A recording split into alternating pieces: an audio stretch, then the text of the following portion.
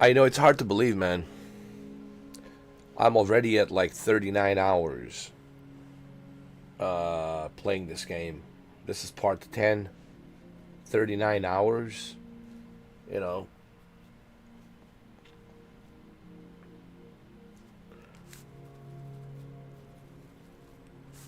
That's 40 hours right there, man. 39 hours, 40 hours right there. 40 hours into this game, and I have to say, what I have experienced so far with Death Stranding 2, it's interesting what 6 years can do. You know, the first time I played the game, of course, I had all kinds of feelings about it because my expectations were the greatness from Kojima, right? I was expecting, a new Metal Gear type game, So my expectations were super high. As I'm sure, I think that was the issue. My expectations were too high, and I was expecting Death Stranding to be something much bigger than what it is. Um, and of course, I already told the story. I was confused. I didn't understand the story. I didn't like the fact that I had to deliver packages and connect the chiral network, and I didn't understand why I have to do this. Who are these BTs? What is the Death Stranding? What does the Death Stranding means? There was too much. Here's the thing. It's not that at the time. It's not that I didn't mind delivering and building bridges and building roads, connecting people and all that. It's not that. It's just I was so confused that I didn't understand what was my purpose. I was so confused on the first game that I didn't know what my purpose was. I will replay the first one, director's cut. I will replay it again one of these days, once I finish Death Stranding 2. But I just want people to understand, 6 years ago, you know, I had a different outlook on Kojima's brand new IP, Death Stranding, because I expected it to be more Metal Gear, more Solid Snake, and he clearly stated that, hey, I'm not making another Metal Gear, all right? And he clearly stated all of that. It's just I failed to, understand the story. But now, 6 years later, who would have thought 6 years later I come back to this game and I'm like, I'm appreciating Death Stranding more than ever, dude. And now I can't wait to see Death Stranding 3.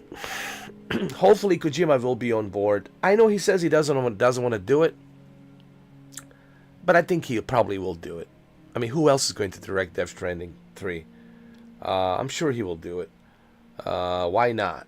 He did the same thing with Metal Gear. He says, oh, after Metal Gear Solid 2, that's it, I'm done. And then he did Metal Gear Solid 3, Snake Eater, and then after Snake Eater says, alright, that's it, after Snake Eater. And then he did a Guns of the Patriots, says, alright, after Guns of the Patriots, that's it, I'm not doing it. And then he did a Phantom Pain. And of course, he split out with Konami after that. So, I'm pretty sure he will do Death Stranding 3. Because that's the only way you're going to get Norman Reedus to go in there. Alright, because Norman Reedus will not be part of Death Stranding 3 if Kojima's not in there directing it. So, just so everybody understands. Okay. If you don't have a Norman Reedus in there, then there's no Death Stranding. So, well, we'll see. I'm sure he will do another Death Stranding 3. But I don't think we'll see a Death Stranding 3 till PlayStation 6. Just like with the Death Stranding 1, it was on a PlayStation 4. Okay? And it took 6 years, and here we are, Death Stranding 2, PlayStation 5. Because Kojima always likes to use a new hardware potential of Sony, of PlayStation, right? So he's always looking for the next technological advancement. So the Death Stranding 3 will be PlayStation 6, PS6 for sure. And I can only imagine how photorealistic that damn thing's gonna look. I can only imagine. So yeah, I'm a huge fan of Death Stranding. Look, I always been a fan of Kojima. You know, I don't want to repeat myself like a broken record, but I have always been a fan of Kojima, so I'm a fan of Death Stranding now as well. Absolutely. And I'll talk more about this game once I finish it. And it's going to be plenty of spoilers. I just want to let you know. I'm going to make this 1 hour video, talk about the Death Stranding 2.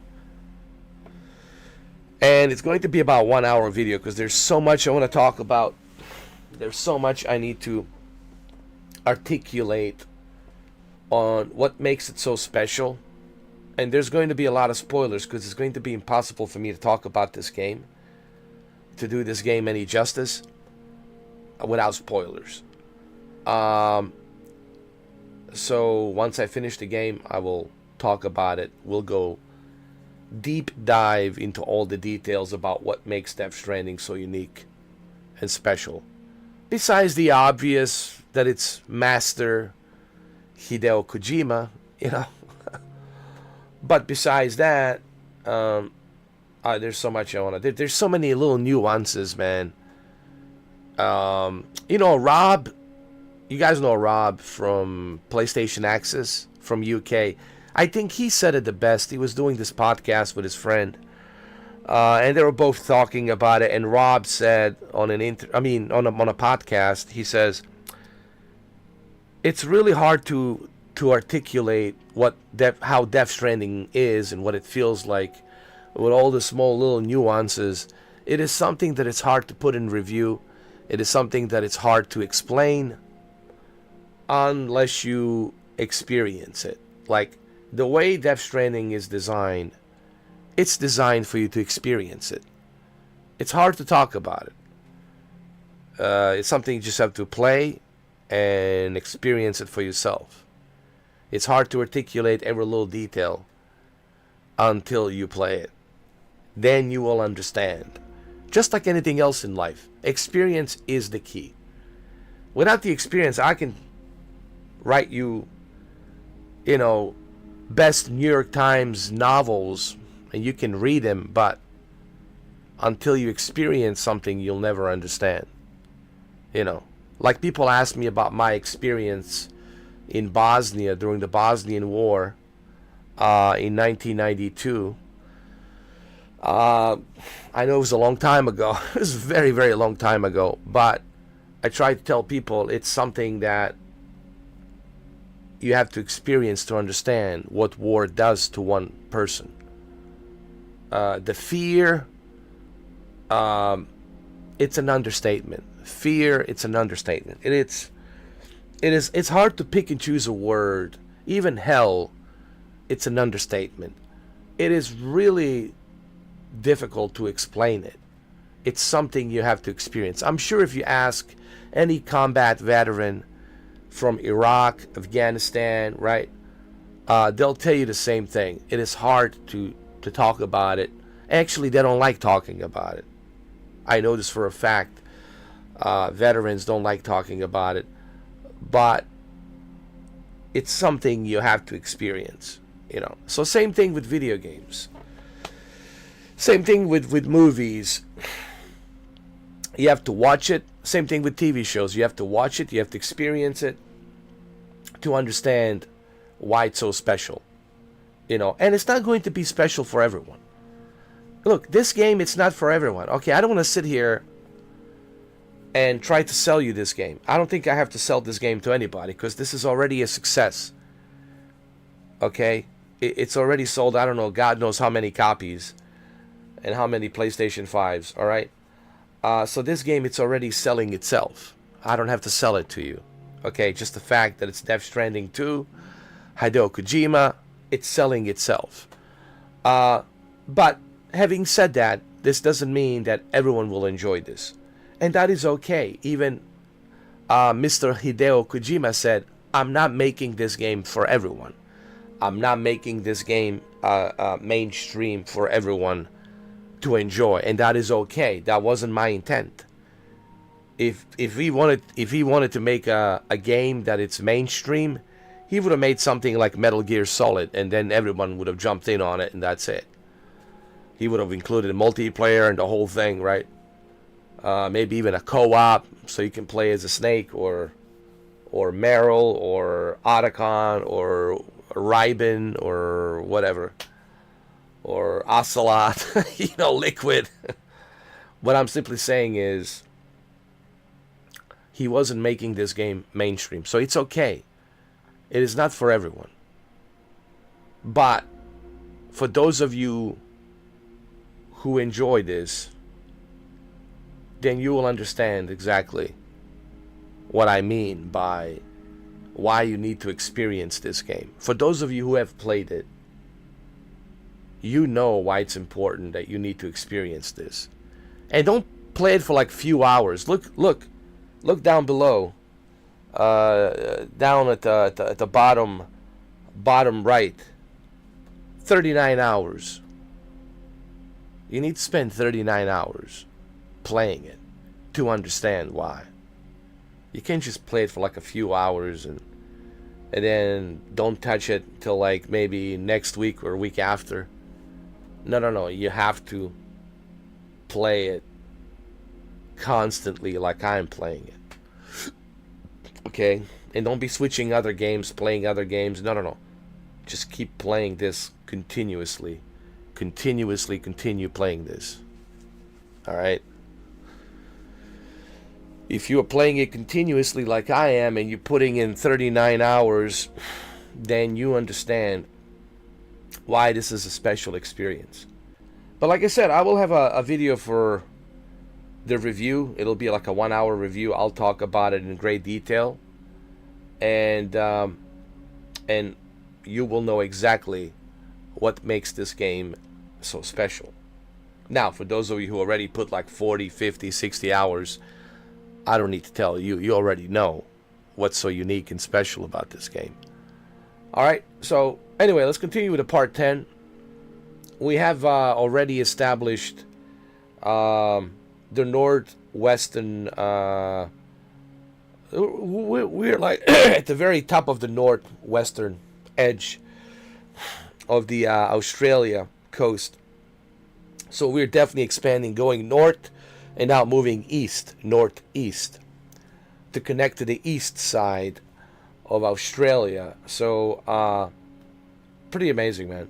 I can't believe I connected the entire Mexico, and now I'm going from the southwest Australia, moving all the way up to the northwest, and now we're going to the central part of northern central part of Australia, moving to the northeast of Australia. And it's pretty amazing, dude.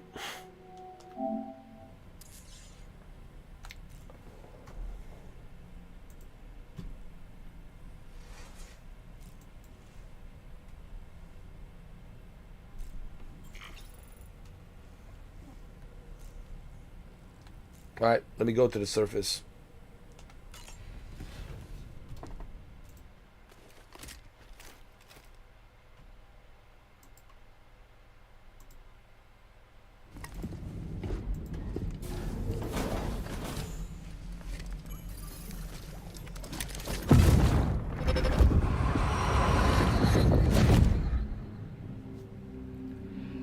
Solid Snake. Naomi. What kind of cargo? I have to smuggle them in.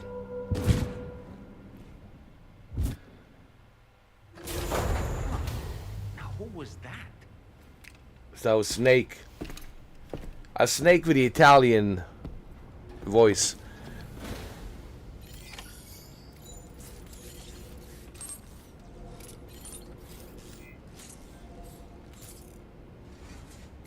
I tell you what, man, this guy looks like a younger version of Solid Snake, and if you like if you like use David Hayter's voice to dub this Italian actor's voice who's playing Snake, you know, the one that's on a thumbnail that I put up,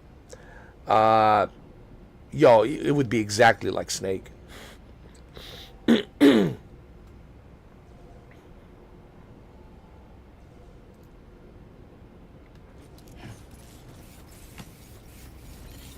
Oh no, we cannot do it from here. We gotta go to the Hartman's facility.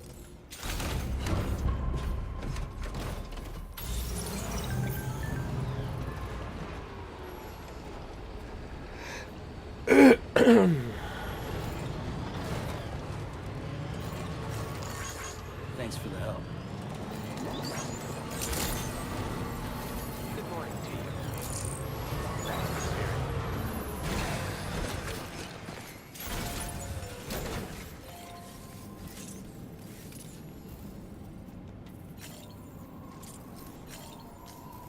What the fuck? Doors open?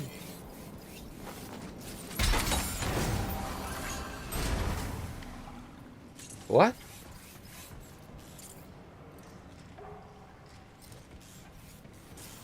The pool's available? It's good to get the feet warmed. Ah, well. This is the life. Yeah. Soak it in. Hey, they deserve it, man. They've been working their ass off. You know what I mean?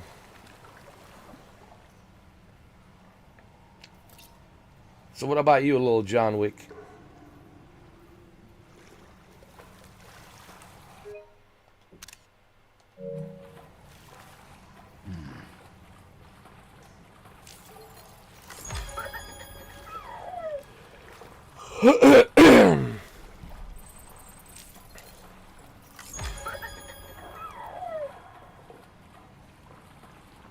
Even Lou's happy. Truly soothing. Yeah. Enjoy it while you can, Sam. Yeah. Yeah, enjoy it, brother.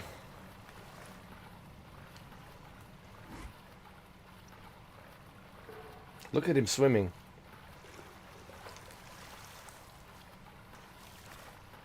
I could just soak here forever and ever. Me too.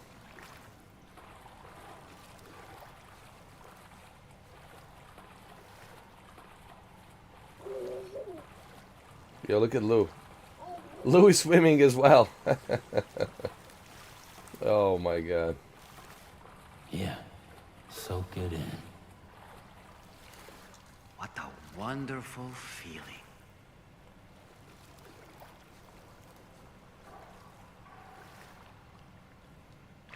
Wow, you're diving. Yo, he's diving. Wow. Way to go. Dole man. This is the life. Oh, this is living. This is living.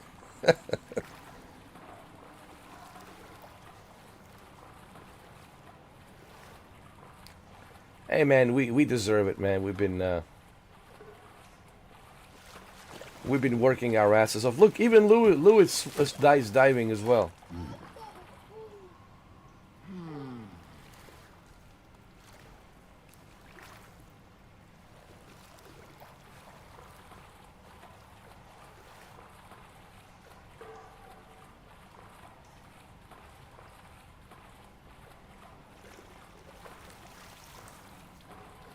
Oh man, it feels so good. Oh.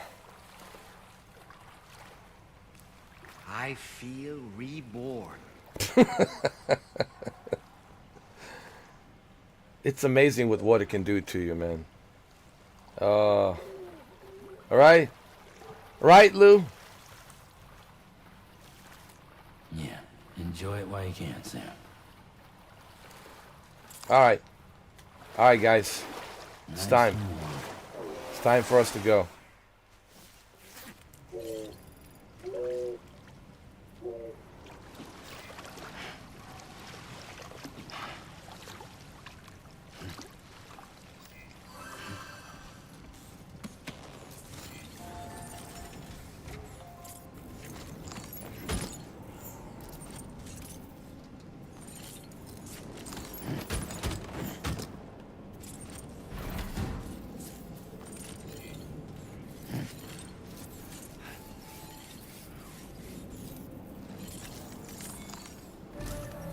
Sam, the next major city to be linked to the Cairo network is in the eastern reaches of the continent, East Fort Knott.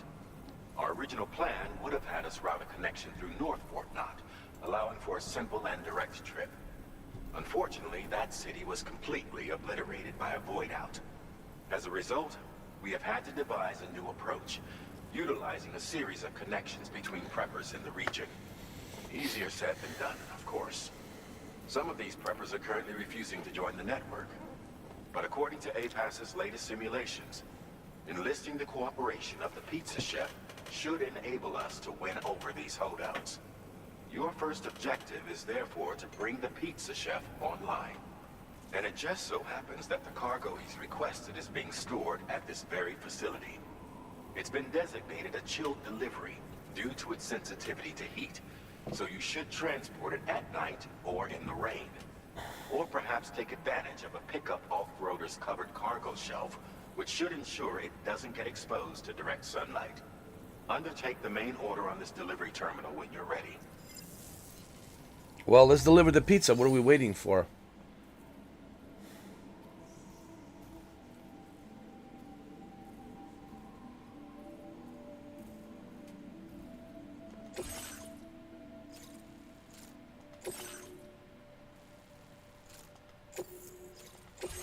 This cargo has been designated for chilled delivery.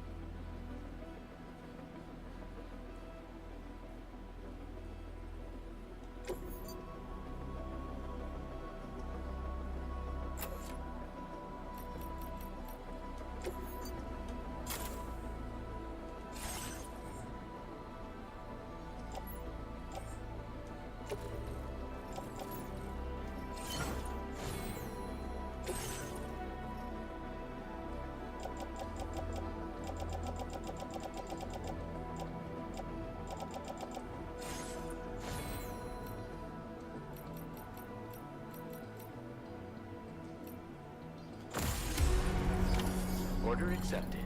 Thank you. All right.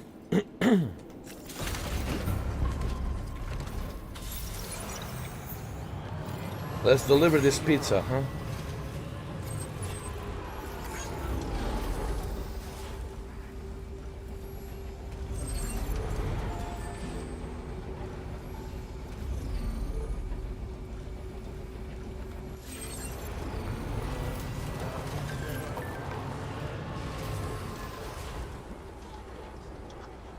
I will take care of Hartman, don't worry.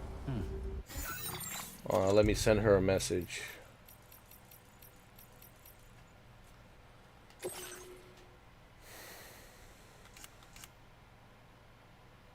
Right now I'm working on a device to stabilize the Kyler network.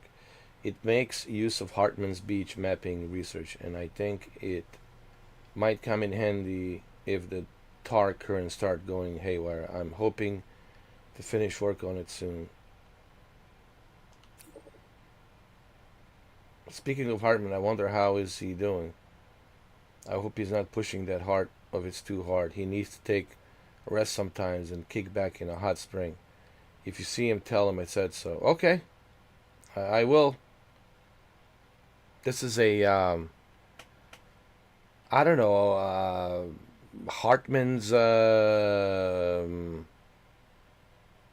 girlfriend or a wife, or I don't know. She's like either his girlfriend or his wife, or I don't know, his assistant.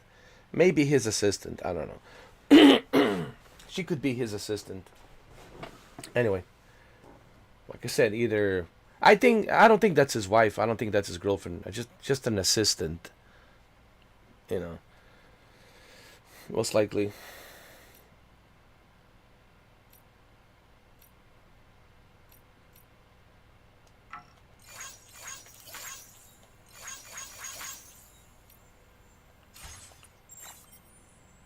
Alright, where's this pizza? This pizza's right over here.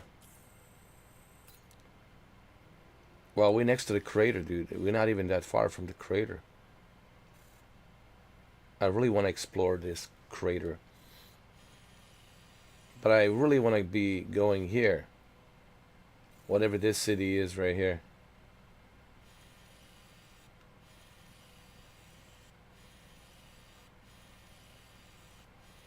Alright, let's go see Pizza Chef.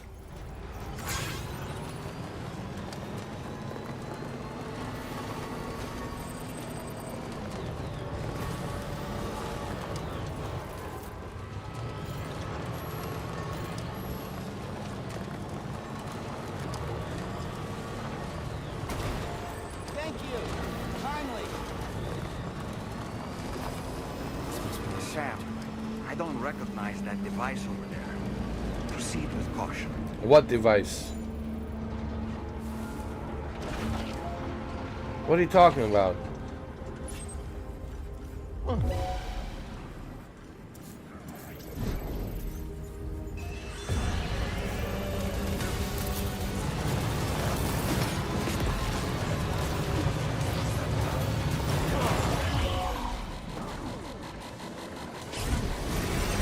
Sam, something appears to be approaching us. Yeah, I know.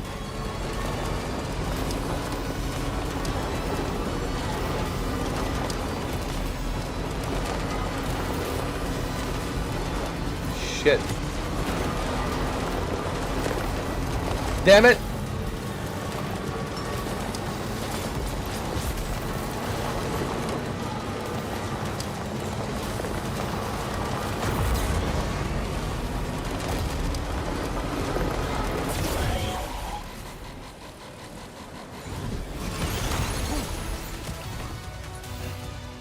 You gotta be shitting me.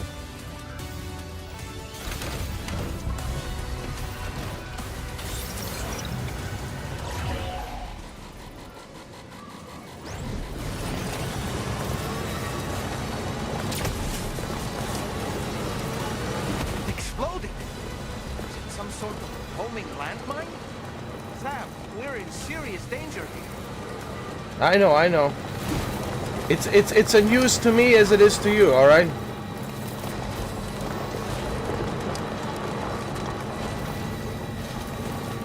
These guys are very sophisticated.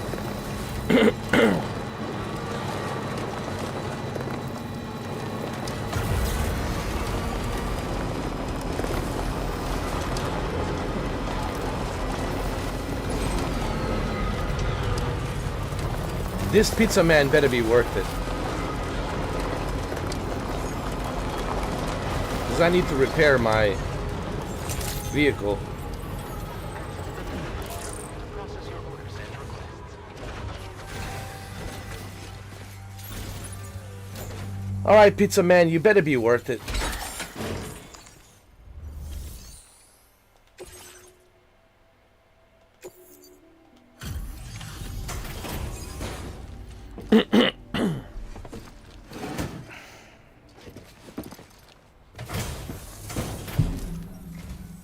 Welcome and thank you for coming.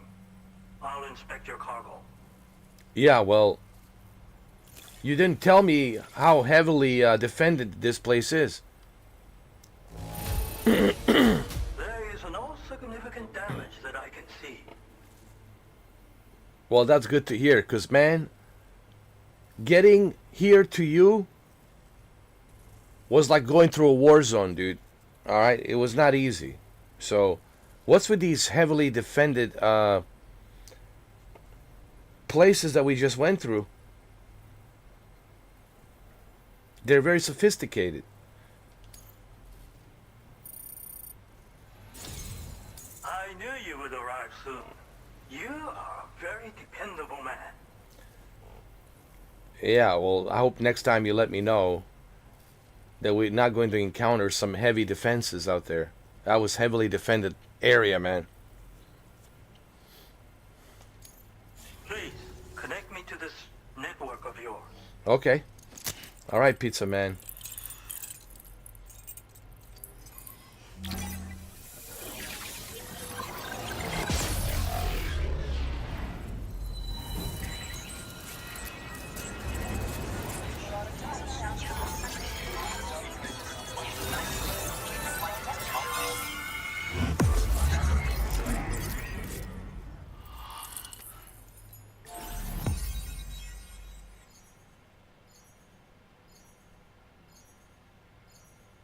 Wow, it's amazing how much I have connected. Look at this, man. Look at the Australia. Wow. All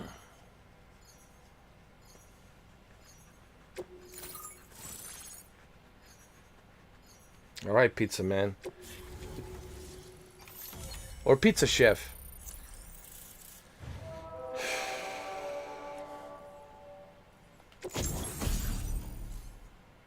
Ooh, got a new machine gun.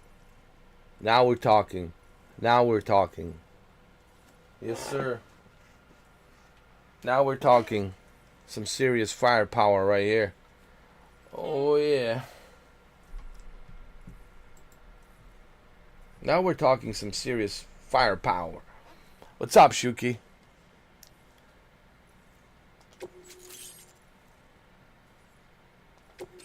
Now displaying your current order grade.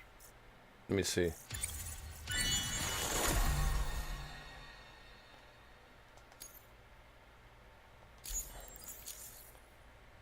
$132. Porter grade 132. We're expanding Australia, Shuki. The Pizza Chef, dude. But, man, at first before we took on this mission, we took a bath. Me, the Doll Man, Lou. We took a nice bath at the pool area. There's actually a pool area next to the Hartman's place. At I guess that's his girlfriend or something. She has a pool in there. She's a hydrologist. I think that's his assistant, or I don't know. So we were like just having, some good time, just swimming in the pool, chilling out. And then we go and take this order. And dude, we encountered this heavily resistant, heavily defended enemy territory. Dude, I barely made it, bro. I barely made it. Holy shit, man. It was like D-Day invasion, like the Saving Private Ryan in the D-Day invasion. It was pretty bad. So finally we made it. My vehicle is damaged. I'll have to fix it. I'll have to figure out a way how to fix it. But we extended the network further northeast. Further northeast. So we extended connection in Australia further northeast. And I think we're moving further northeast. Thank you. This technology is remarkable. I expect I'll receive plenty of new business.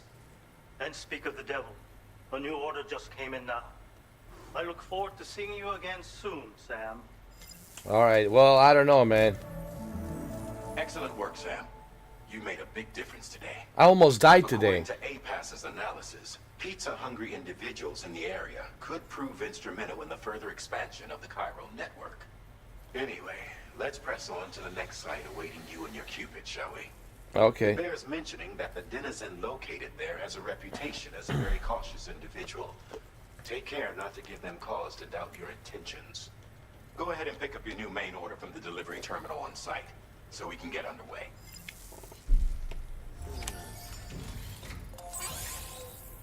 Damn.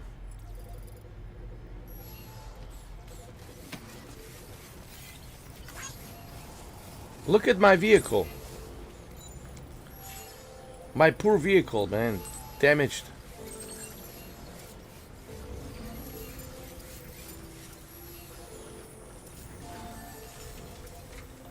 Yeah, well, pizza, man.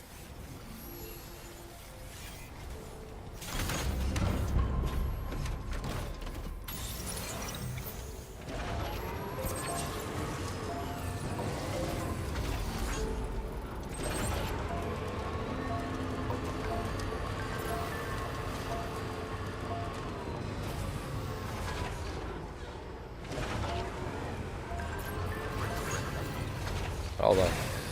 Okay. Let me check something here.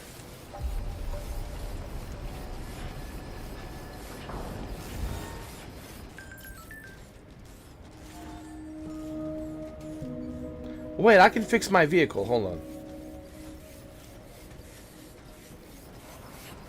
I know, dude.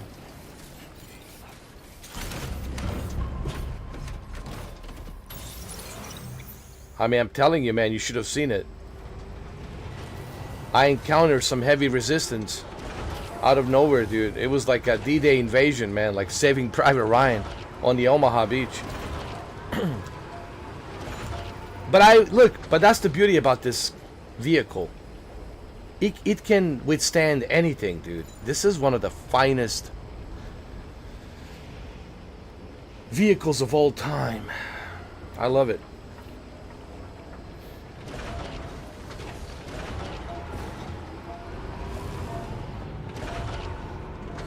All right. Repair the vehicle.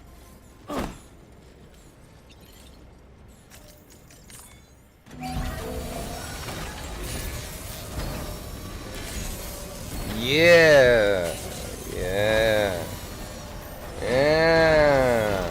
Patched up and good to go. That's what I'm talking about. That's what I'm talking about.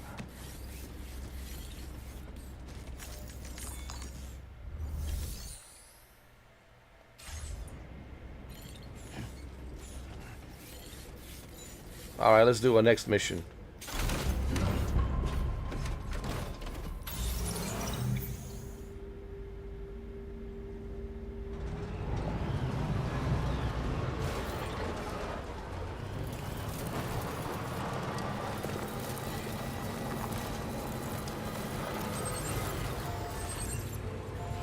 That's right.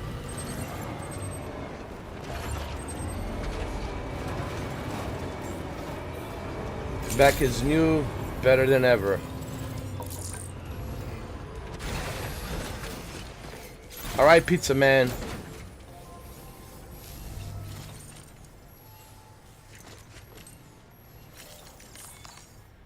Let's see what you've got.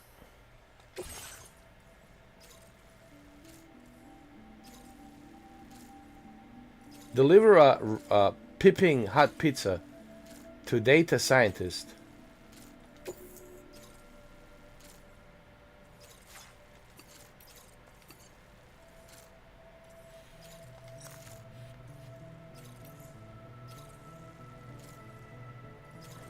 Let's go.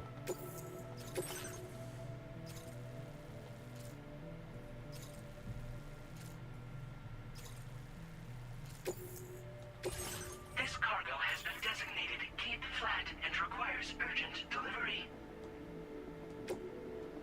Okay.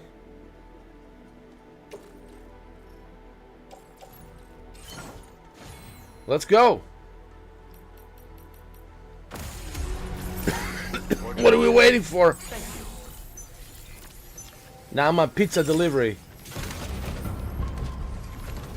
Pizza delivery guy. I'm a pizza delivery guy.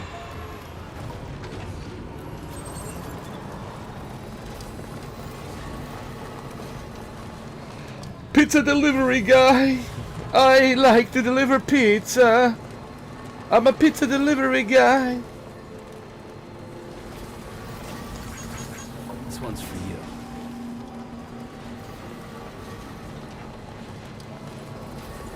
Definitely not alone.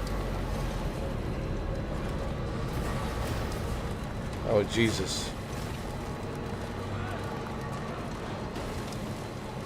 Now leaving chiral network coverage.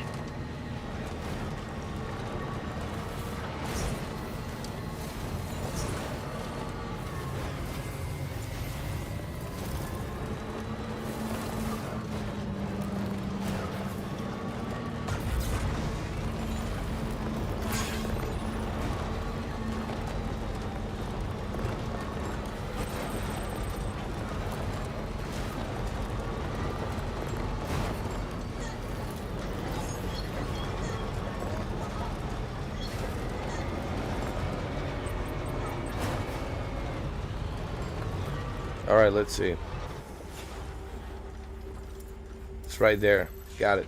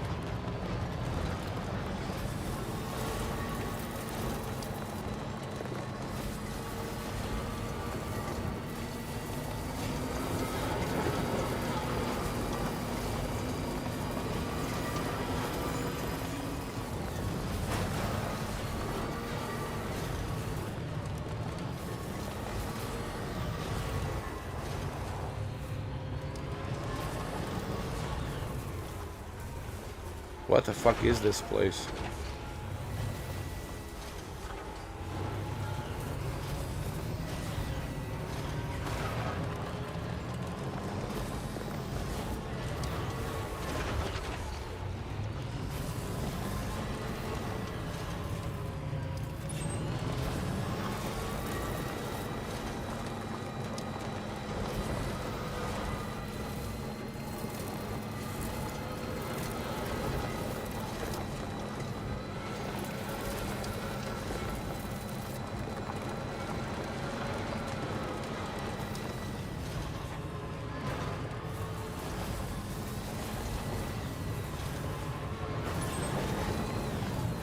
Jesus, where the hell does this guy live?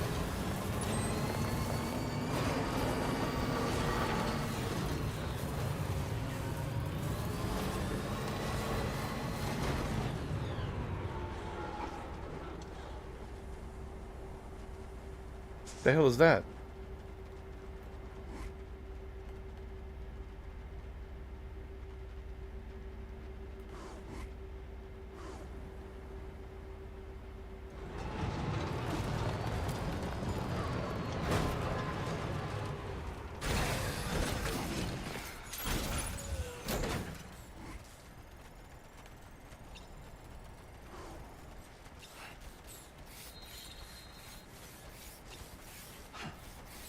Sam, if we're not in a position to deliver an animal directly to the shelter, we should leave it at the nearest facility.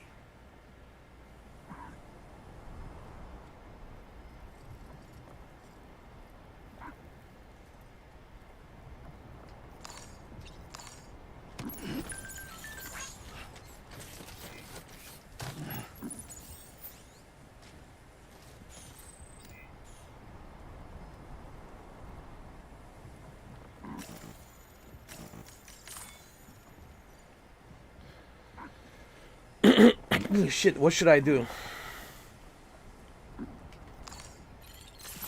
There we go. Get out of my way.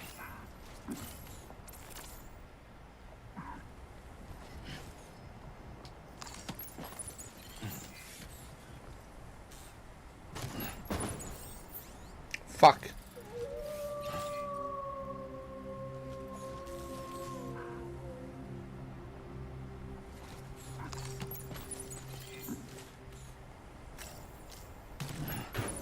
Hold on.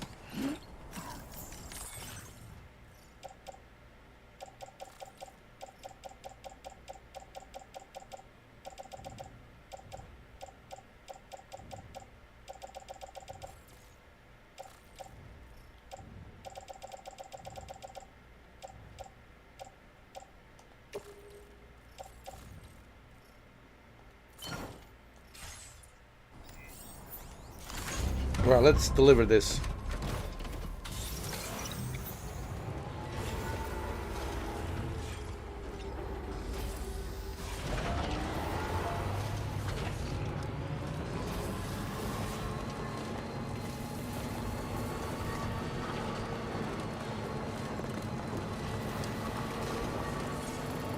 Okay, just a bit further now.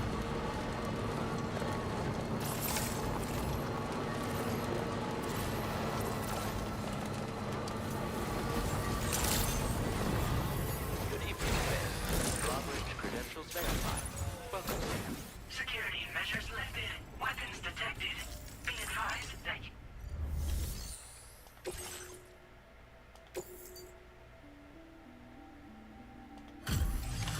All right, there's your pizza, man. I think it's still hot. I think it's still hot.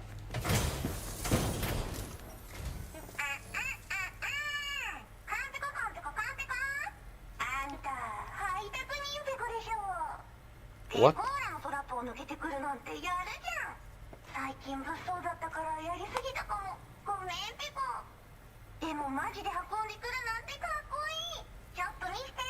What the? What the fuck? What the fuck? Am I talking to artificial intelligence? Artificial intelligence eats pizza?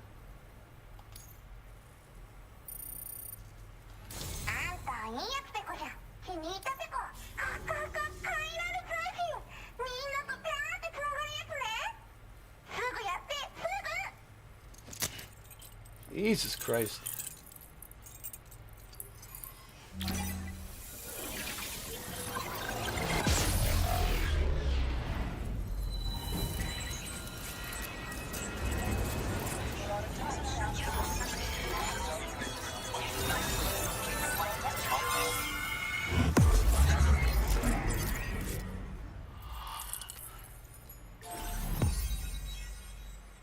Holy shit.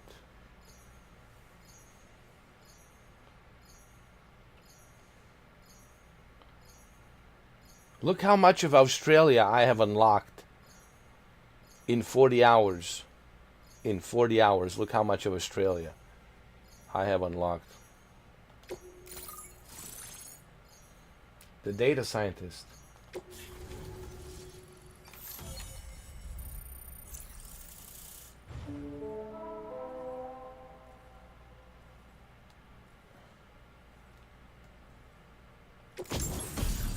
Oh, I got a new suit. Nice. A new gear. Boots. Nice. Now displaying your current order grade.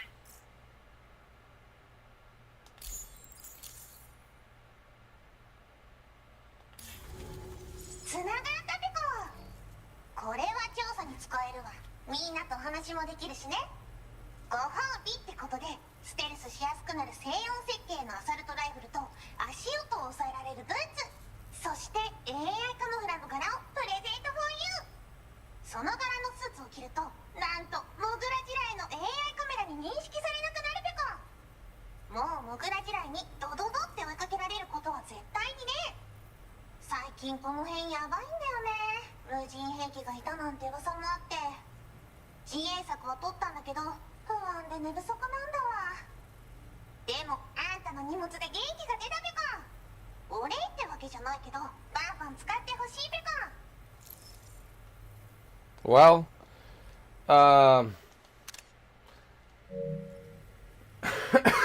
well, welcome to Hideo Kojima's world.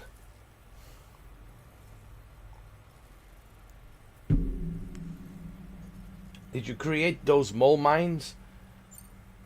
ま So you're the one responsible for my truck. Excuse me, my off-road vehicle. You're the one. それでちょっと作ってみたペコ。敵として定義した相手を AI カメラが自動判定して地面の中を進んで敵に Yeah, I know you try and take a security precaution, but guess what? I'm delivering the pizza to you. 普通に上がって近寄らんでしょ。まさか超えてくる人がいるとはね。ありがたかったペコだけど。 Yeah, well, next time, make sure it's me. When I'm delivering pizza to you, just turn off, tell your AI robots, mine robots, not to explode. Because I'm delivering pizza. 最近よく見るんだよね、メカっぽいやつら。持ってる武器も見たことないし。あんなん誰が作って操ってるのかわけわかんないんだけど。だがしかし、これはレアな研究対象と言えなくもないペコ。好きあらば奴らの武器を解析して、その技術を生かしてやるペコ。あんたに提供した武器もあんたのおかげで作れたんだから。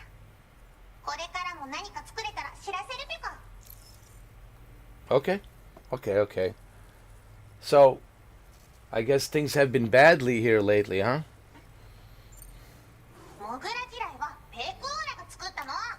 なのに外の人たちが使ってるなんて。 Well, you see what happened? You created something and now somebody else is using it. しかないペコじゃん。ふざけんな。まあこれからはいざとなったら戦うしかないペコ。最終手段、徹底抗戦で戦うペコ。あんたのおかげでその覚悟ができたペコね。 So I guess this is how it's going to be in the future. When I'm 60 years old, I'll be talking to you, artificial intelligence, right? Well,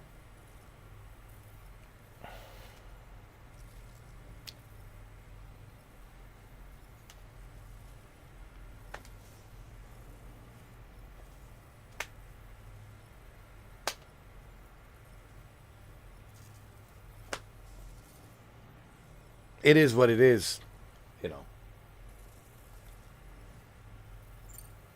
ほんとサンキューペコ。モグラ嫌いを止めたから帰りは安心ペコ。おつペコでした。バイバイ。 And I'm Pecco. Oh, it's great. She already gave me a nickname. Great job as always, Sam. I'm guessing you must be pretty tired. Get yourself back to the GHV Magellan and take a break. Oh, and tomorrow seems to be more talkative lately. Maybe the two of you could find time for a chat. Order completed. Well done. Hold on, I need to entrust this animal that I rescued. Let me see. Select entrusted car, specify animal carrier to be collected. Okay.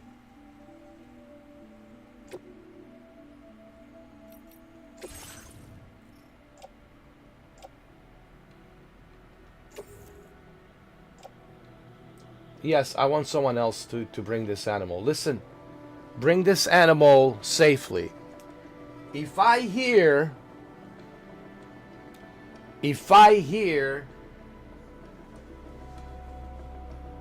that one single hair it's missing from this animal, John Wick Chapter 5, guaranteed. So all you porters out there, if one single hair is missing on this animal, John Wick Chapter 5. Guaranteed. Guaranteed. Alright? John Wick Chapter 5, guaranteed. With the extra added bonus from Ray Liotta on steroids.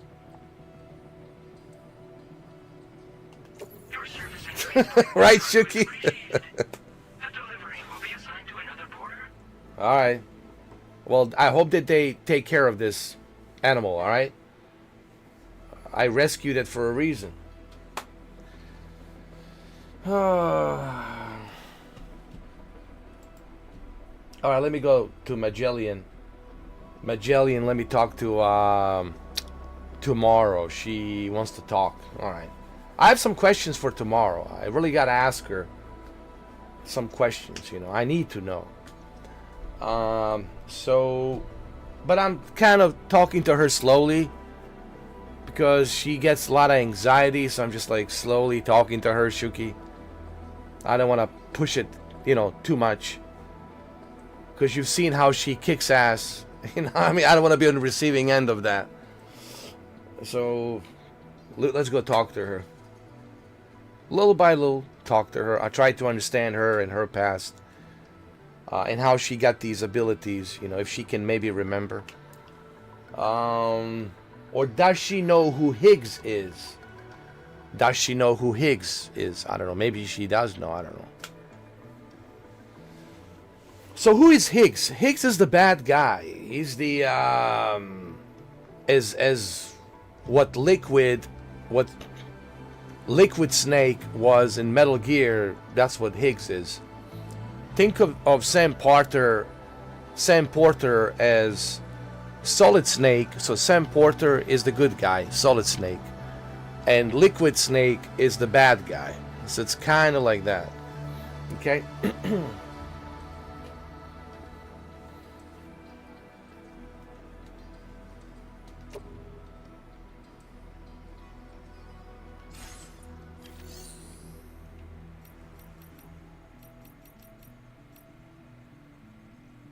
Now, I don't want to take any orders. I want to go back to Magellan.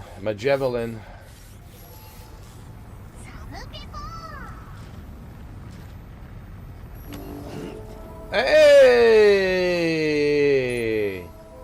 Hi!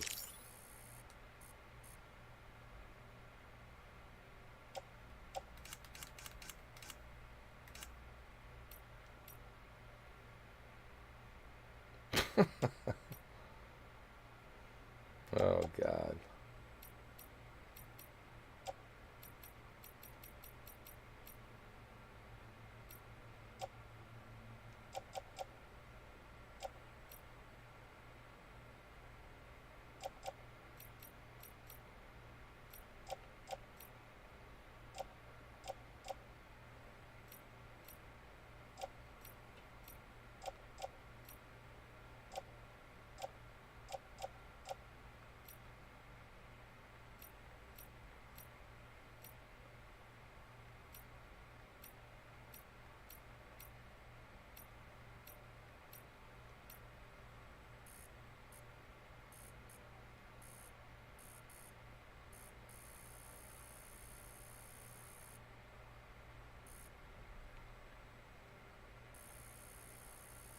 Oh my God.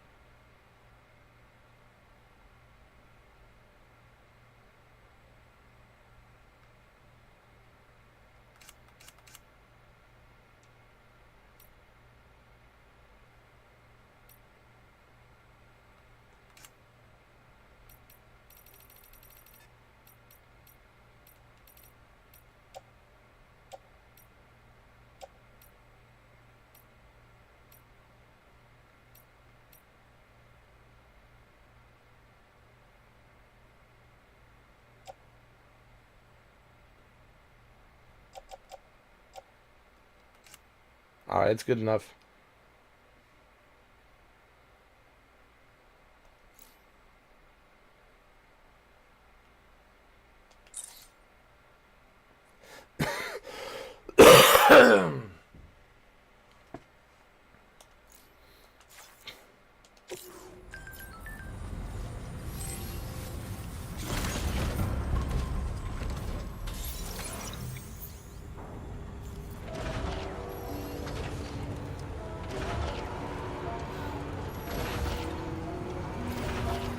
Disengaging weapons restrictions. Take care.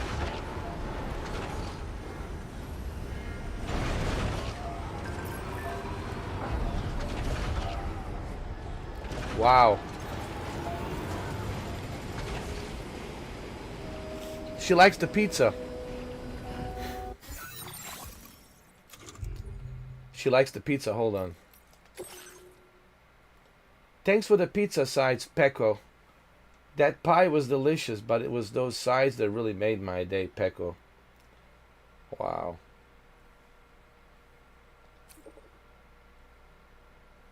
Go ahead and order anything else that you want. It's okay. If I make an extra order, someone please let me know, Pecco. Thank you. You're the best, Pecco. She calls everybody Pecco. Oh, Lord.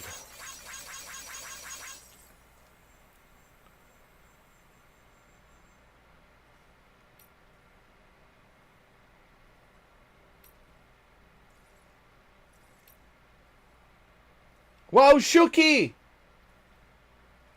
Shuki! Yo! Yo!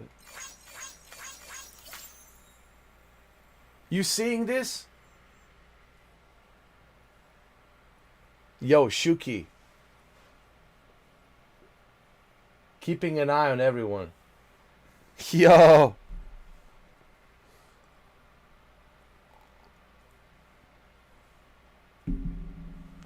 Yes, Shuki is in the game.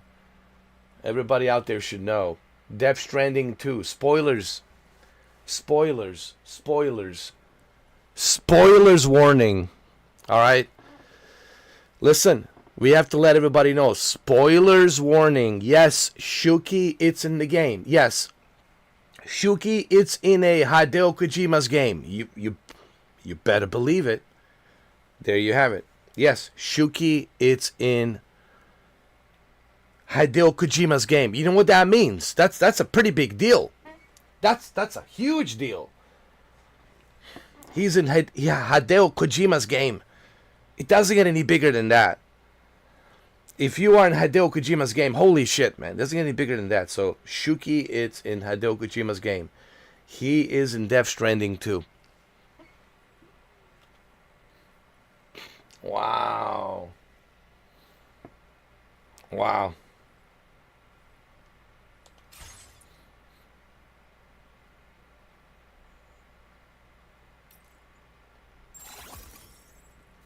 All right, let's go to our Magellan and let's see what tomorrow wants to talk about.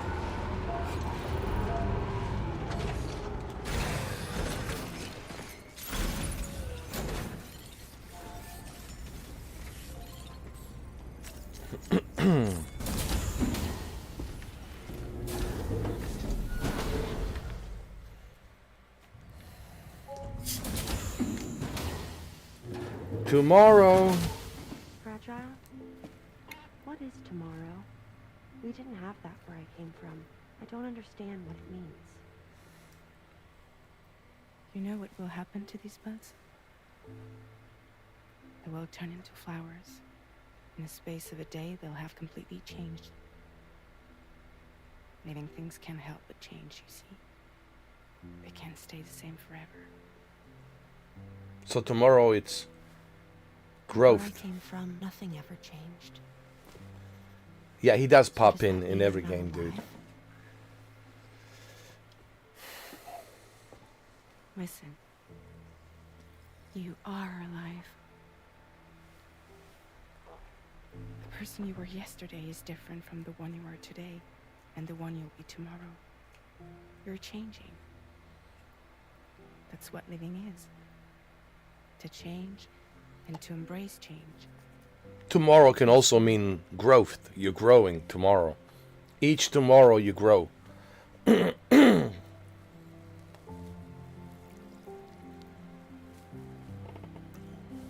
Unless you're a troll, then you never grow.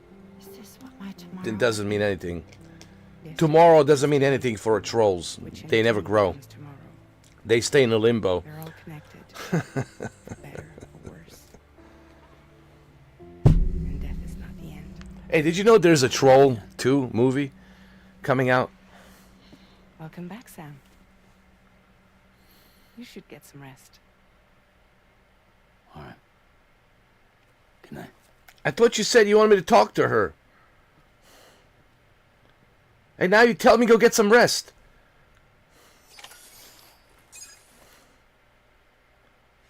Whatever. It's okay, I have a new girlfriend anyway. Her name is the Dowser. It's all good.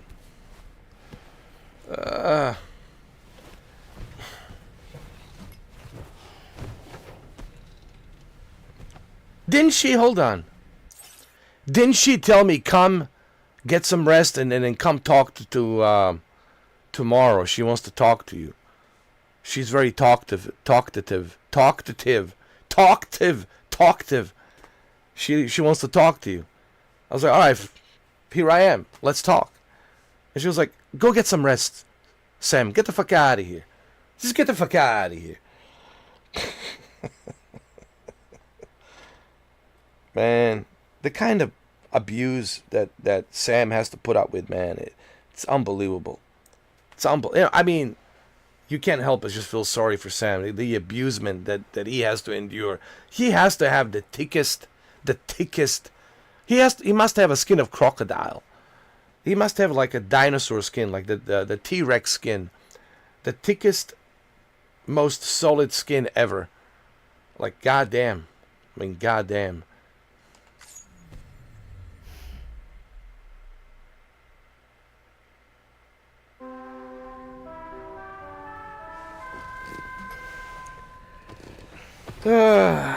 What time is it?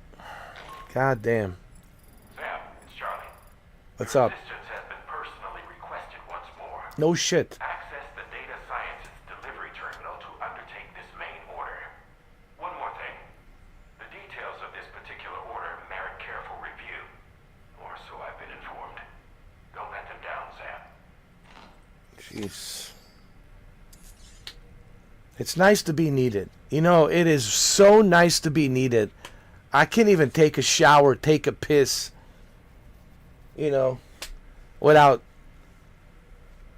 It's an urgent order. We have an urgent order, Sam. Like, when the hell does he, like, take a little break, you know? Like,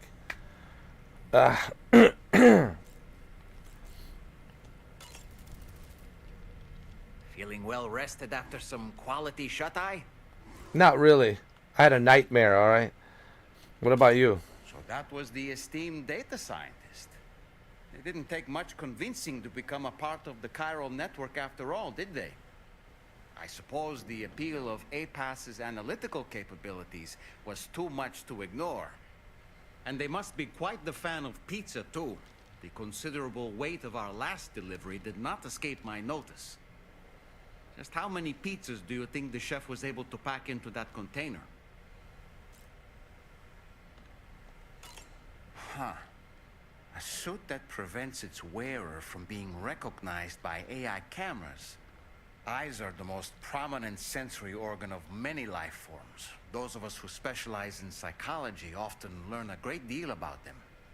You see, what the eye and the camera perceive is compared against past experiences and data to yield a conclusion. Perhaps this suit exploits a flaw in how AI cameras perform this function.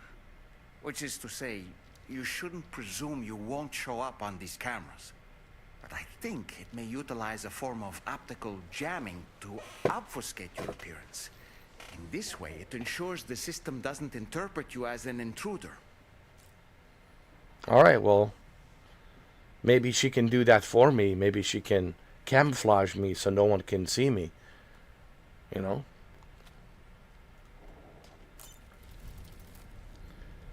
All right, let me take a shower. I mean, actually, let me wash my face.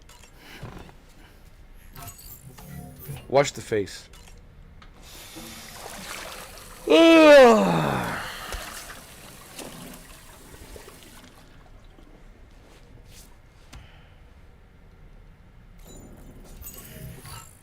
Maybe she can camouflage me like Metal Gear Solid 4, Guns of the Patriots. You know, he had that camo where he can blend in and blend in with the environment. That was such a cool thing with the old Snake. He can blend in with the environment so you cannot be seen.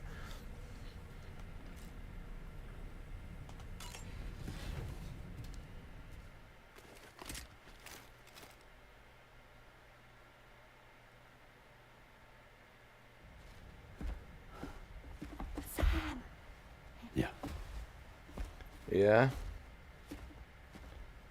I was thinking, I should teach tomorrow a few things, but to do that, I need to do some studying myself.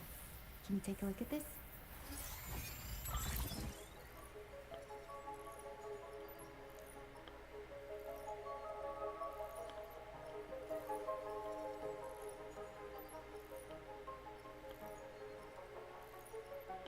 Examine the life cycle of each organism depicted and select the answer that best fits in the question mark icon position.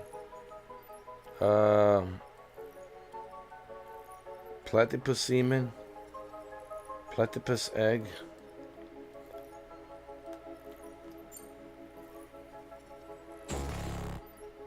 Oh shit.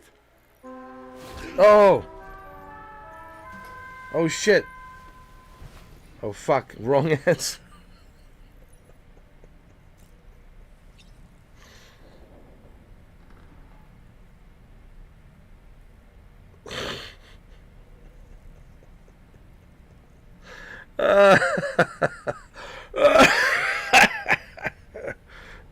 Wrong answer. Oh Lord, this is like a Groundhog Day, man. Shit, hold on. You were tossing and turning yet again, Sam. Still having nightmares, I presume? Yes, plenty of Try nightmares. holding me while you sleep, if you like. No, that's the last thing I want to do, is hold you in my sleep. No, that would be like the real nightmare. That would be a double nightmare. That would be a double nightmare. Double nightmare.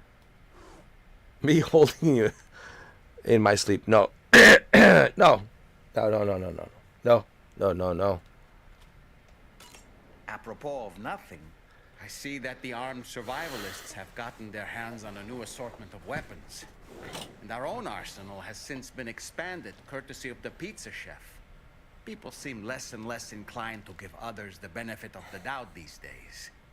I fear it's going to continue to get harder to earn the trust of strangers in the future. Yeah, well, that's their problem, not our problem. Our job is just to connect. All right? Our job is to connect.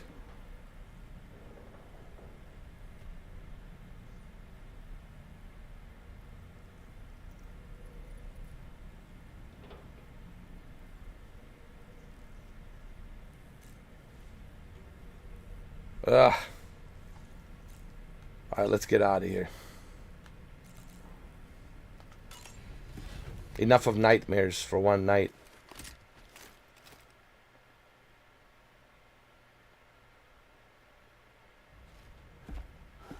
Here we go. What the fuck? What the fuck? I should teach tomorrow a few things, but to do that, I need to do some studying myself. Can you take a look at this?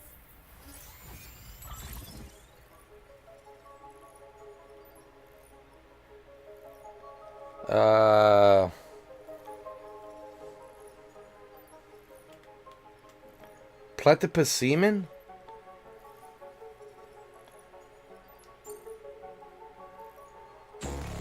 Fuck me sideways. Oh, get the fuck out of here. Oh, Lord. It's a fucking Groundhog Day. Impeccable taste, Sam. Outstanding. Ah, yes. I was surprised by how effectively Tomorrow was able to fight those mechs. The way she took advantage of the tar and used her unique abilities against them, it demonstrated impressive improvisational skills. But her capacity to rapidly accelerate the age of any material or enemy she comes into contact with. Oh, I can't help but be a little jealous. But there are other ways I can contribute to your work, and I hope to continue doing so.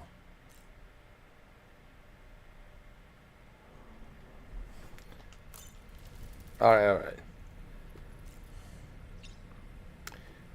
Here we go again. Groundhog Day. Peace.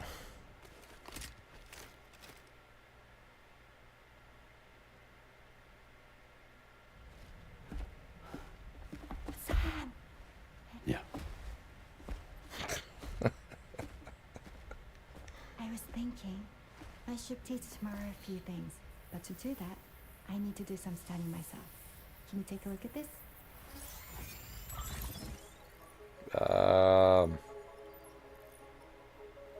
Platypus embryo?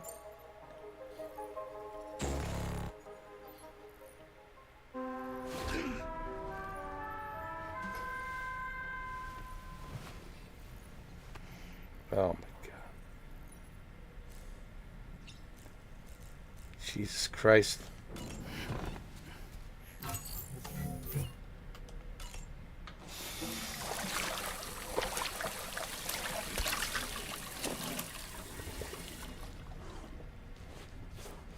Alright. Let's get this answer correct. Alright? And let me change my suit. You know what? No.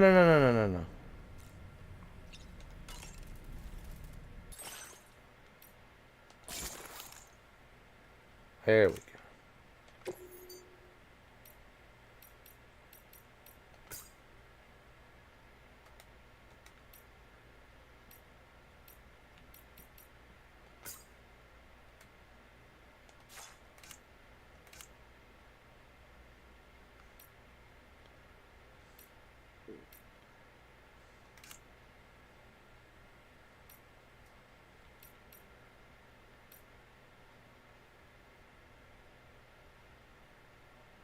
Hartman glasses.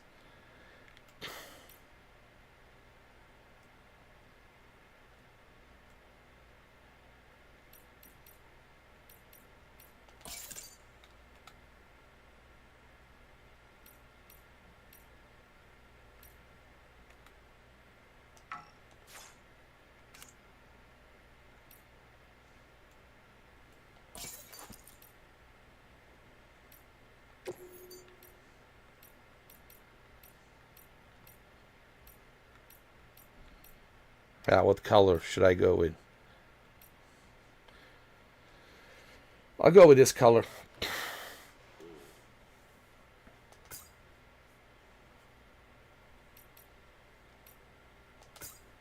There we go. There we go. We'll go with the white color. Looks good. There we go. Looks good.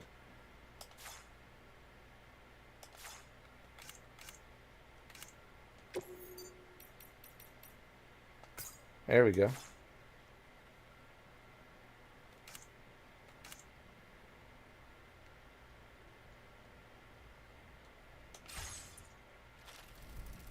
All right, looking good. You know what, Sam? Let's have a drink before we go out.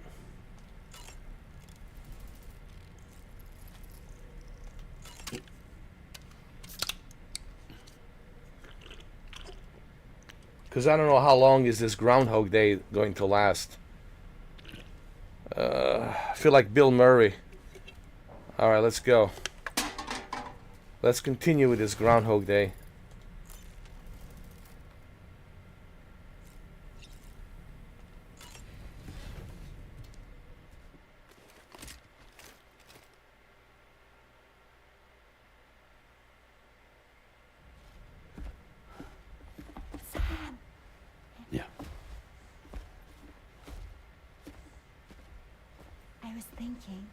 I should teach tomorrow a few things, but to do that, I need to do some studying myself.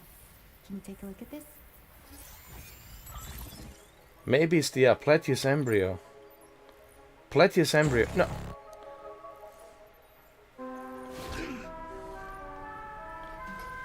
Oh my god.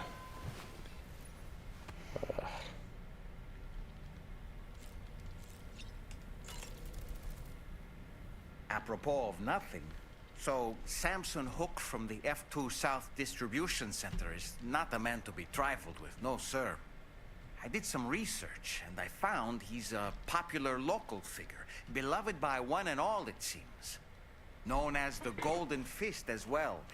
But don't misunderstand. I'd wager the people's love for him is not rooted solely in his considerable martial prowess.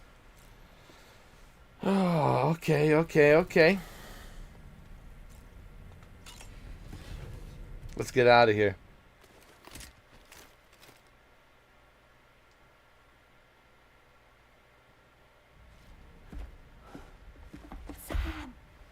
Yeah. I was thinking I should teach Samara a few things, but to do that, I need to do some studying myself. Can you take a look at this? Alright, maybe it's a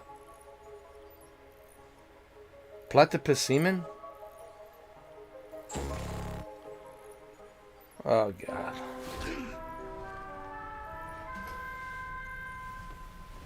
Well, doesn't the semen creates the baby, right? You need a semen to go into uterus, right? The semen goes into uterus and the baby's being created. I mean,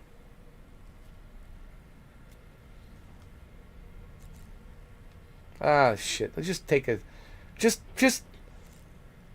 take a shower, dude. I mean, this is just like, Bye, Sam.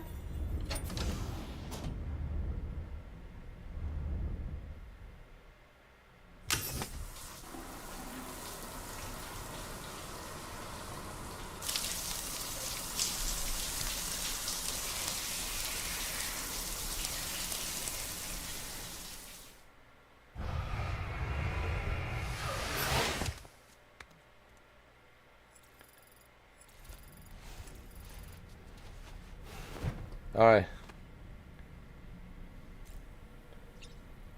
Alright, let's go.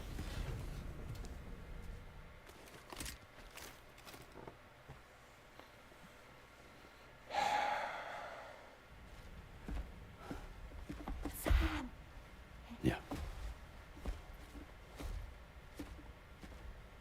I was thinking I should teach Samara a few things, but to do that, I need to do some studying myself. Can you take a look at this?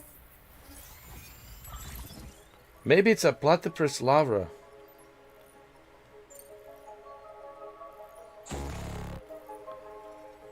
Oh god. You gotta be kidding me, man. You gotta be shitting me.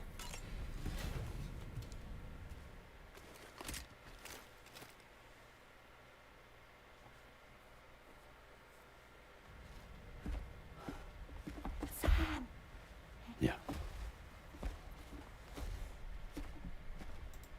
I was thinking I should teach Samara a few things, but to do that, I need to do some studying myself.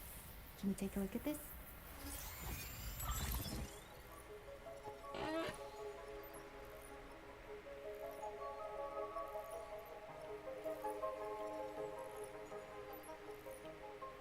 It has to be platypus egg, right?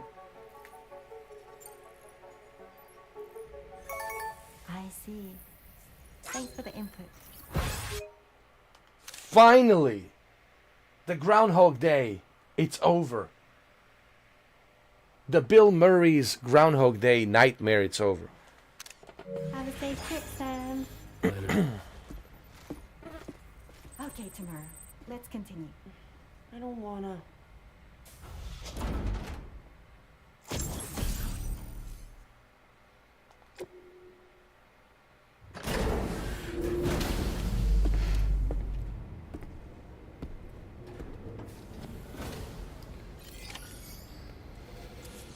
All right.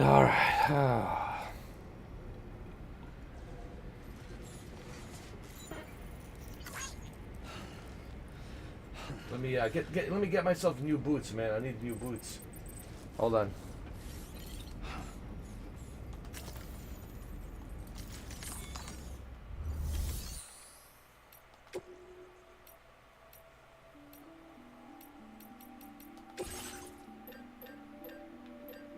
Sneaking boots. Yes, sir.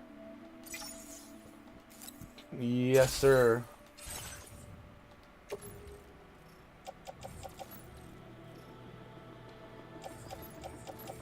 Put on the footwear. You know, the movie was filmed in Pennsylvania. A small town in Pennsylvania. Yeah.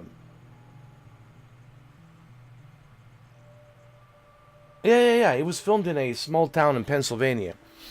I forgot the name of the town, but it was filmed the Groundhog Day. It was filmed in Pennsylvania.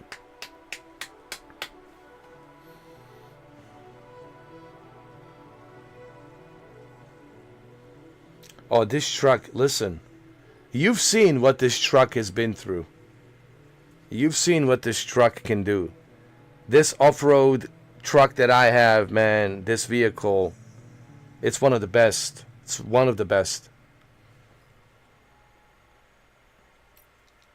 Let's see what else we have. Assault rifle. Recycling recommended. Let me see. What should I recycle?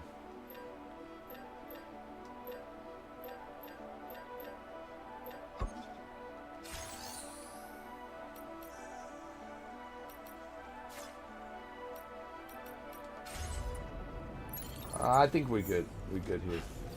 I got everything I need. Let's go pick up our next order. Yo, this truck has proven to be one of the finest vehicles ever created in history of humankind. In history of humankind. They should do a multiplayer, man. I think this game should have multiplayer where like you can see other players, or at the very least like a co-op or something, where you working together to build bridges. I think they should allow other players to join each other, or you can see other SAM porters, and then you're helping each other. Though I think that would be cool. To work with each other, help each other. Like, I wish that there was some sort of a multiplayer aspect to it, and everybody's working with each other to build and connect Australia and Mexico, and you know, make sure that everything's running smooth in Mexico and Australia. And then you can travel from Australia to Mexico, and then from Mexico to United States, which is called the UCA, United Cities of America. And then you can go to UCA, travel across to UCA, and then work your way down to Mexico, and then Australia, and then go back again to Mexico, and then UCA, United City of America. And you could have like hundreds and hundreds and hundreds of players roaming around, dude, building stuff.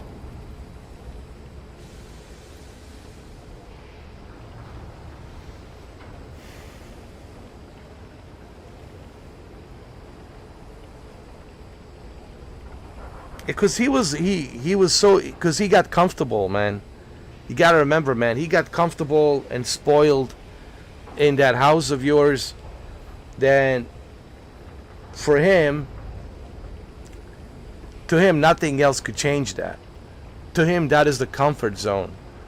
Animals have that thing about a comfort zone. They don't like the new, environments. They like the environment that they're comfortable with. They feel safe in that environment. They don't like some environments that they're not familiar with, right? So they like environments that they're familiar with. So Shuki felt safe at that environment in your house.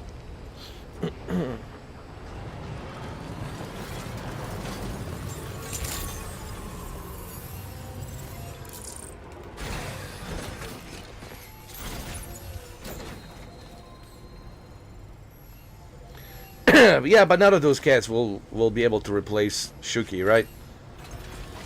They're not even close.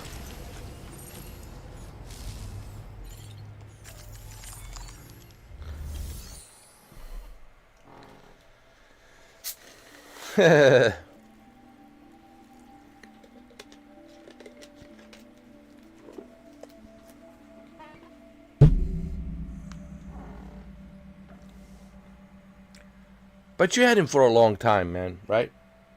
I mean, he couldn't have asked for a better owner than you.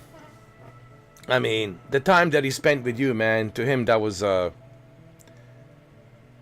heaven for him, dude. So, but unfortunate, that he had to go.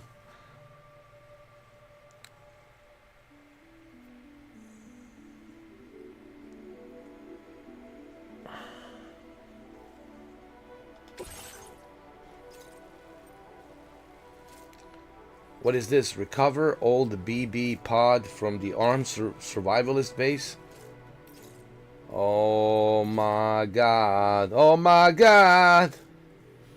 Oh my god. Oh my god.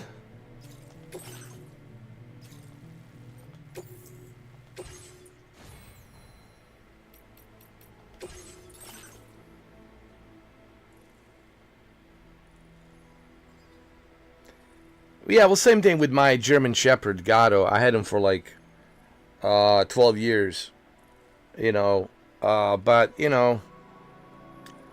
he had the spinal cancer, and he was paralyzed, man. He was in so much pain, man. He couldn't even move. Like, I had to carry him. But the 12 years that he was with me was one of the greatest 12 years ever, dude.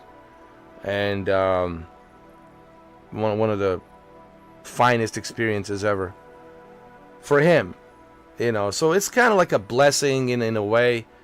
But you have to remember, when it comes to pets, people need to understand that there will come the time where they will have to go, and you have to be ready for that. That's why I said I don't want another dog.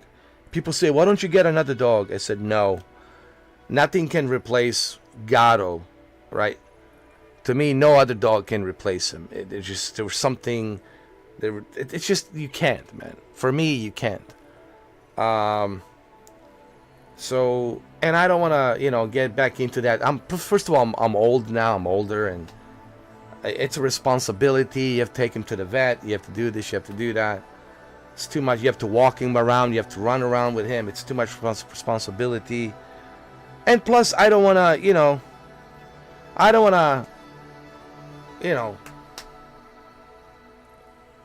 get that same feeling of attachment. You get attached to this animal emotionally, and then, something happens, God forbid, the animal gets sick, and then it passes away.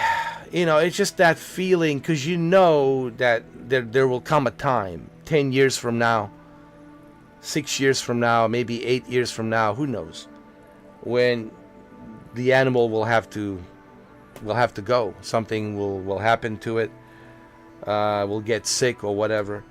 And I just don't like that. I didn't want to get, through that same feeling again. Yeah, man, it's just, I don't want to do that to myself, Look, everything happens for a reason. That German Shepherd came into my life for a reason. And nothing can replace that. And that was that reason listen, everything in your life has a reason for everything. Whatever it is that you do, me meeting that, who was it back then? Well, anyway, I met this girl, and she told me I should get a dog, and so I did, and, and I'm grateful for her for that, and then I had the dog, and, the things didn't work out between me and her.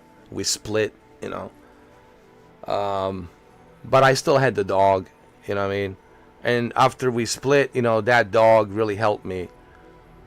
Sure, it did remind me of me and her, but it also reminded me of like what's important, you know, just to move on. Like my dog was like reminder to move on, dude. It's okay to move on. It's okay to live on.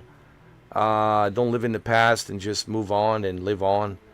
And it showed me it was okay to live again, you know. It was like, because I was going through so much shit, man, back then. And then my father passed away from colon cancer, and I had to take care of him, go to hospital, man. It was just so much shit going on. And then my dog passed away at the same time. It was just like, fuck, man. I was in really bad shape. I was in a Ray Liotta narc type of state of mind, dude. I was in really bad fucking shape, dude. And I never told many people this story, but now I'm saying it. And then I started doing YouTube.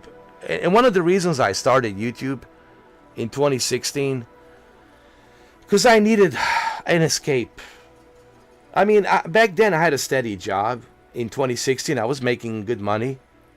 How do you think I was able to afford all of these televisions and all of this equipment? I had a good job. I was making good money.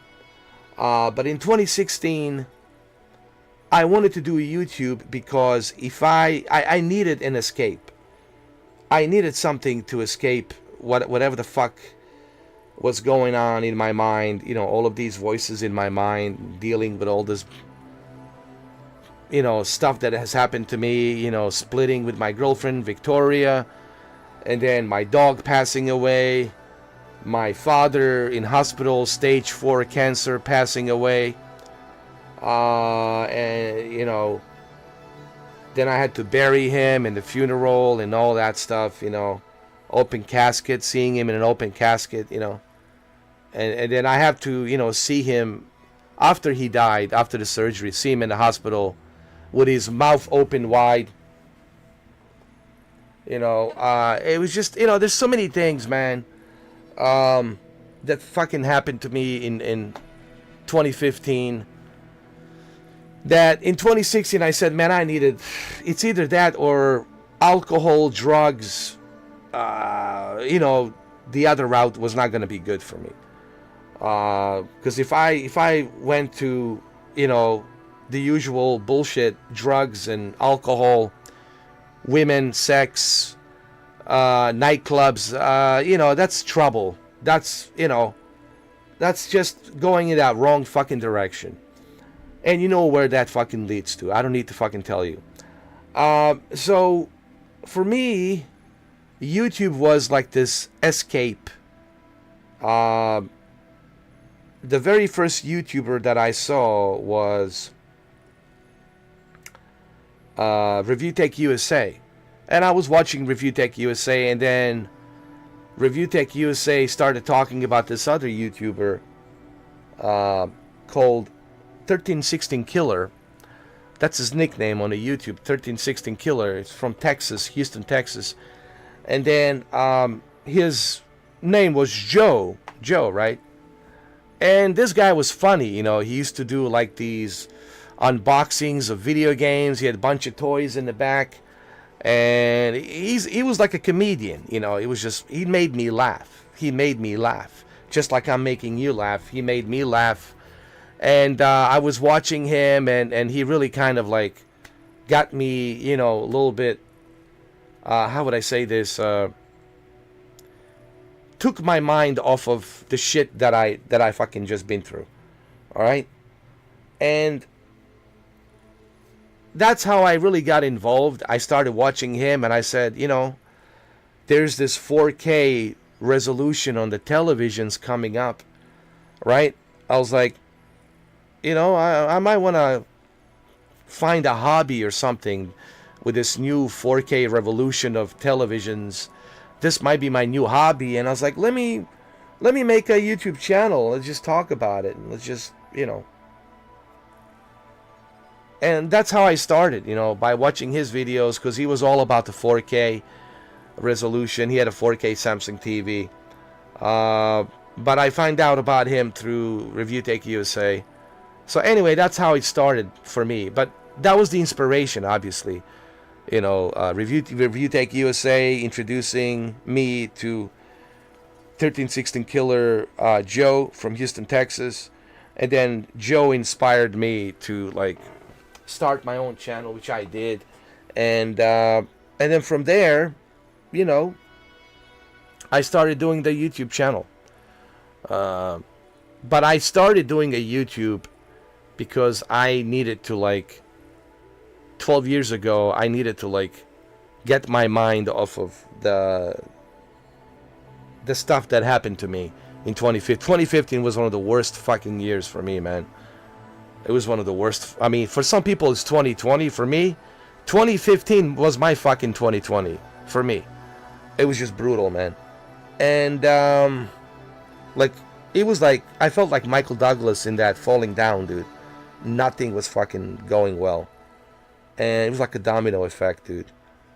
And it was this YouTube that really kind of like helped me stay at home, helped me like stay away from the alcohol and drugs, and I'm grateful that I started this YouTube thing. You know, that was one of the main reasons why I started it. And then I got really involved into 4K and televisions and all that stuff.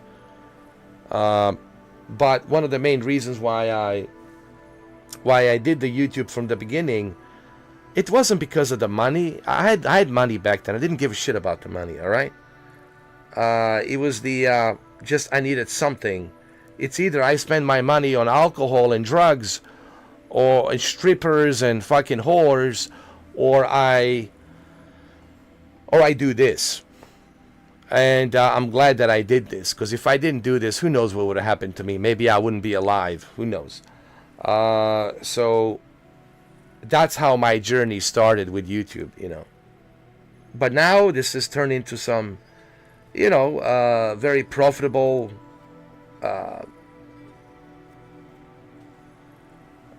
channel. You know, I mean, I make some decent money from YouTube. It's not too much, but some decent money. It pays the bills. But I don't care about the trolls. You know, like I said, I already said this in the video. I don't give a shit about the trolls. I don't give a rat's ass about them. I just don't want to give them the opportunity to do it for free. You know, I just don't want to give them the opportunity to do that. Like, I want them to understand I am not like everybody else. Okay? You can't piss on my porch. You can piss on other people's porches. And if you think you can do that, go ahead and do that. But you're not going to piss on my porch. On my porch, I have rules. And these are my rules. And I don't give a shit about anybody else's rules. On this channel, I have my own rules. I don't give a shit about these trolls. They're a bunch of losers. They don't mean nothing to me. They don't mean shit to me. They're a bunch of pussies hiding behind the fake profiles. Why the fuck should I care about that? My whole thing is I don't want to give them the pleasure to do that shit for free. If they want to do it, they'll have to fucking pay to come here and do that.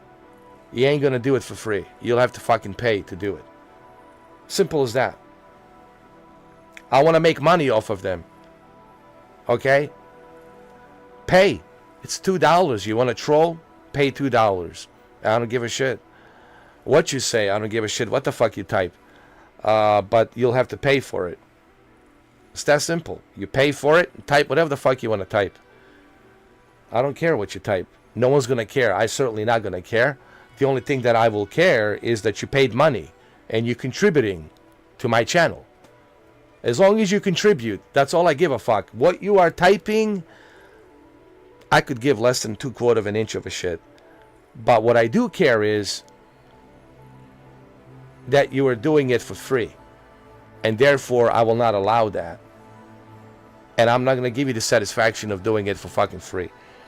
It's that simple. Alright, I'm just going to go take a piss. I got to go take a leak. And I'll be right back. I mean, I already explained this. This is already explained on the video, you know.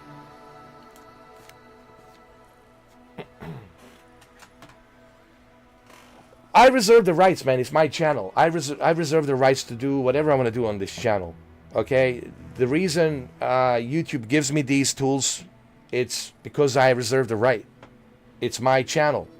You can go complain to YouTube all you want to complain. You know what the YouTube's going to tell you? Mr. 4K reserves the rights. He has the rights. He doesn't need a reason to block who he wants to block. He can block whoever the fuck he wants to block. He reserves the rights to fucking block whoever the fuck he wants to block. He doesn't need to explain to you why the fuck you're banned. I don't need to owe you any goddamn explanation X, Y, and Z. I owe you nothing. Guys, I owe you fucking nothing. I don't need to have any fucking explanations. Alright? It's very simple. Either you like what I do, or you don't. If you do, welcome on board. If you don't, get the fuck out. That's simple. I don't know how else fucking directly to say it other than that. Alright, I'll be right back. I gotta go take a leak.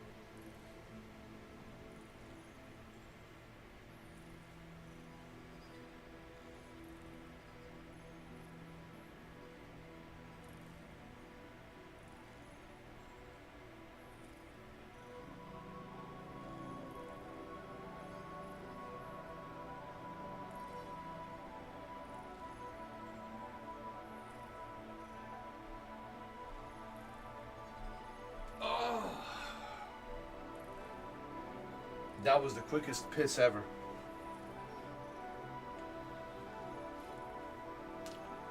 The quickest piss ever, dude.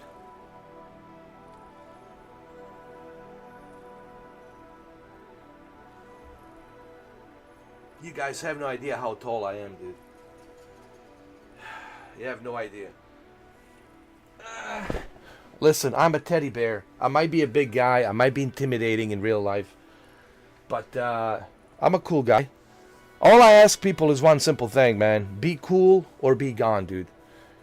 That's it. It's simple common sense. Don't be an asshole. Don't be a cunt. And we'll get along just fine. It's a common sense. That's what it is. It's not science project. Okay? It's not a brain surgery, heart surgery. It's not that complicated. It's really simple. Treat others the way you want to be treated.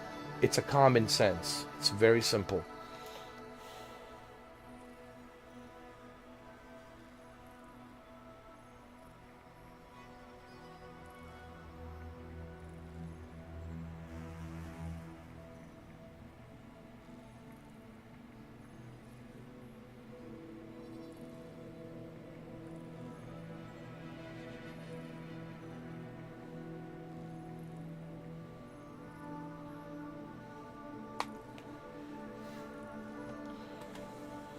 All right, let's move on, guys. We have to deliver this package.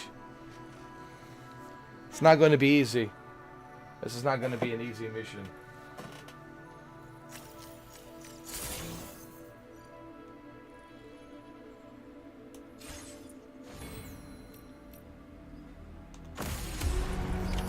Order accepted. Thank you.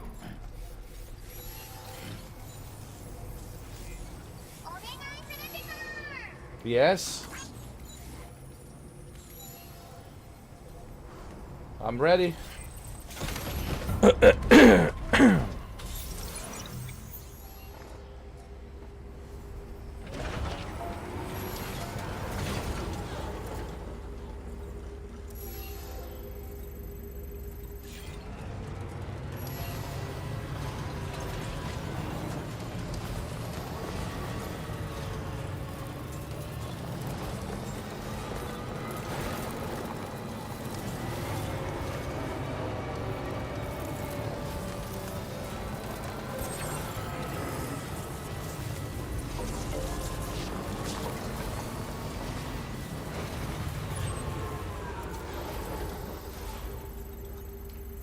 Oh man, this is going to be tough.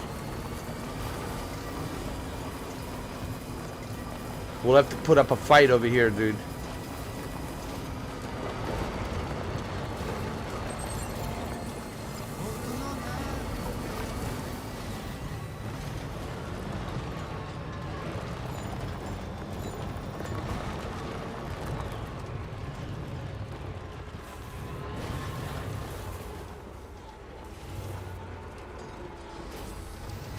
Oh God. Was it Jehovah's Witness? Here's the watchtower.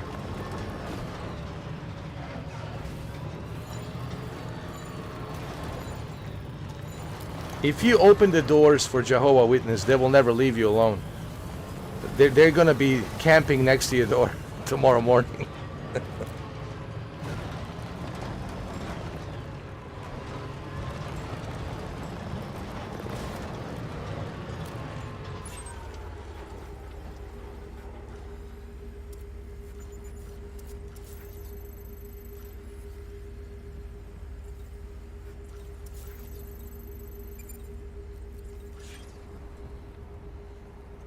Had a tablet and a phone.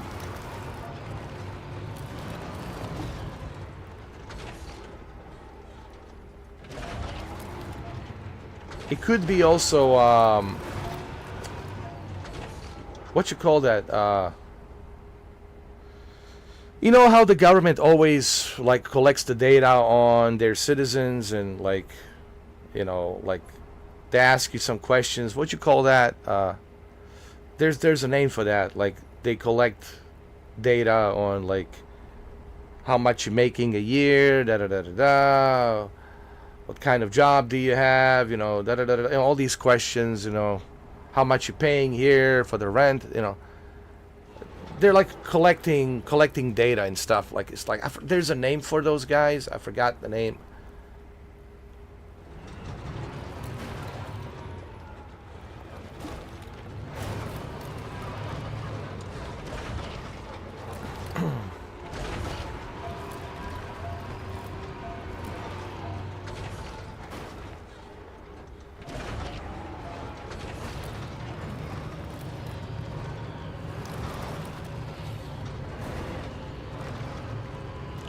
Let's see if I can make it.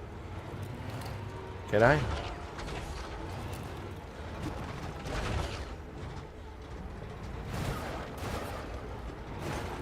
I think I can make it.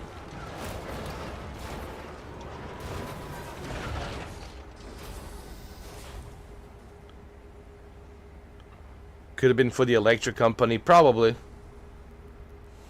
But there's also these other guys that, like, you know, I'm talking about from the government. Like they're collecting data just to see, you know, like how American citizens are living, you know, and all that, how much they're making, things like that. I forgot the name of what you call those guys, you know. They work for the government, but they're collecting data.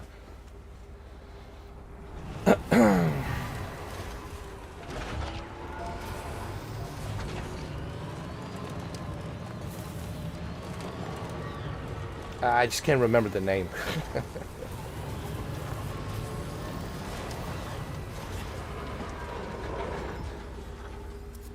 I mean, you're not obligated to open the door. You don't have to. I think they randomly just go pick and choose.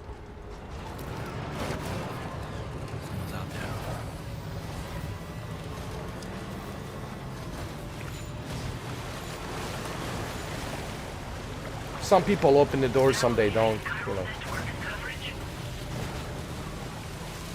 But you know, today, man, that has to be a treacherous job. Like knocking on people's doors, trying to, you know, ask them some personal information and all that. Of course, you have to identify yourself and all that. But people these days, man, you got to be, you know, there's so much scam going on. There's so much scammers. There's so much craziness going on. You know, any job where you have to knock on people's doors is a dangerous job, dude. Because you don't know whose door you're knocking on. Because the way things are right now, you know, this is not 1980s. You know, we're not living in 1980s or 1990s, man. This is 2025. Things are very weird. Things are very strange. And not knocking on people's doors, man, it's dangerous, dude. It's dangerous. You know what I mean?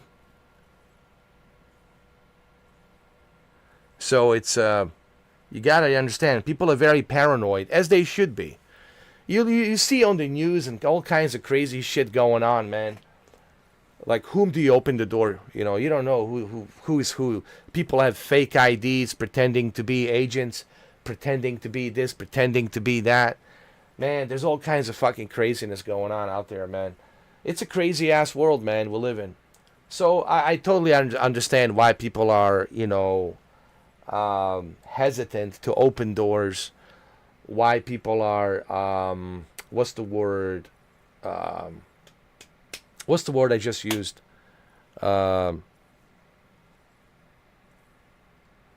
Exactly, right? Paranoid. I mean, I understand why people are. I mean, yeah, you have to be, because it's you know, you've seen all kinds of crazy shit out there, man. You know what I mean? It's hard to trust, man. I'm not saying that everybody's a douchebag. I'm not saying that everybody's an asshole.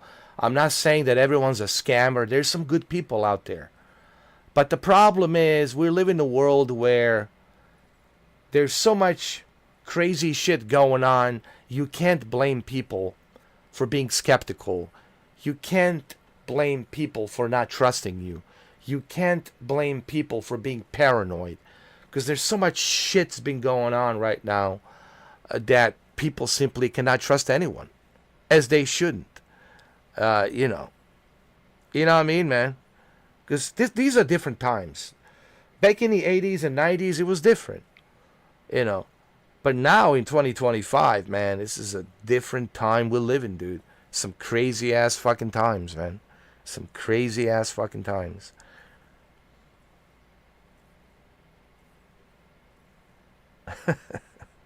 Well, you live out in the suburb areas, up on the hills, right? Next to the forest.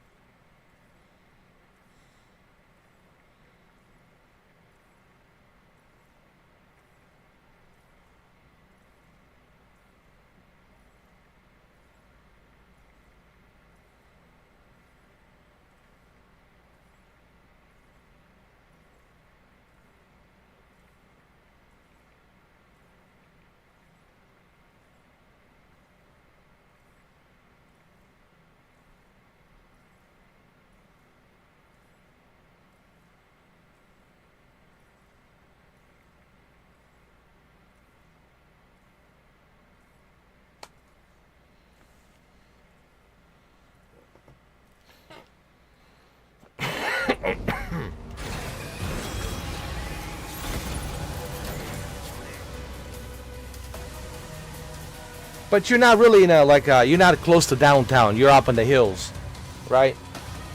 So you're far away from the downtown. You're far away from the river, right?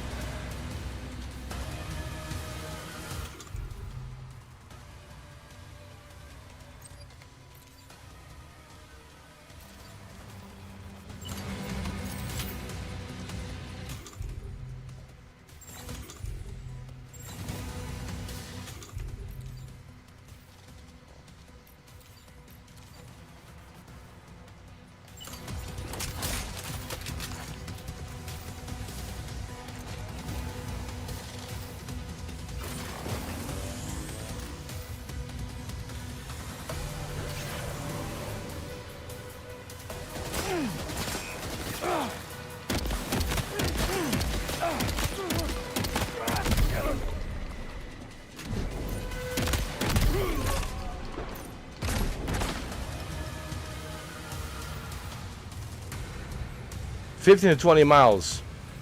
Well, that's good. So you're not really like deep in the city. You're like outside the city a little bit. So, you know, it could be worse, dude. You could be like middle of the city, dude. You could be living right next to the bridge. You know, or under the bridge. You could be living in a downtown Pittsburgh next to the bridge or under the bridge in a boat.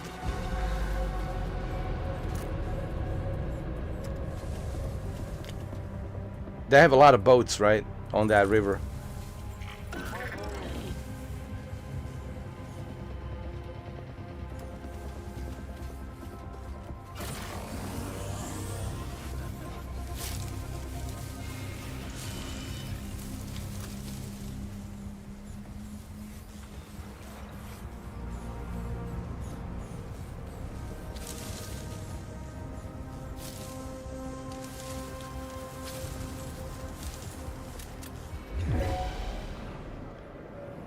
Yeah, but I heard Philadelphia is worse.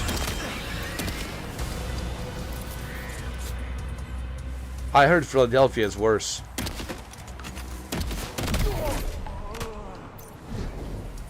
Like there's this place in Philadelphia, dude. I forgot the name of the street.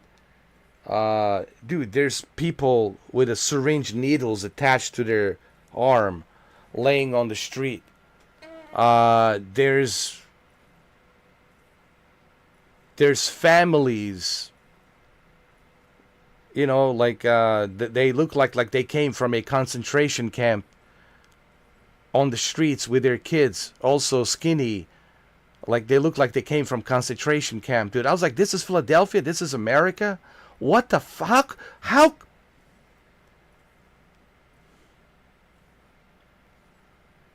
No, this is sad, guys. Hey, listen. Yeah, we want to help other countries. We want to help those who need our help. But why don't we first help ourselves? That's what I don't understand, man. Like, we're supposed to be this most powerful country on the planet with gigatrillions of dollars, but we can't even help our own people, man. We can't even create a program to help the homeless people. Like in Philadelphia, if you know what I'm talking about, which part of Philadelphia, then you know what I'm talking about. Even parts of Baltimore, parts of Chicago, parts of New York City. Are you kidding me? Parts of New York City? Have you looked at the New York City lately? Los Angeles, for crying out loud. LA, Seattle, for crying out loud. I mean, like, what's going on here, man? Dude, I've been in this country how many years now? 30 years. I've been in this country for 30 years. And I can't believe what has happened. How could we just... These are American citizens. Yo, these are American citizens. And we're just gonna forget about them? We're just gonna ignore them? That's somebody's son. That's somebody's daughter. That's somebody's, you know, somebody's. Like, and we're just gonna like turn a blind eye. We're just not gonna like, what happened, dude? What went wrong here? What happened?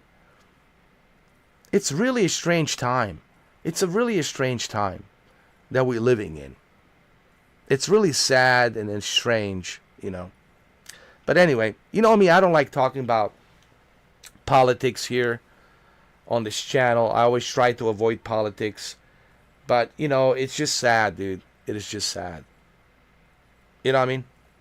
It is just sad what's going on, dude.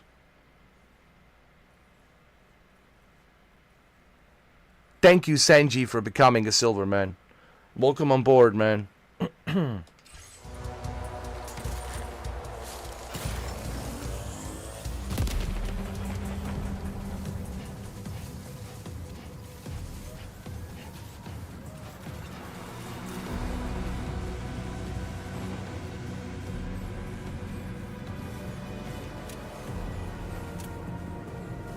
Did I clean the area?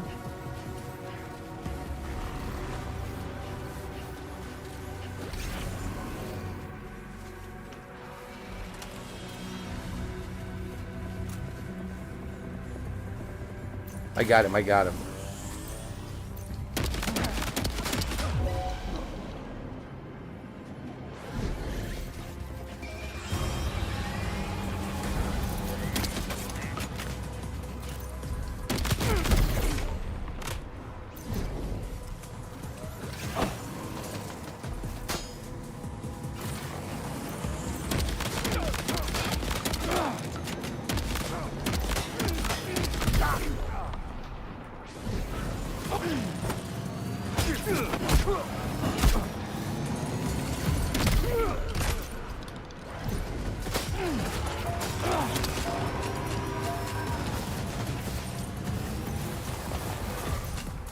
Hold on.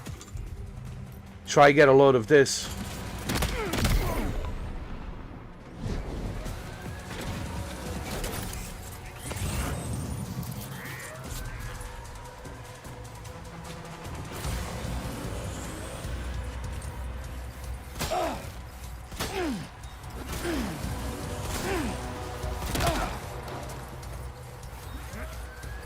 Where the fuck did he go?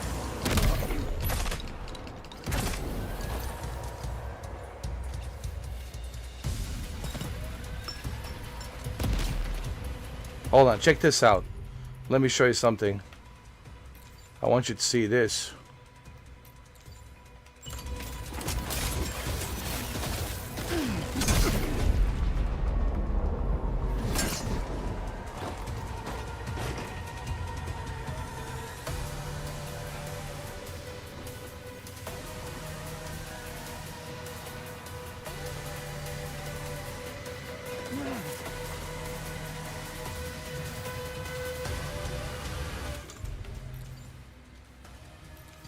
Hold on.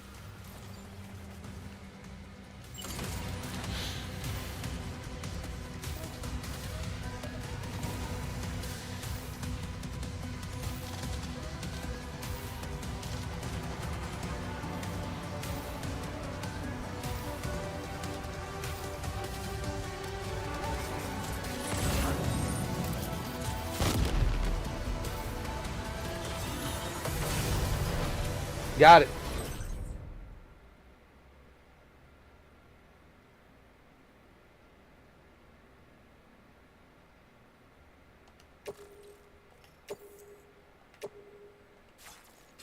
Hold on. I need to bring my truck.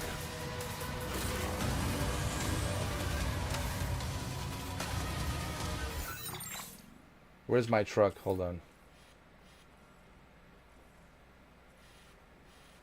Where did I park it?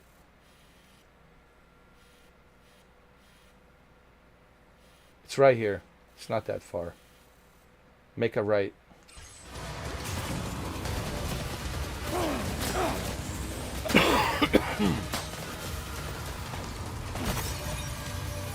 Don't worry, guys. I'll be fine. I have a bunch of blood bags. I'll survive.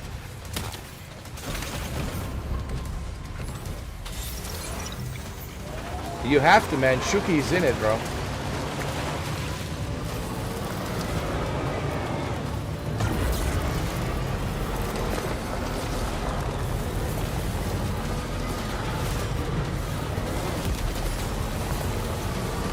Come on, come on.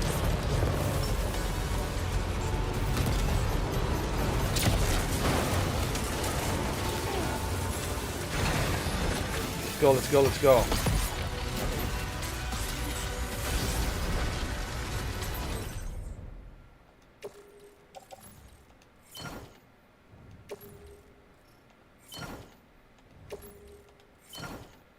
There we go. I love this vehicle. This is one of my favorite vehicles of all time, dude. Yo.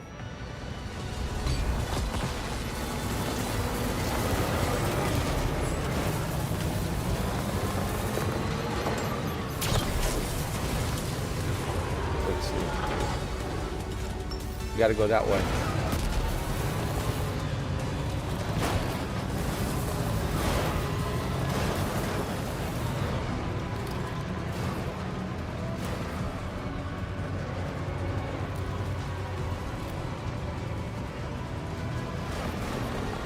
Nice.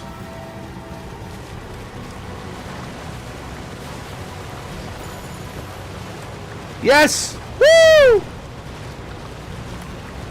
I feel like I'm a Rambo or something.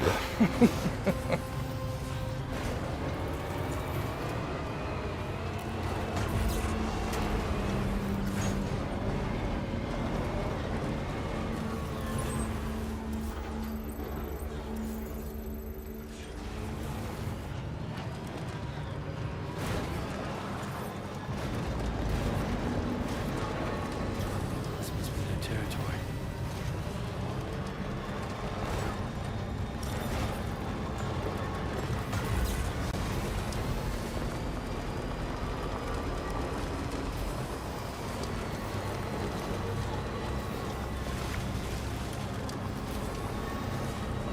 We'll take a shortcut.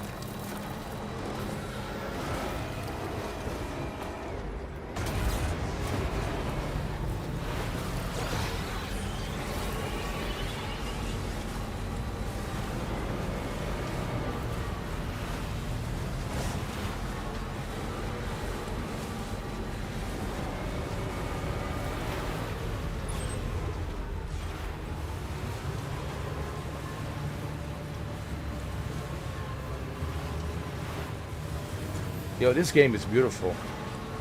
Man, Jesus Christ. Wow.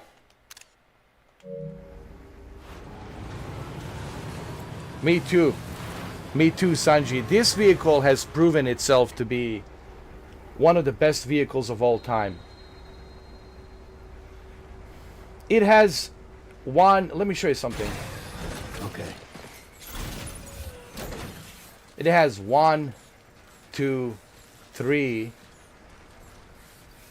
4, 5, 6 battery packs. And these battery packs can last you for a long, long, long trip.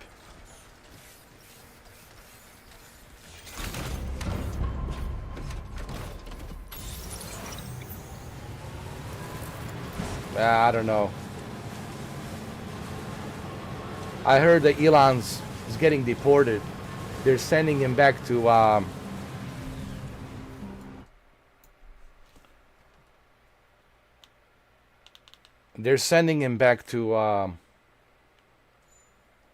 South Africa or something. I don't know. It's crazy, dude. But again, I don't want to talk about politics, you know.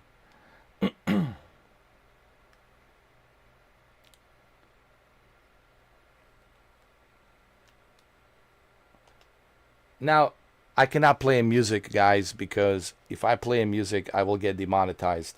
The music is beautiful, but I simply cannot play it. But I can sing you a song. And here I go again on my own. It's the only road I ever known. Like a drifter, I've been drifting all alone. And I made up my mind. I won't drift alone anytime. Oh yeah.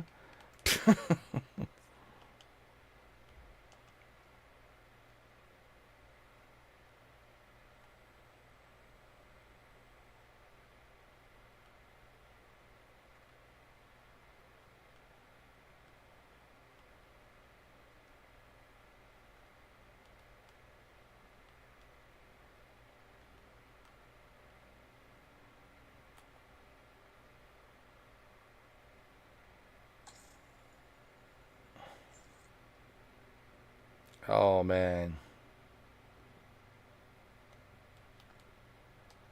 This looks beautiful. Wow, look at this, bro.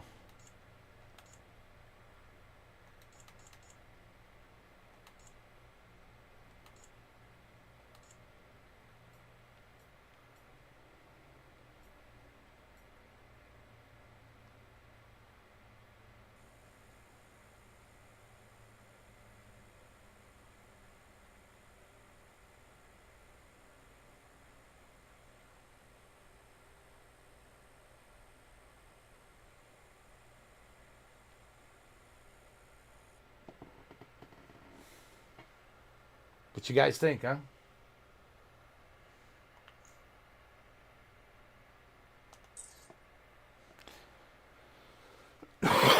Looking good.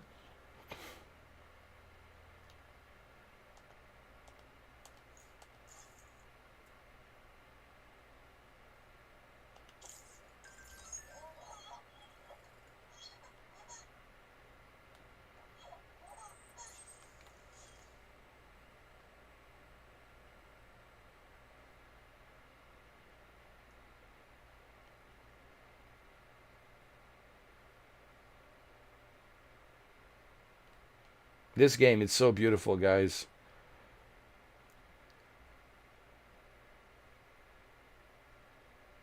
There's so much I want to say about this game when I finish it.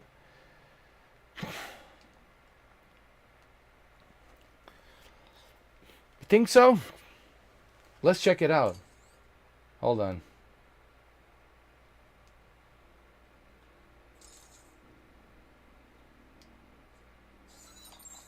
Let's see. Don't forget to use your music player, guys. There's a tons of music here. You can create your own playlist.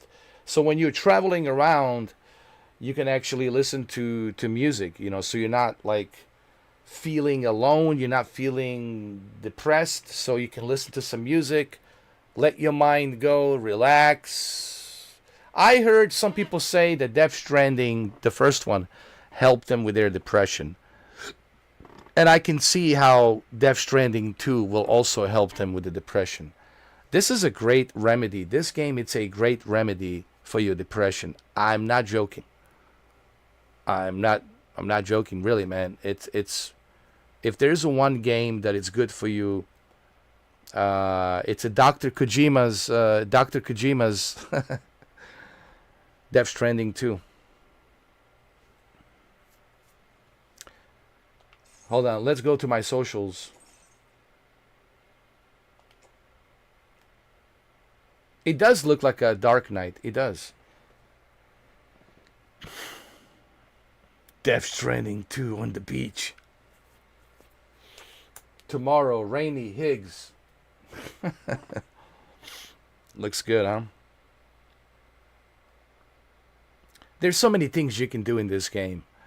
I'm mainly focusing on the story, but besides the story, there's so many other things you can do. Build roads, build facilities. I mean, explore. So many places to explore. I mean, I did say that I will make a 1-hour video. When I finish this, there will be a 1-hour video, Sanji. And this 1-hour video, it's going to be detailed, deep dive about my experience with the Death Stranding 1 and jumping into Death Stranding 2 6 years later, and why I changed my mind, which already I made that video, but this will be a video me deep diving more into detail about Death Stranding 2 to tell you what makes this a unique experience.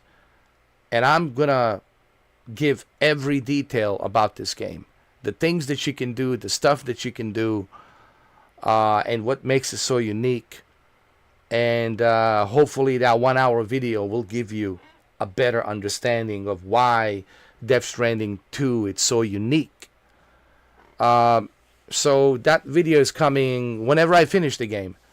It'll be a long video, but I think it'll be worth it for you guys who are still on the fence, you know, and you're not sure, right? Hopefully this 1-hour video that I will do when I finish the game, there will be a lot of spoilers, by the way, will help you, you know, make your decision whether or not you should play this game. So, because it took me a while to convert me to give it a second try, and I'm glad. You know what it did for me, Sanji? It was Hideo Kojima's interviews. I was like, that's it. I'm not watching anybody else's videos. I'm not watching anybody else's walkthroughs. I don't want to listen to anyone else's opinions. I want to hear it from the man himself, from the master, from the creator, Hideo Kojima. So I went deep dive searching for videos from Kojima and interviews, and I spent like 3 hours listening to those interviews, and after those interviews of Kojima, he really opened my eyes on like what is a main objective of this game. And the main objective of this game, it's not just connecting the cities and other continents and helping others. Sure, that's part of it. But there's something deeper about this game. It's about soul searching. It's about, we all have lost something, right? Everyone in our families have lost someone. They have lost something. Something happened to them in their lives. Whatever it might be. And I think this game, it's the soul searching into that phase of your life in the past. And it kind of reminds you that, you know, I mean, I have my own interpretation of what it means, but I'll save that for the review, or what that means, what that you know, deeper inner feeling theme is. It'll be different for everyone, but I think it's like a soul searching. This game, it's all about soul searching, you know. And even Sam, it's about soul searching. You know, what's his purpose? Well, we know what his purpose is: to connect with people, to connect others, to uplift others. Of course, Lou, the BB bridge baby Lou, was very important to him. And that was another reason for him to continue after the first Death Stranding. So there's a lot of stuff here that this game has that's very deeper than just delivering packages and being a internet technician to connect to the chiral network, right? There's much deeper inner feelings about. Even Troy Baker talked about it. Even Norman Reedus talked about it. There's much, but Kojima really opened up my eyes on his interview that there's much deeper inner search soul feeling about yourself, and it will be different for everyone. It'll be different for you based on your life experience. It'll be different for me, but you'll be able to pick something up from this game, from this experience, that'll be very unique to you and to your heart and to your soul. And I think that's what Kojima was trying to achieve. But I will save that for the review. I will talk about all of this stuff in detail. So, you know.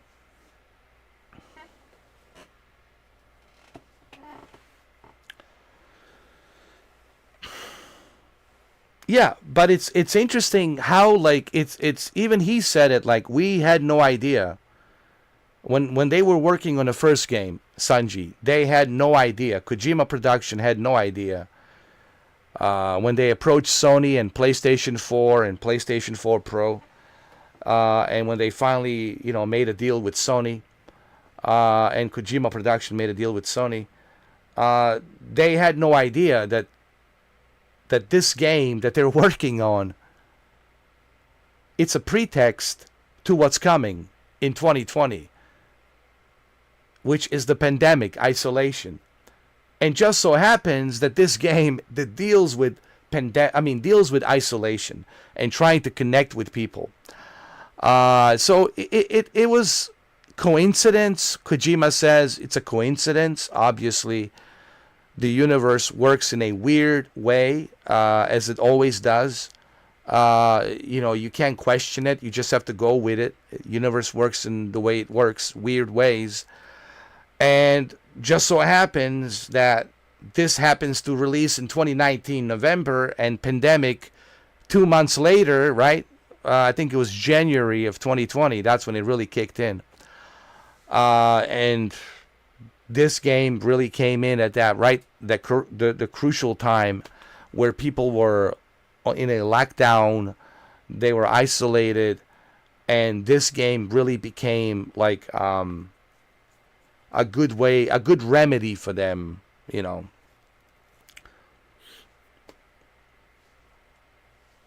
So there's so much here, much deeper than delivering packages. You know, it's like Rob said. You guys know Rob from PlayStation Access. Rob from PlayStation Access. Even Rob says on one of his podcasts that he was doing with one of his friends, colleagues, even he says, you know, it's difficult to articulate what Death Stranding really means.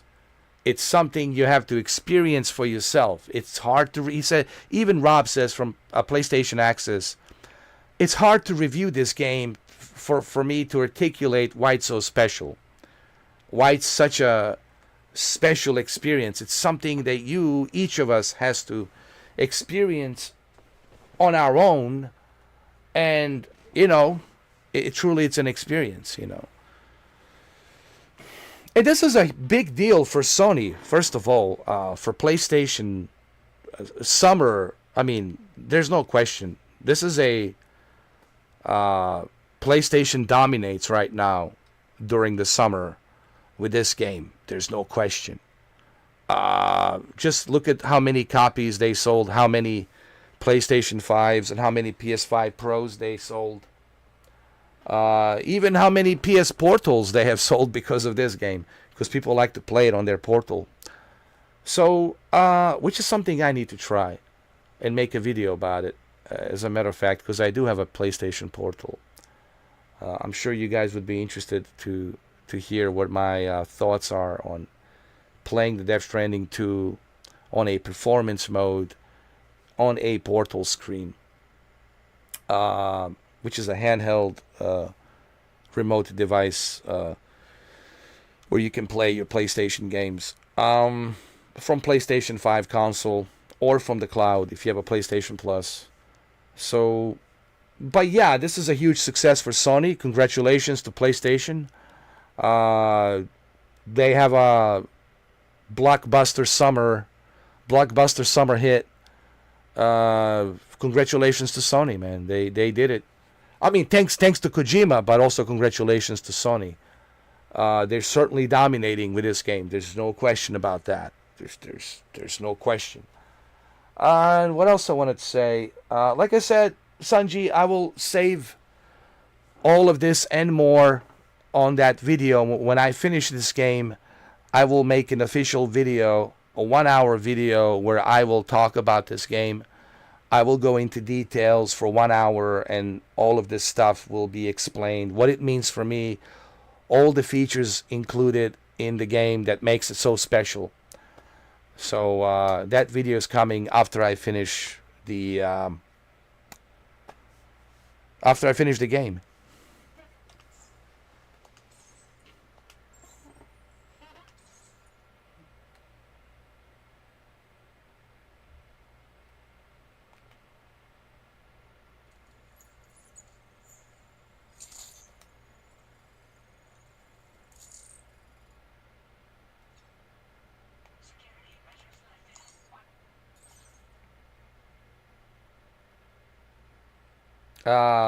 What's the password?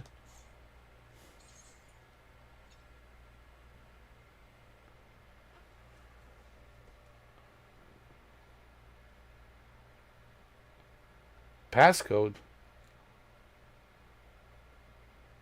Hold on.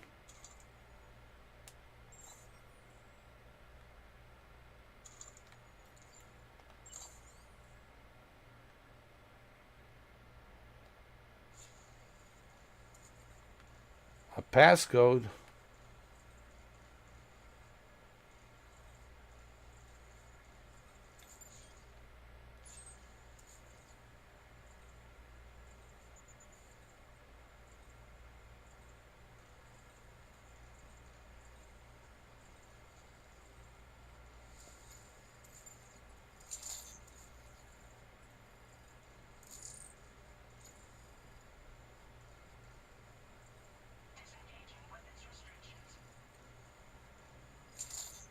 Let's look around for the passcode.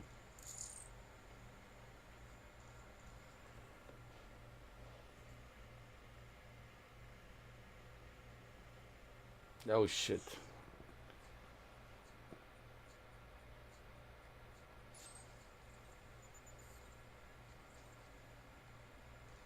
Hold on.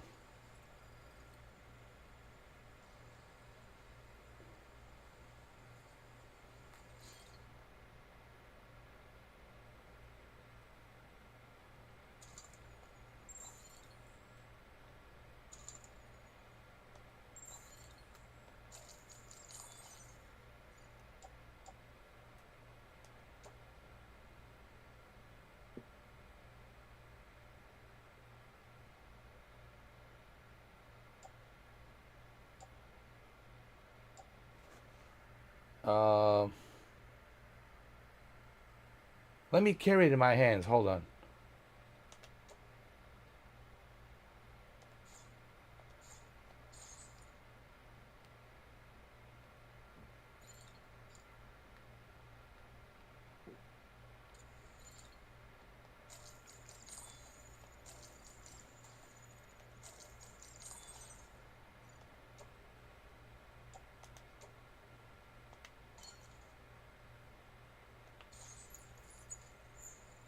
Let's see what happens if I bring it closer.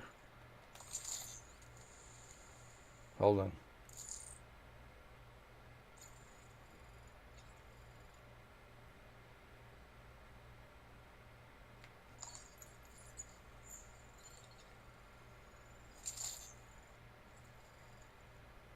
My ring terminal.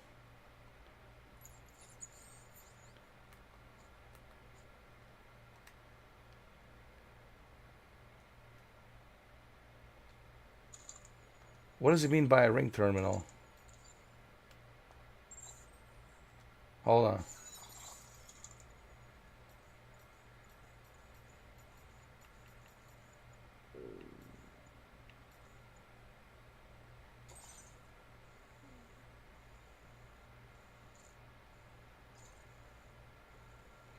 Be sure to consult the corpus. Oh shit.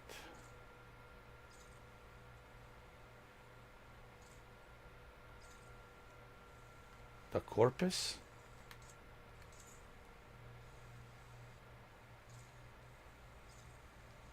You know what?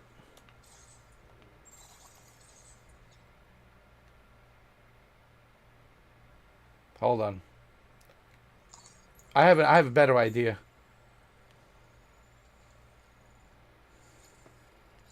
Well, Sanji, we really don't know. We really don't know what really happened, you know.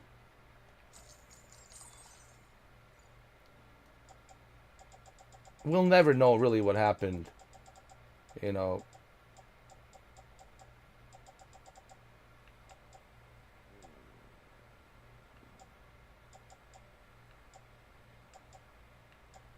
We can only speculate. Who is at fault? Is it Konami? Is it Kojima? Who knows? It doesn't really matter at this point. I just wish that they can figure out the way to make peace and work together and do a sequel for Guns of the Patriots.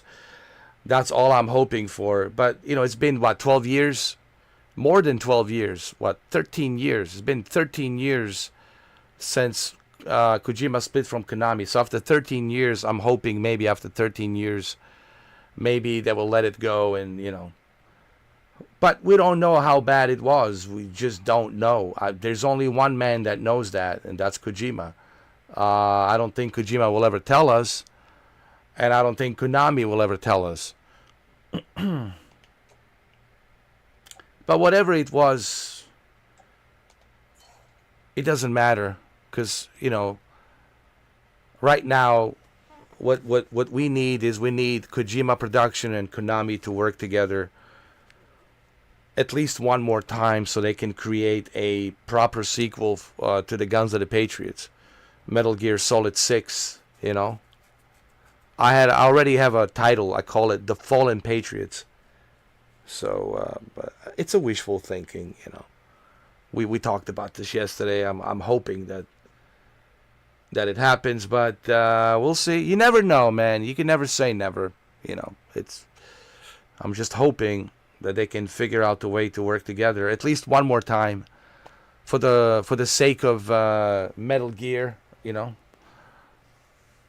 because we really need the sequel to the Guns of the Patriots. We need to know what happened to the old Snake. Dr. Naomi Hunter, she gave him that fox dye. She's hoping he can slow down the aging process so he can live a little bit longer. We know that Meryl got married to the guy that was shitting in his pants. And Rose and Reiben, you know, they're kind of together, but they're having some issues. And, you know, Reiben has a son. Rose, of course, she's the mother. So there's a lot of stuff there. And then what happened to Vamp? What happened to Liquid? We know that Liquid was inside, what's his name? Ocelot. He used Ocelot as a host. So is Liquid still lives on? Right? Is Liquid really disappeared, or is he still living on? So there's a lot of unanswered questions. There's a lot of stuff. We know that Big Boss, there's a lot of decoys with Big Boss, and at the end we find out the real Big Boss, the father of Solid Snake, at the grave, he finally spoke to him before he passed away. So we knew that there was a lot of decoys with Big Boss. Big Boss never died. He was always alive. He was living in shadows, in secrecy. And then finally he spoke to Snake at the grave. But there's still a lot of unanswered questions about Solid Snake. Otacon says that there might be he says, remember at the end of the credits, Otacon says, there might be a way to extend your life expectancy. There might be a way to expand your life expectancy. And then the game ended. So we need a sequel to the Guns of the Patriots. And the only man who can make that sequel and write that sequel is Kojima. No, but listen, no one else can touch it other than Kojima, and Konami knows that. So I'm hoping that Kojima Production, Hideo Kojima, and Konami can somehow, get together, have a conversation, have a meeting, at least have a conversation. I think the first thing that needs to happen, Konami needs to sit down with Kojima. They need to at least have a conversation. That's the first step. The first step is having a conversation. And then slowly you go and progress, and finally come to some agreement for the sequel of Guns of the Patriots. Whenever that is, PlayStation 6, 2028, 2030, I don't care. I can wait till 2030. Even 2035, I don't care. But at least we're going to get that final chapter of Metal Gear that we deserve. To finally put that final chapter of this Metal Gear saga, that's been spanning across 30 plus years. If they ever make another sequel, it would be 30 plus years, maybe 35 years. So that's a huge franchise, man, that spans 35 years. If they make a Metal Gear Solid 6, The Fallen Patriots. How old was Snake at the end? He was in his 40s, but he looked like he was in his 60s. That's the funny thing. Like, he was in his 40s, but he looked like, because it was aging so fast, that he was like in his 60s.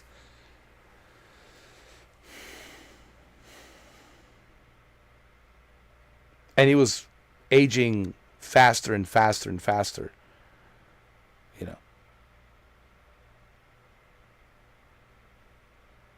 I think he was in his 40s. And then in the game, he looked like he was in his 60s. Yeah. Like a gray hair, gray mustache. Still same voice, still same, Colonel, you know. Still the same guy, you know. I'm getting older, am I? You got any cigarettes? I mean, so there's still so much that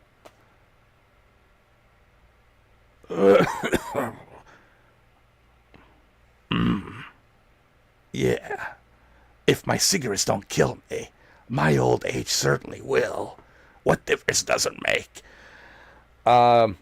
Fuck, you guys missed that voice, don't you, huh? Shit, I know. Fuck. 2008's been a long time, man. So listen, I'm hoping that no one's more excited than David Hayter. David Hayter would love to jump in on that. People ask David Hayter. I said, dude, I just need a phone call from Kojima. That's all he has to do. Is that Kojima needs to call him. Hey, you ready? I said, yeah, I'm on board. David Hayter, in a heartbeat. Yeah. Fly to Japan. Yeah, let's go. So David Hayter's on board. Everybody's on board. The entire cast is on board. It's just right now, you know, Konami and Kojima Production. You know?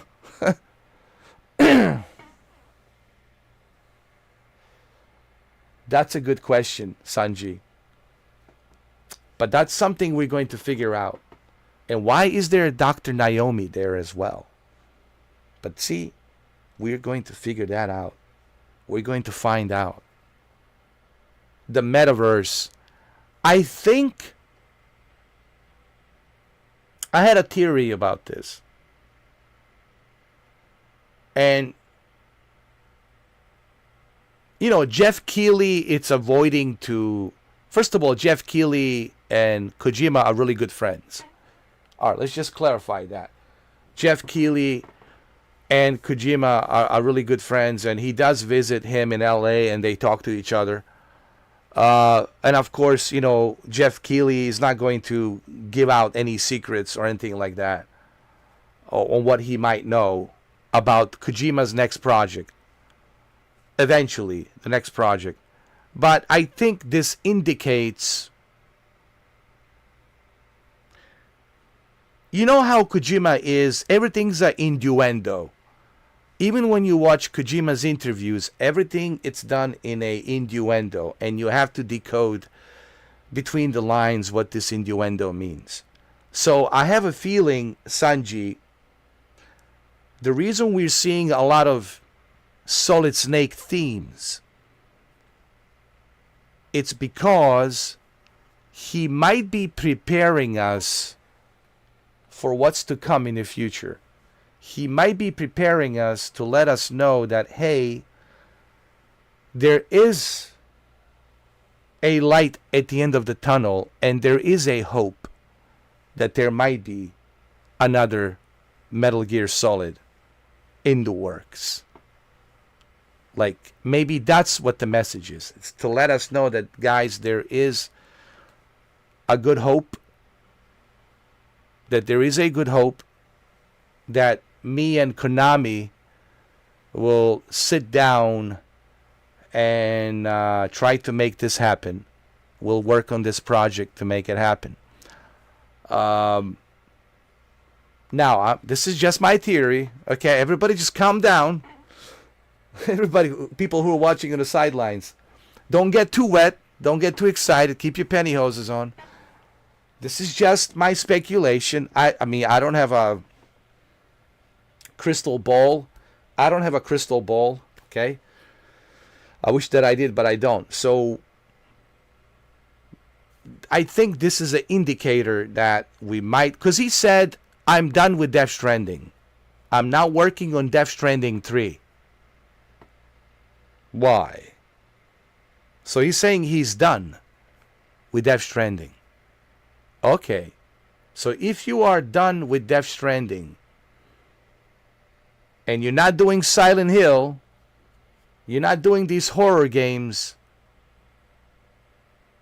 but you're constantly showing us Solid Snake indicator inside Death Stranding 2? What are you trying to tell me? Maybe he's letting us know, surprise, surprise, there might be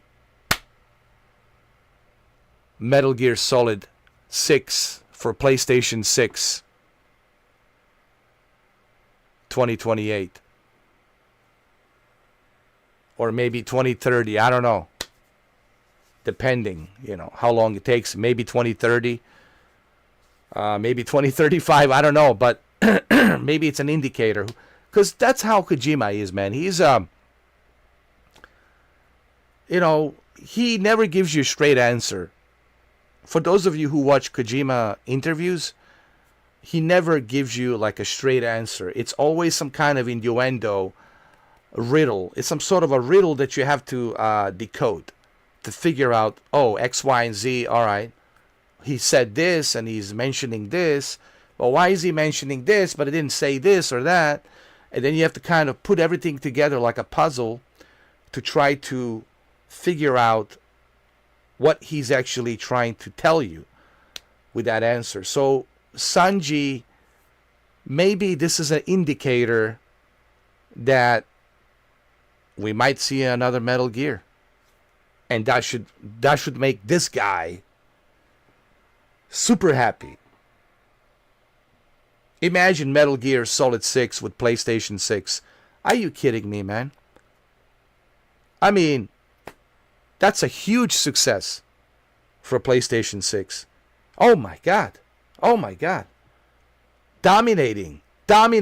Pure dominance. So we'll see.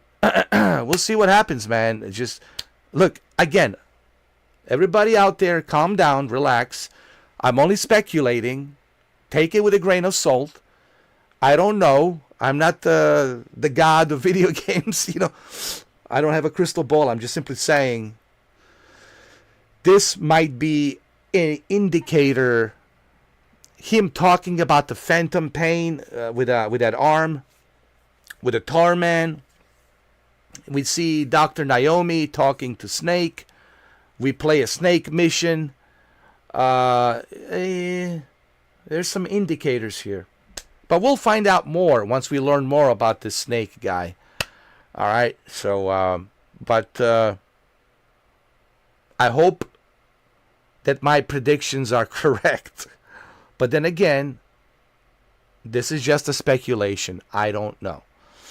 All right. I don't want you guys to get too excited, But maybe that's an indicator that we might see Hideo Kojima directing Metal Gear.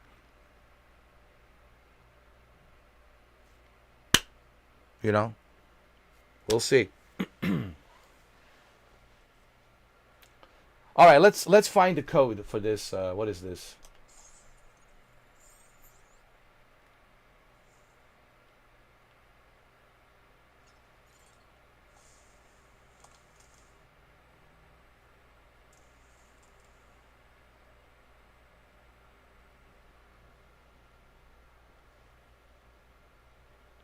Okay.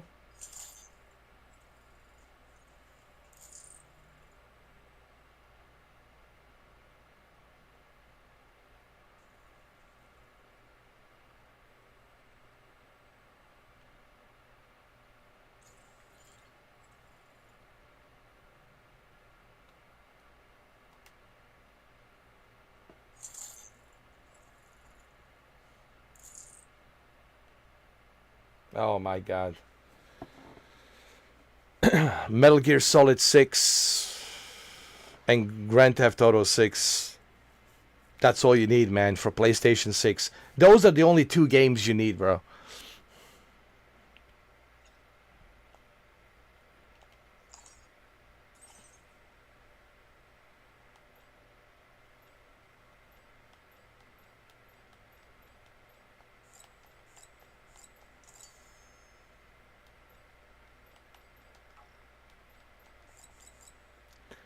All right, I'm going to figure out what this number is.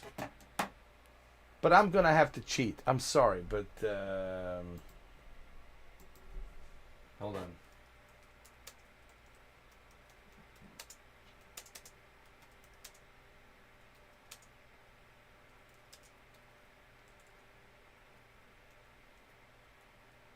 me see.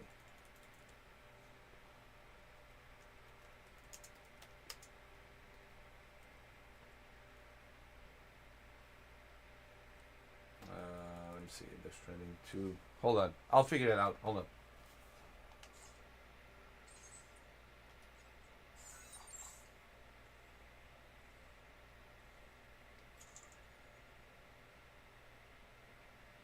Old BB Pod. Hold on.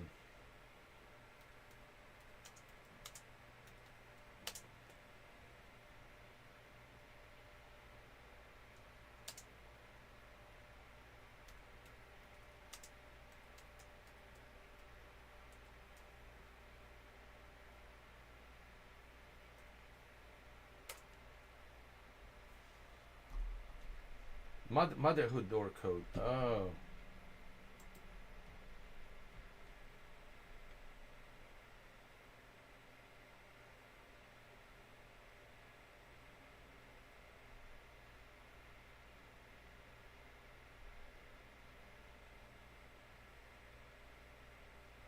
Oh! Kojima! Oh! Oh! Oh! Kojima! You are a beautiful man.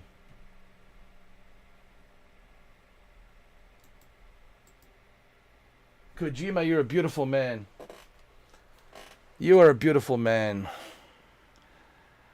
Oh. You see, this is the beauty. This is the beauty about Kojima. Everything has a reason for everything in his game. Kojima will never ask you to do something in his game without any reason. He's a perfectionist. You know, he really is a perfectionist. Honestly, he is the perfectionist. He pays attention to detail on everything. And there's a reason for everything in Kojima games. And look, I'm going to open this door. I'm going to open this door. Look. I am.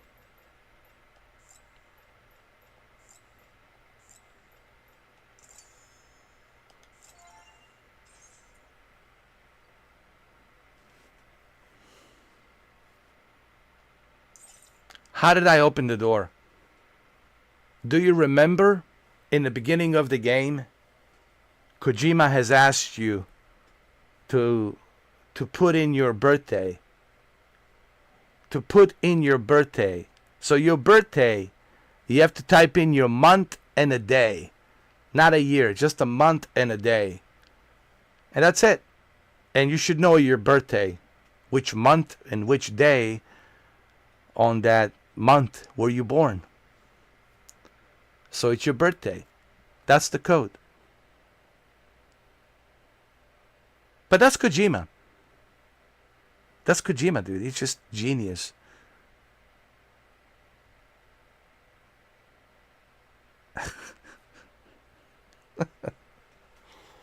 Anyway, now you know.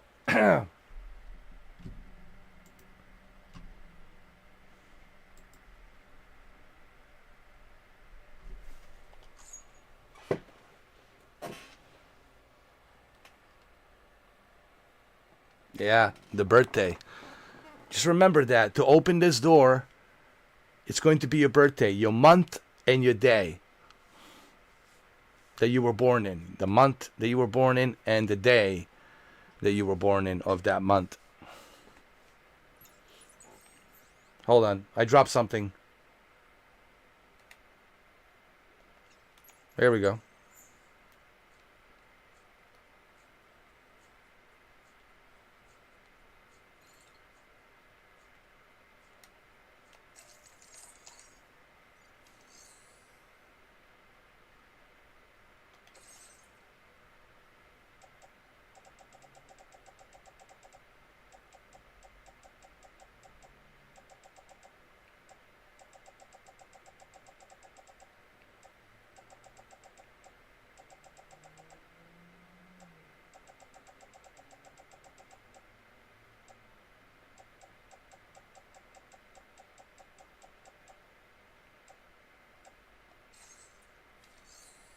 Hold on. Hold on a second, guys. I need to carry the old BB pod.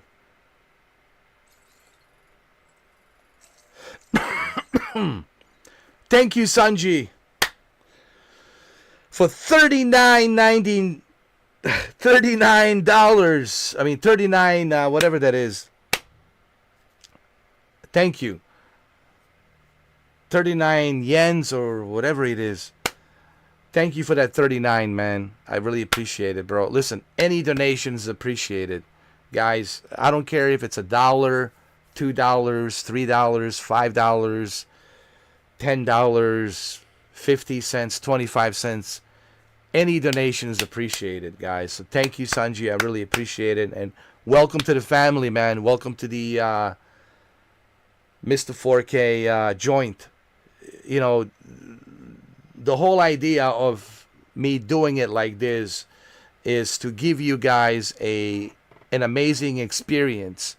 So when you are here, part of this member chat, not only are you getting an uninterrupted experience, 4K quality, but at the same time, you're guaranteed to have a good time. You know that you're going to have a good time. You know that no one is going to disrespect you. You know that nobody's going to troll you. You know that it's just going to be a nice VIP experience. And that's what I'm trying to create here. I want to create a really nice experience. Sanji 400. Oh my God. Holy Mother of God.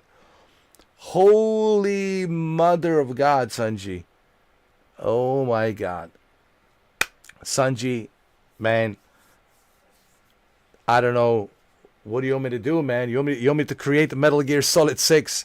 Hold on, let me call Kojima. Hold on. Hey! Hokunamida. Honoda Kojima. Oh. Hokunamida, it's a Metal Gear Solid. Konamiya. Konamiya wa ramura. Oh, hi.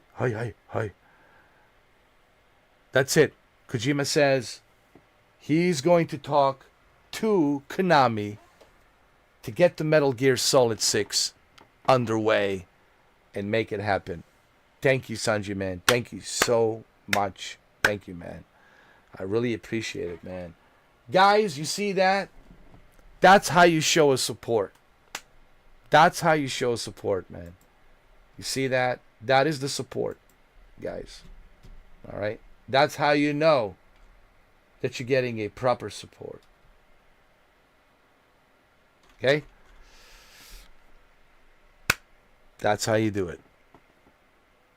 And that's how you also let the trolls on the sideline melt down while they're watching commercials.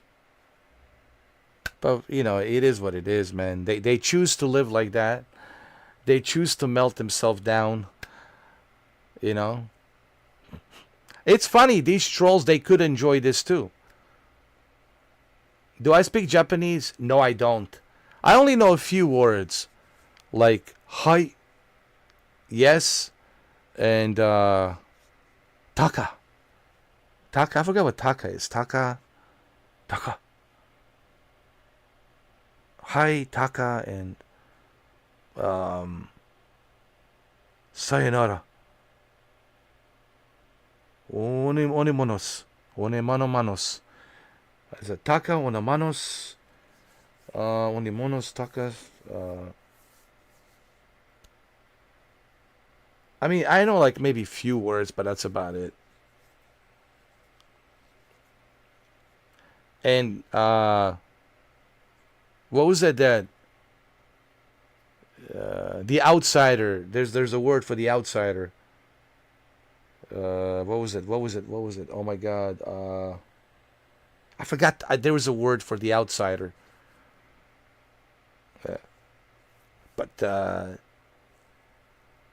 me see. What else I know? Uma nara, una takara, onto no sara. O taka.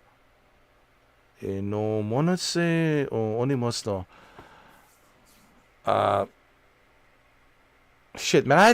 I used to know few words, but I forgot. I forgot some, man. It's because the thing with is the symbols, and one symbol could mean many different meanings. So when you're looking at the letters, the symbols of Japanese letters, one symbol could mean look up in the sky with like just few lines up and down, or I love you with just two lines and then a circle and then a little X and a dot. There's like but the X has to be kind of like that, curved with a little dot. It's like the symbols are very like different from Chinese.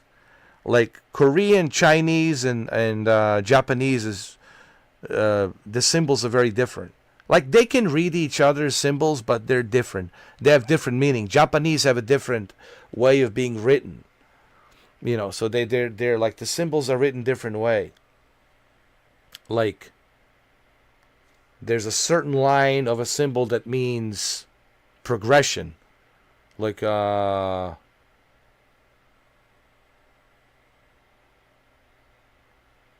cinco, progression, cinco, and the cinco could mean that one line, like this, like that goes like that. In lettering, it's cinco means progression. Hai means yes.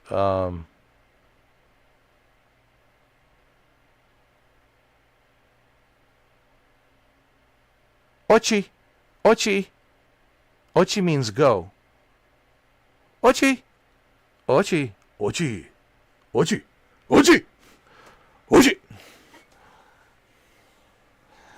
Anyway, David Hayter speaks. By the way, the guy who does the Solid Snake voice, he speaks Japanese fluently. So when he's talking to Kojima on the phone, like he's talking to him in Japanese. So when Kojima picks up the phone to talk to David Hayter, like they talk to each other in Japanese, because Kojima, David Hayter used to live in Japan for 10 years. He lived in Japan for 10 years. So he's very familiar with Japanese culture, Japanese language. So David Hayter knows Japanese really well. So him talking to Kojima and Konami, it's like no big deal, because he knows Japanese really well. I really hope that that we see Metal Gear Solid 6. I really do, man. I hope. I really do hope, honestly. That would be like the greatest gift for me personally. The greatest gift of all time. Like, just let us have that one final Solid Snake game. Let's put a final chapter to the saga. I think Konami and Kojima, they owe it to the fans. To the fans, they owe it to us to give us that one last hooray into the Metal Gear saga. And man, I hope that it happens. I really do hope. But Sanji, thank you so much, man. Thank you so much.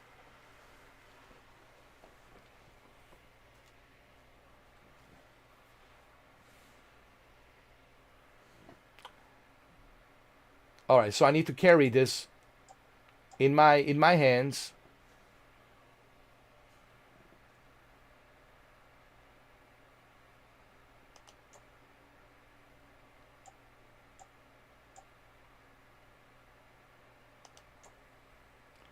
Okay. Confirm.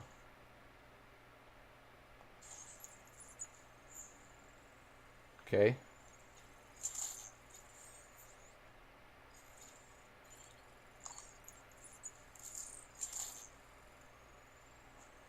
Going to bring it here. And I'm going to activate the terminal.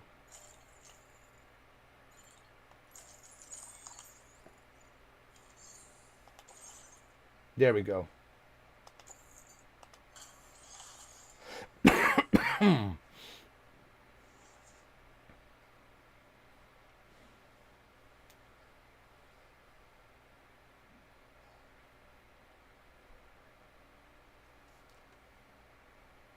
Nice.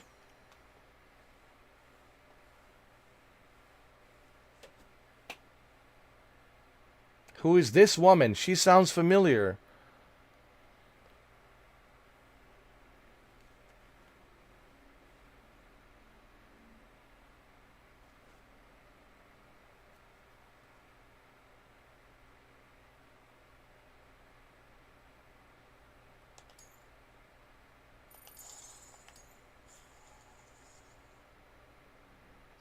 All right, let's see who you are. We want to see who you are.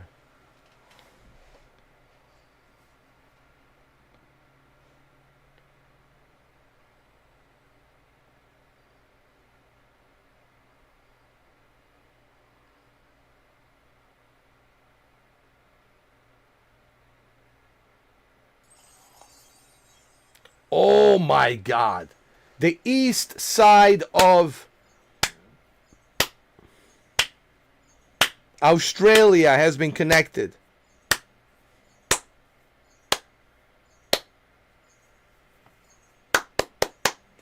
We did it, guys. We did it.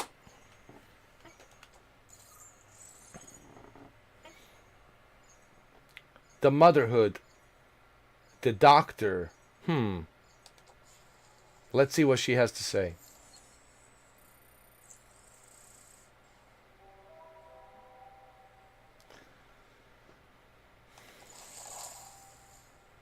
And we also got a new soundtrack.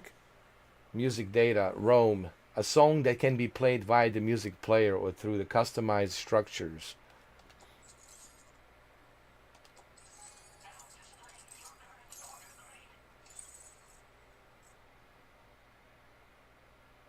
Thank you, Shuki. Thank you, thank you.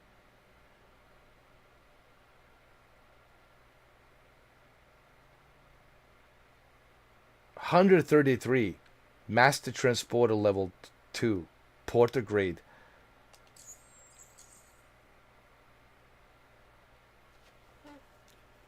$38 hours and 28 minutes.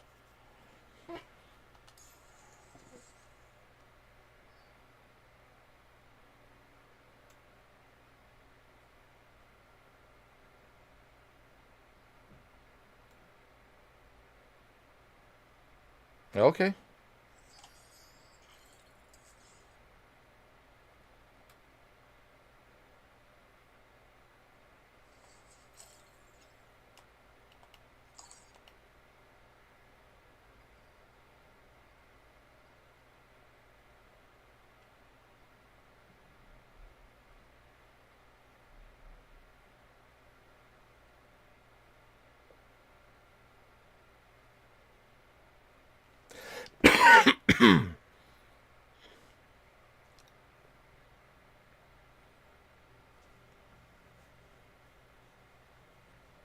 They're all she's pregnant?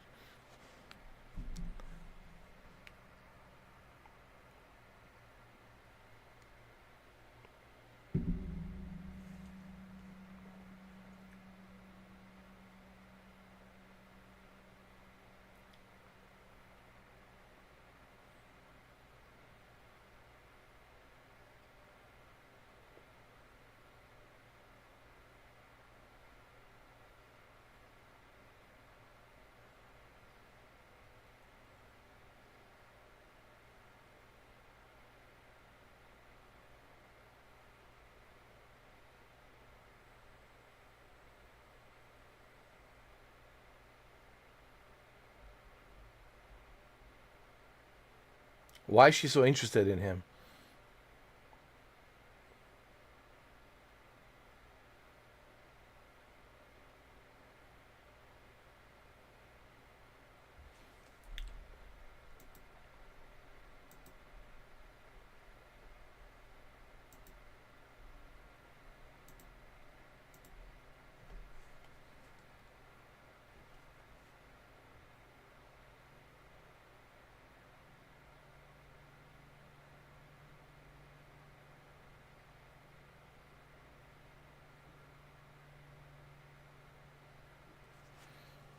What do you mean passed on?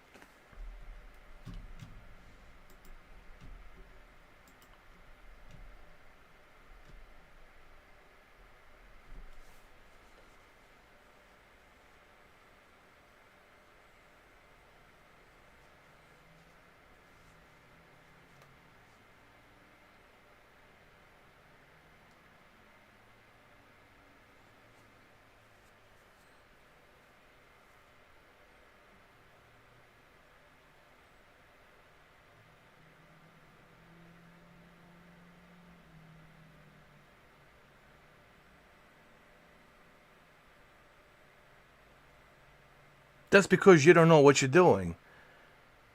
You don't understand the full potential of these bridge babies.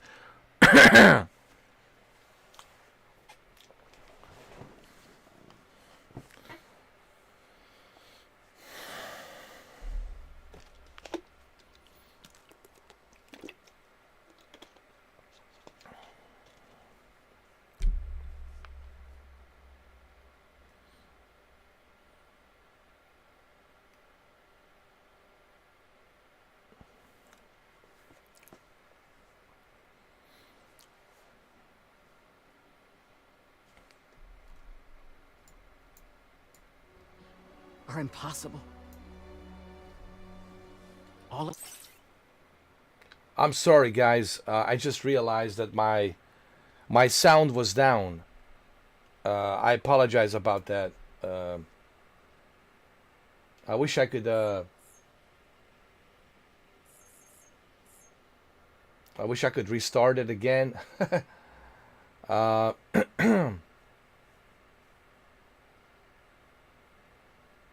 Anyway, sorry about that, guys. Sorry, Shuki. Sorry, Sanji. I just realized. Here's what happened.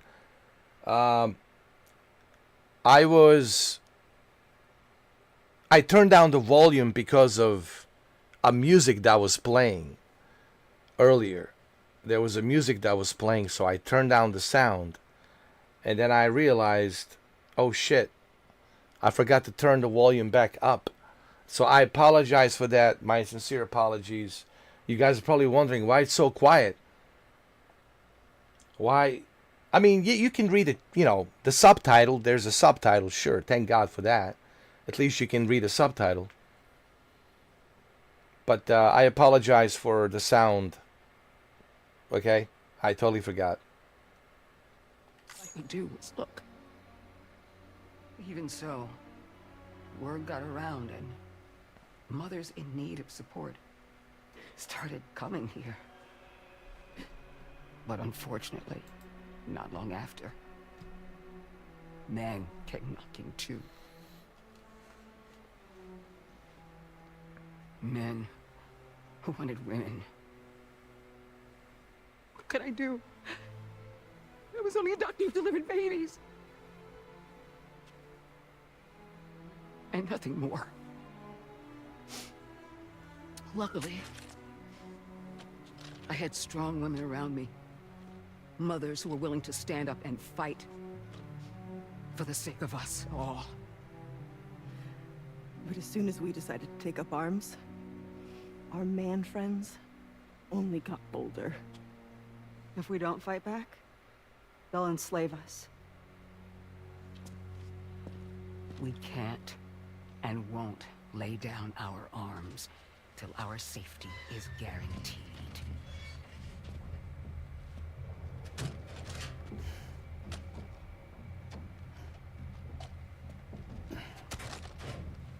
Where'd you get your hardware? Weapons factory's been pumping them out non-stop. That's why all the locals around here are toting new toys. Got plenty more of their new releases in the armory downstairs. Holy shit. Sam, we want you to shut down their operation and halt the spread of weapons. Stop them, please. Please. Prior to proceeding, we'll need to confirm the precise location of the factory. Let's make our way back to the DHV Magellan, Sam. Sam, wait.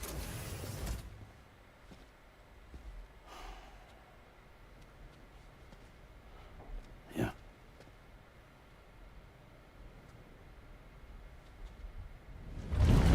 What the fuck?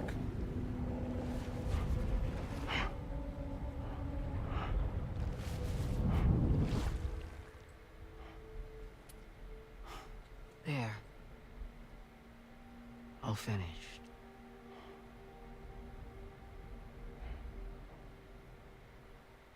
What the fuck? The way she pulled out that bullet was like nothing. Sam, this is Tarman. We've got an emergency on our hands here. I'm afraid the DHV Magellan is out of action. We can't move an inch.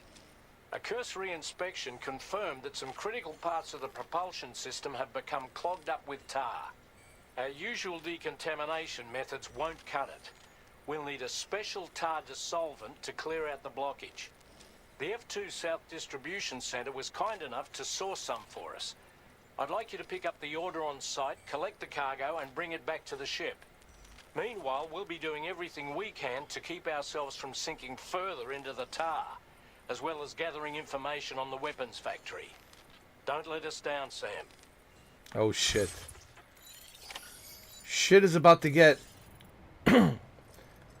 even more real. Oh, damn.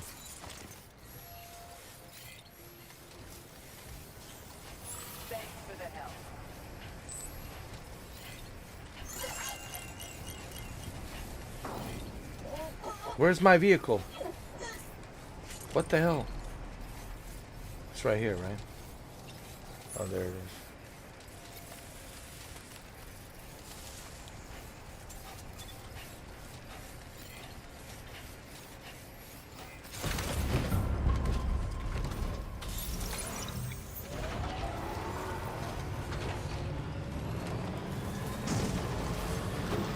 Holy fuck.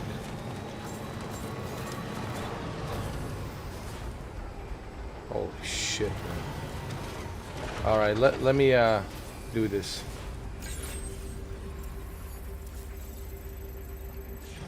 Oh my god, this is gonna be a long trip. Hey Sam, have you thought about using transponders? Might make your life easier.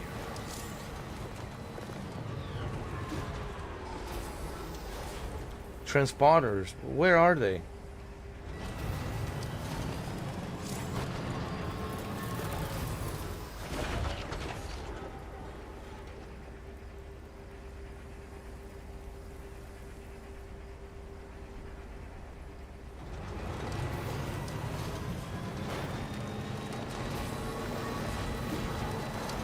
That's okay, we'll travel.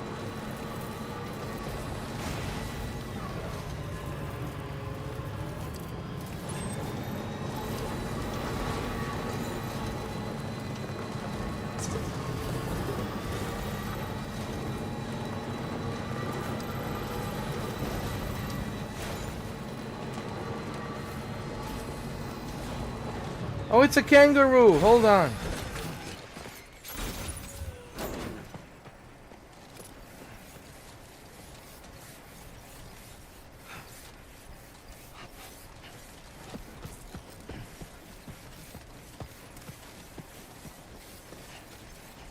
It's a kangaroo.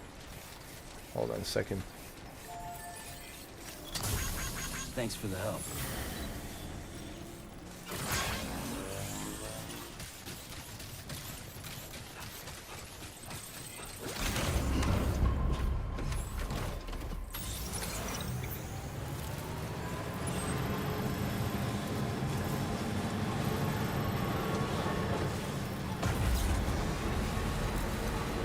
We have a long trip ahead of us.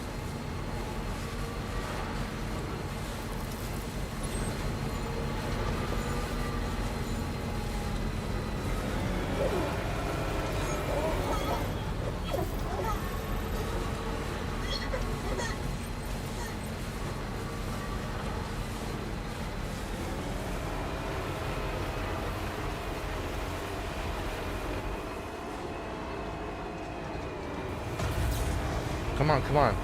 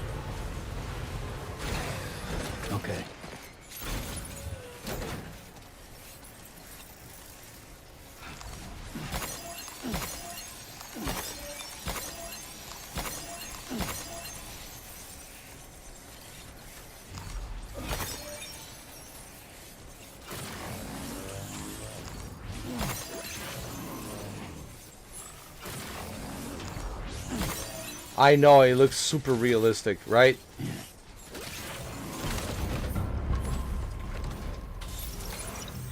This is probably the best looking PlayStation 5 game that I have seen so far.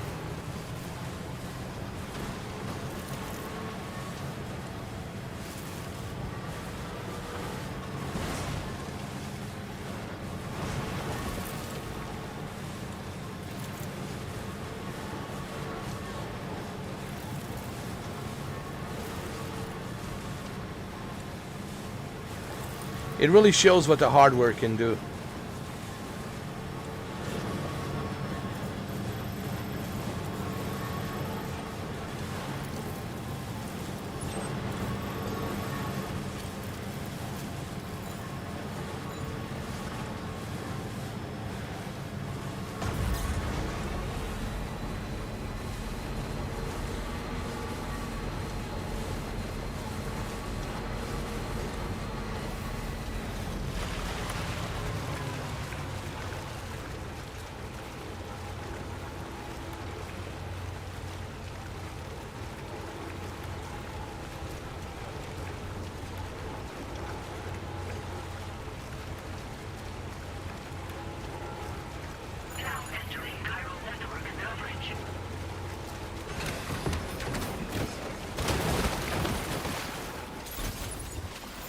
Oh no!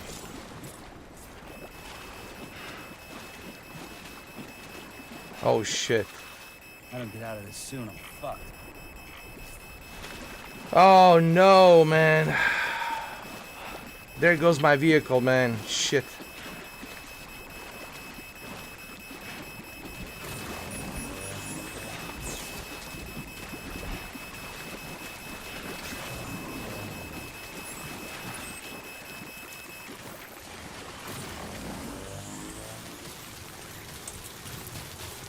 Hold on, turn on the lights, turn on the light. Hold on. Well, the vehicle has served me well.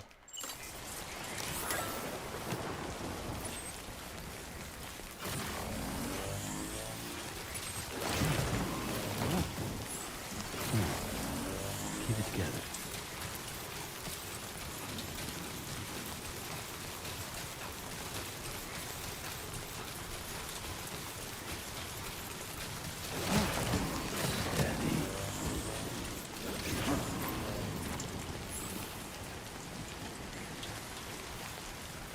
I didn't have any materials to build the bridge. Trust me, I know what you guys are probably thinking, you know, you could have built the bridge, but I didn't have enough materials to build it. I didn't have the PCC level 2. I needed the PCC level 2. I didn't have it. But that's okay, I can get another vehicle. It's all good. I can put 6 more batteries in there, you know. Don't worry. I'll build a new one. Don't cry, guys. Don't cry. Alright? I'll build a new one. Better one. I'll build a better one, alright?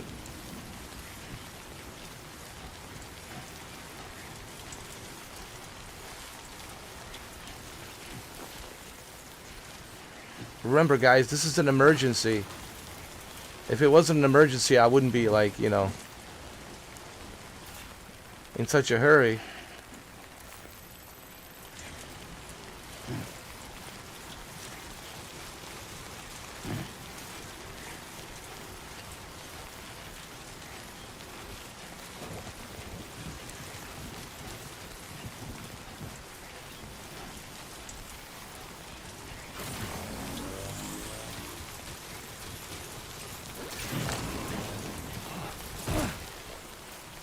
Jesus.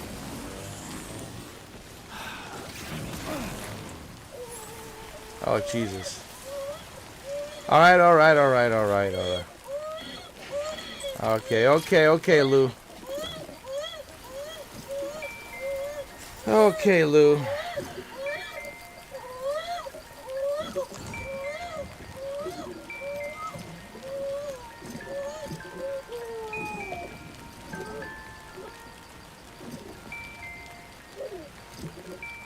See, Lou, things good. I'm here. Daddy's here. Daddy's here. Everything's fine. Alright.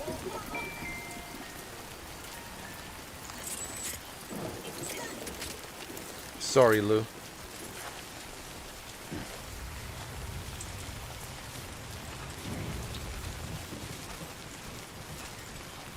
How far are we? Come on. Keep it together.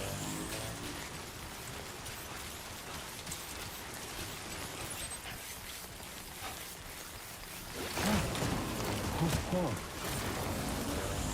Almost toppled over.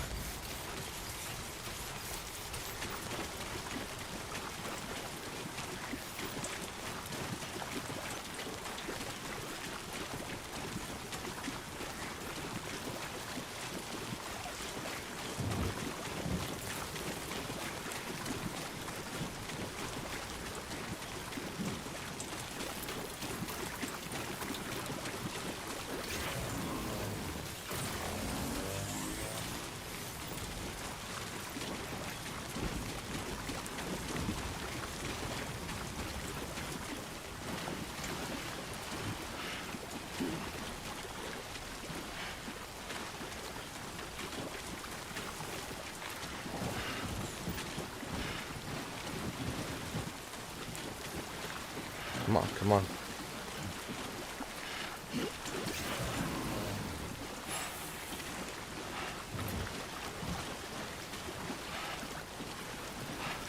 Alright, climb up, climb up.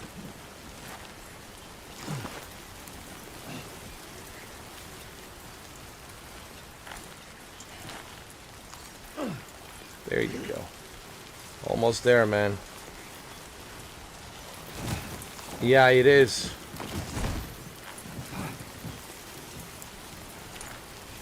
But unfortunately, I have no choice.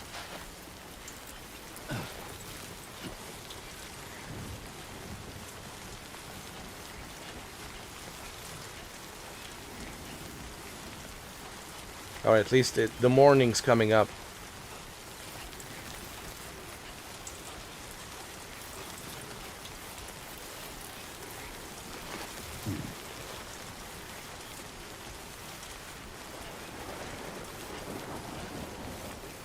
Come on. We're almost there. Just over that cliff, and we're good to go.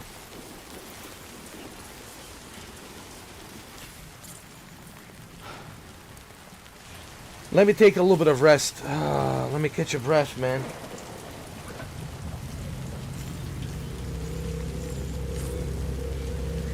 Fuck this. Oh shit, the BTs. What in the fuck?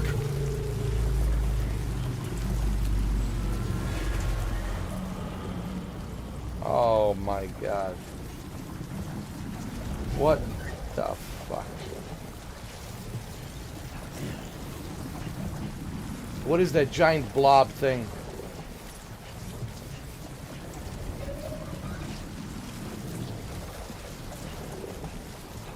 Let me take a photo. Jesus.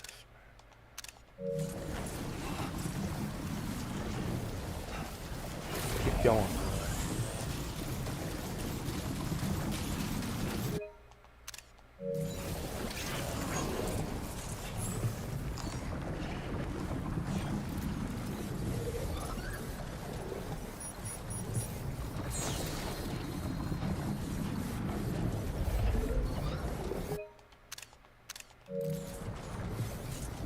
Alright, guys.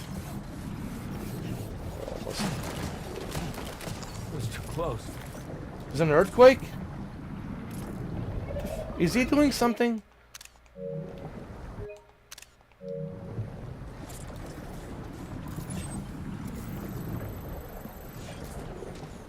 Oh my god, can I cross this river? Oh, for the love of God, please. Don't do this to me, God.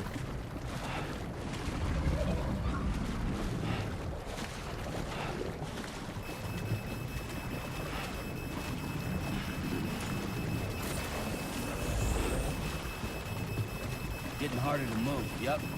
Yep, I'm sinking.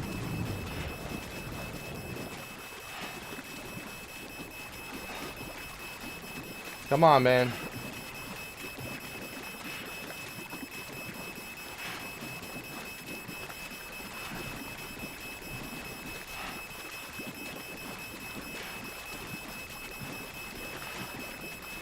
Oh, for God's sakes, no.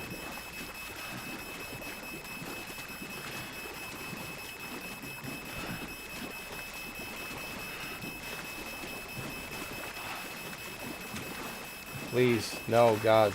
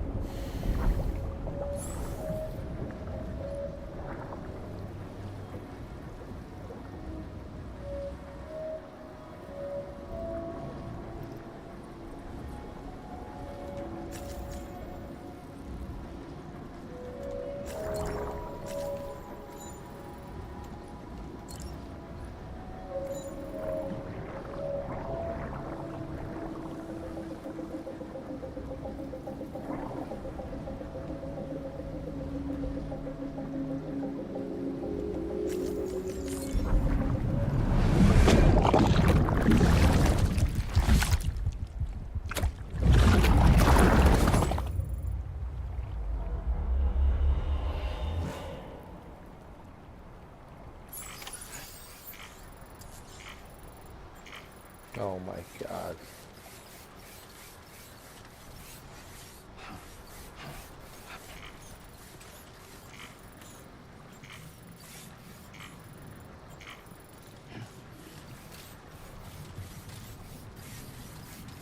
What you're good at, remember?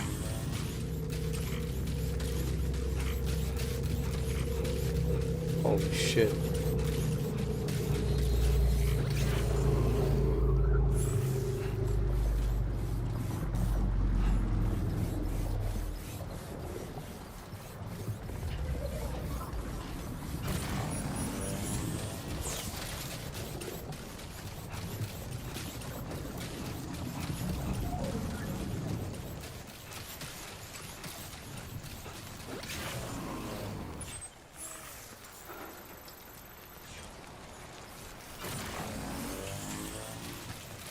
We lost everything, dude. It's too deep.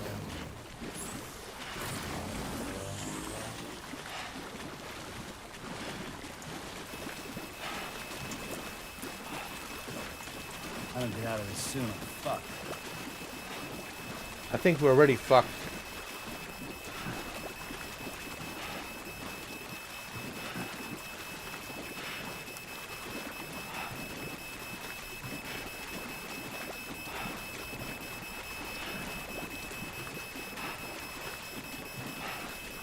Wow, for God's sakes.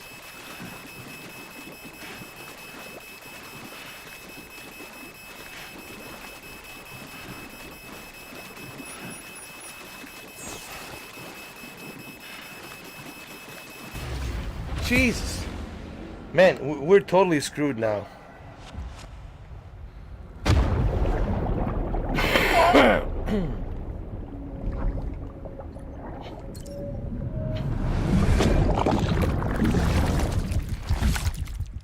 We're totally screwed now. I don't know what to do now.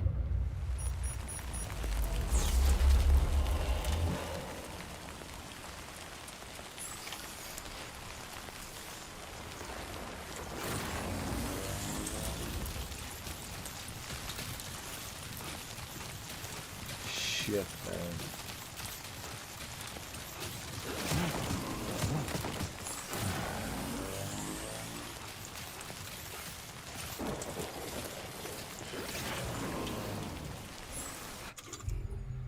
What can I do?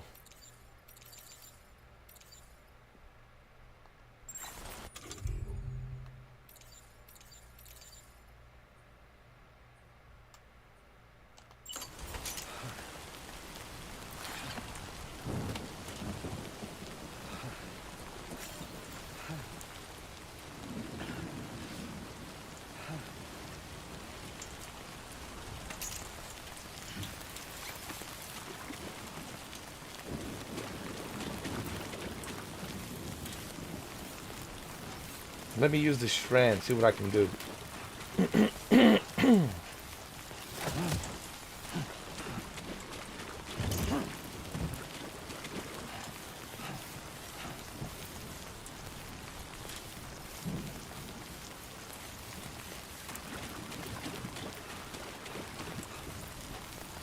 Ah.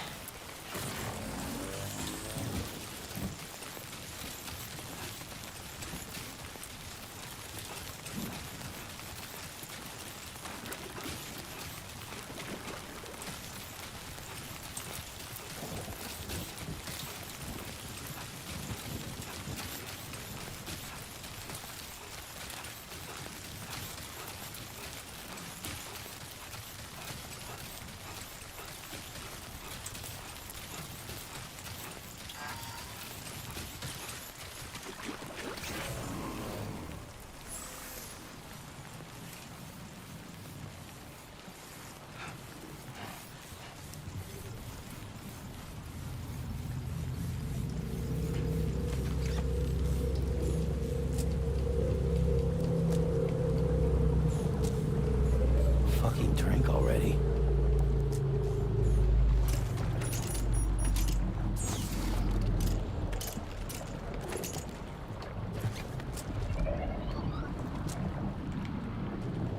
So what can I do with this train? Aim? No, nothing I can do.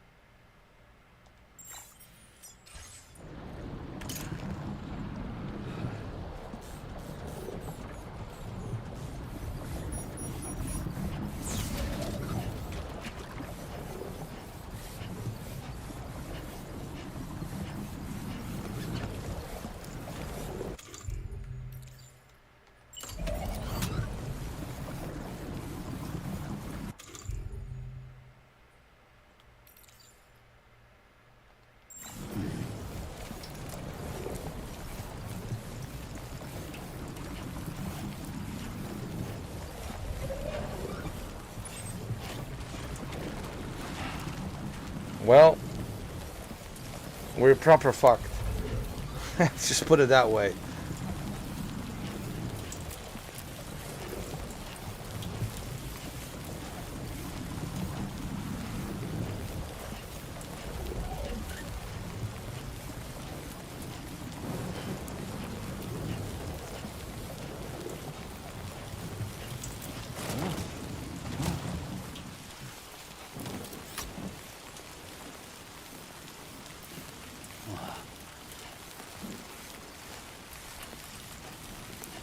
What the fuck can I do here?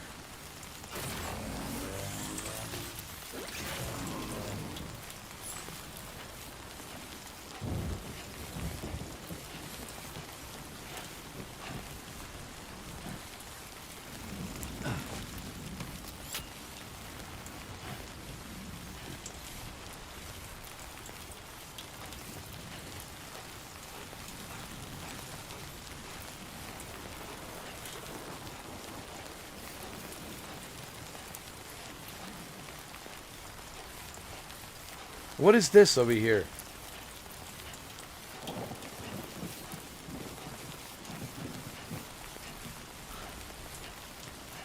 Hold on a second.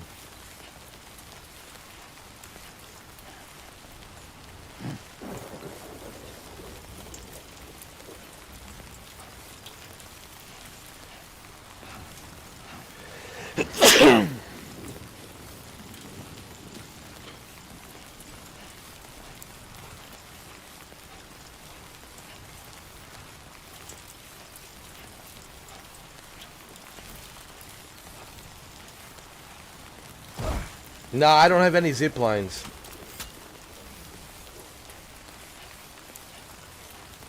That's the problem. I lost all my...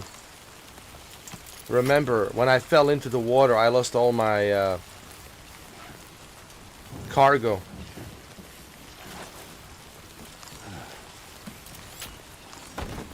Practically, I'm castaway right now. Sanji. I'm a castaway right now. Now it's like... figure things out from the scratch.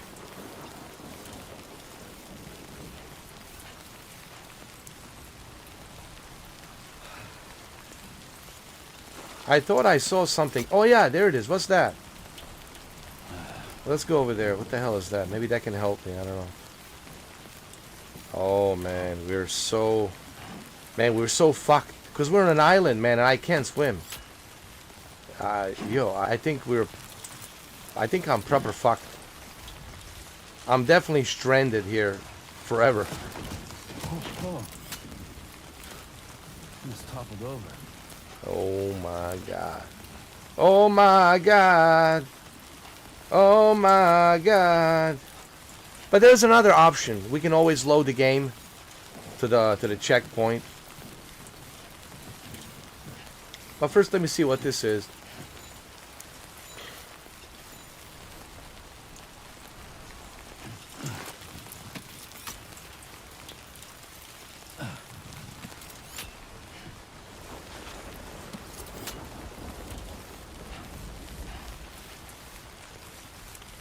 Oh shit. Oh!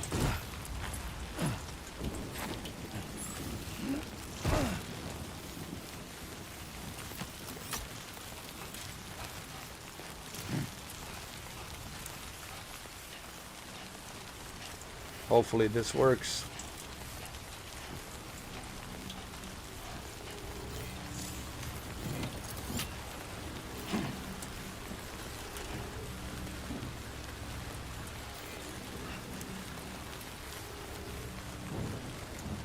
I think you need a car for this. Oh shit. Fuck this. Well, let's give it a try. Fuck it.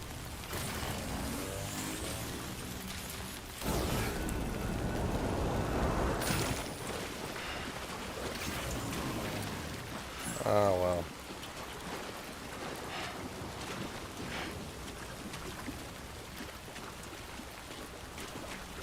I know it is. Oh boy, that must... Hold on. There's only one thing to do here, guys.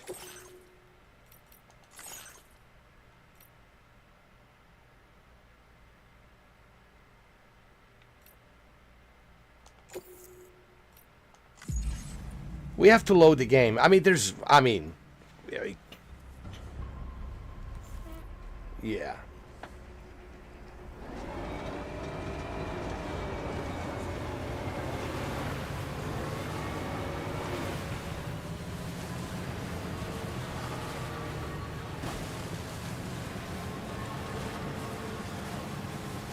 Let's see where we are first.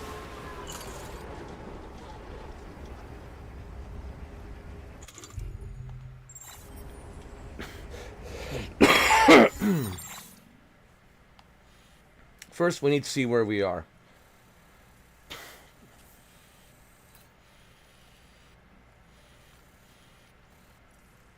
Alright, so I need to make a left, go this way. There's a charging station there. Got it.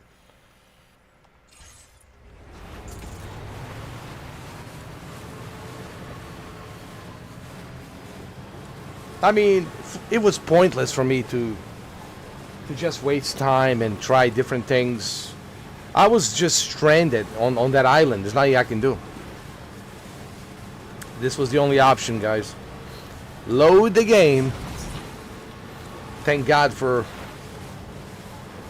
being able to save the game, you know. Now entering Cairo network coverage. Alright, I'm going to listen.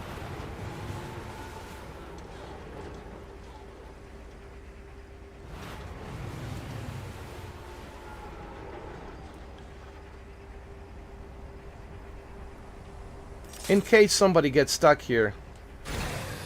Okay. I want to build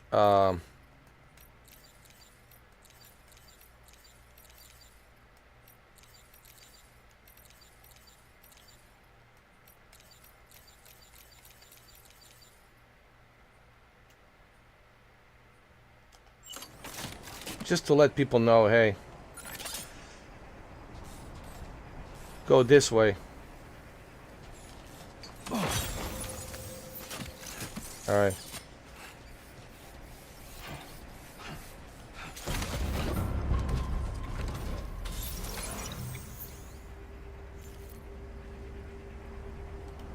Hold on. I wanna do this as well. Hold on.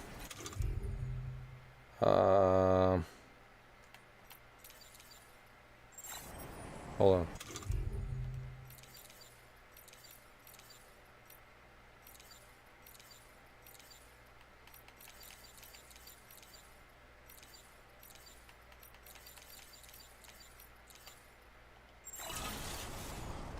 All right.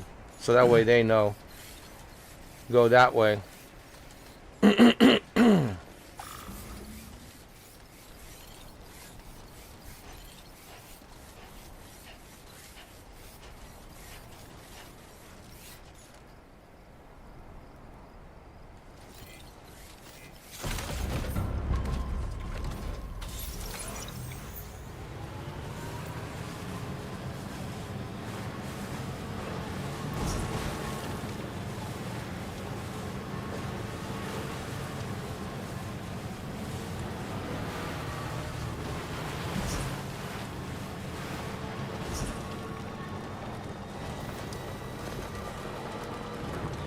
Next to the charging station.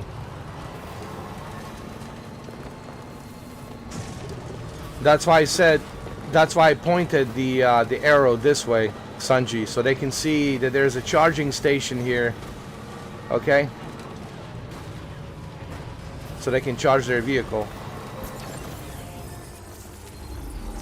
So if somebody is stuck on that sand, on that desert, now they know.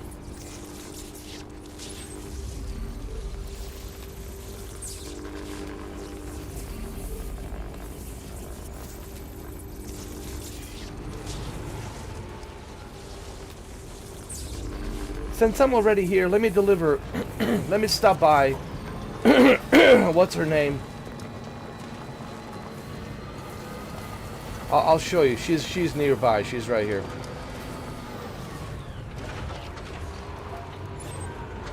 Yeah, she's right here.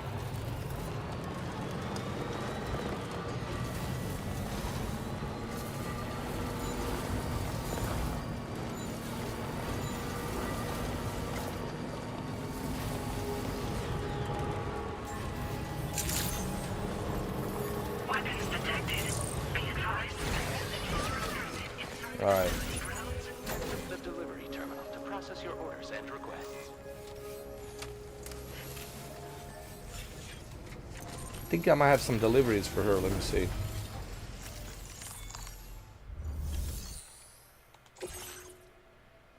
Yes. But that's the whole point of this game. That's, you know, why Kojima gave you this ability to help others. So who knows, maybe somebody's going to be stuck there and they're going to be middle of the desert at night, and then they're going to see this light, guiding post light, and then they're going to see this sign that says arrow pointing this way. Go towards the generator, and when you get to the generator, then you can make a left and you can visit what's her name? I forgot her name. This animated data scientist.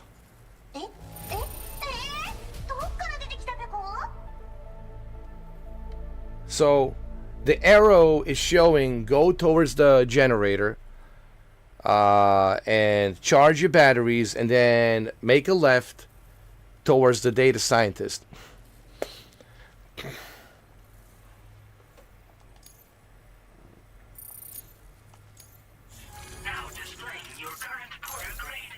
this is what makes, this is why it's difficult for me to like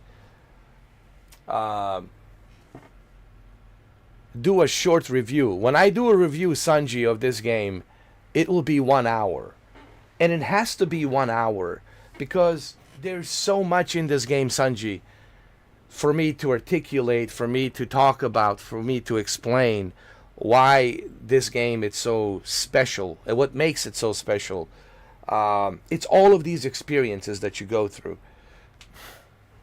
And that's why the video is going to be 1 hour whenever I make that review, whenever I finish this game.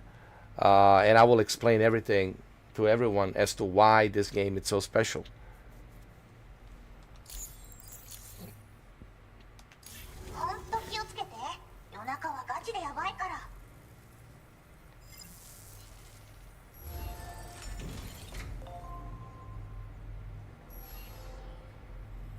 I think it's time for me to eat some banana. I think I deserve the banana, man. What do you guys think? Yeah. I think so.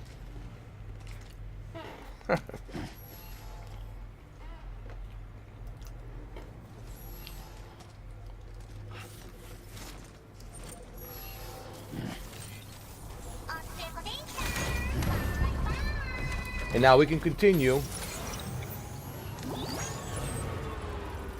towards our destination.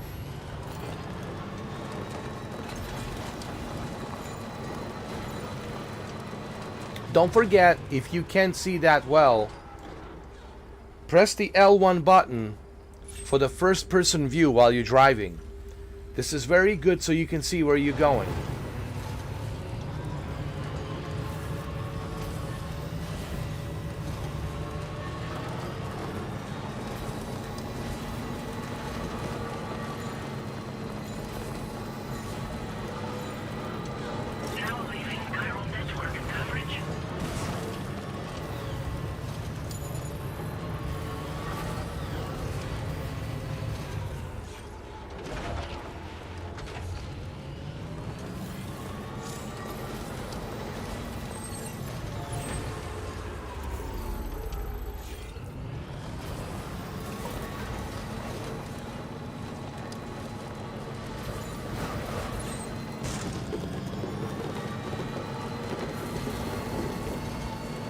Man, I deserve that banana.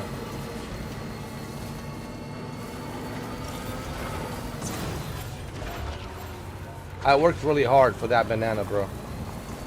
That banana means everything to me. Without that banana, man, I'm nothing. Without the banana.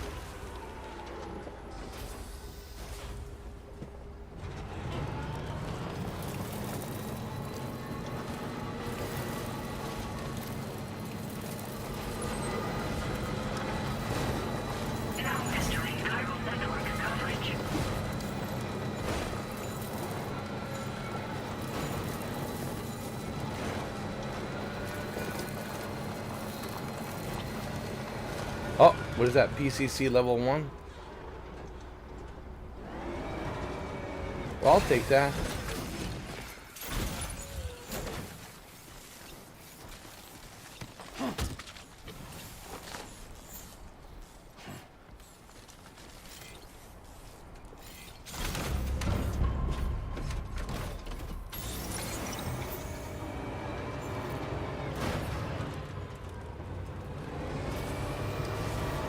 Is this a zip line? Hold on. But here's the problem. If I use the zip line, then I lose my vehicle. And I don't want to lose my vehicle. That's the thing, man.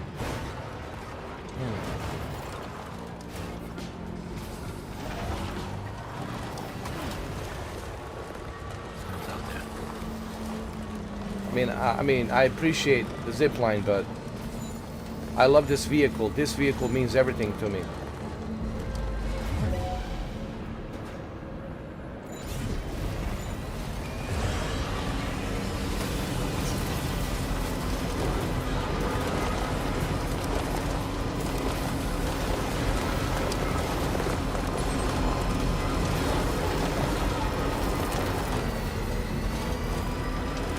I love the, you know, Sanji, I love this vehicle. Shuki knows how much I love it.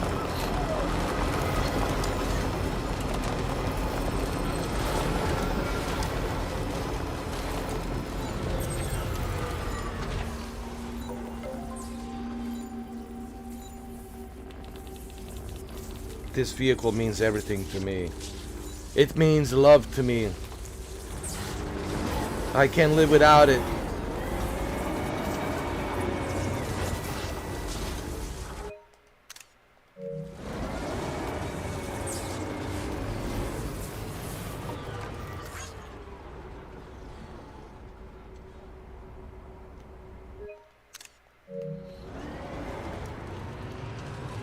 It means everything to me. This vehicle. Through thick and thin, we've been together. We never stop loving each other.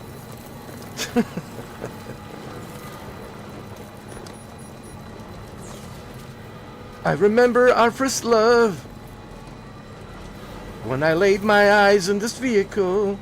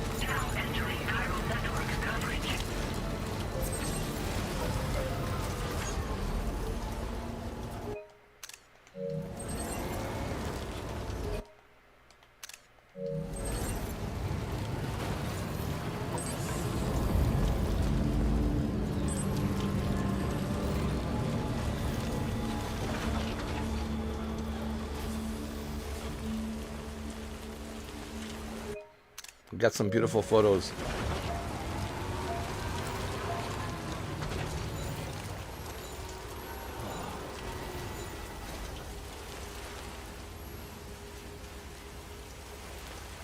I want to get a nice photo of the vehicle like this.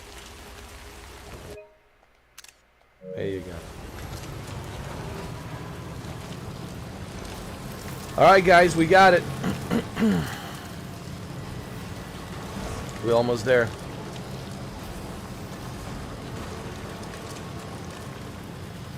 We made it! I know you guys were freaking out. Yeah, I was... Listen. You see, there's a difference.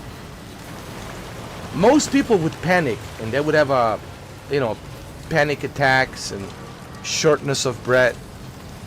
Most people would have that.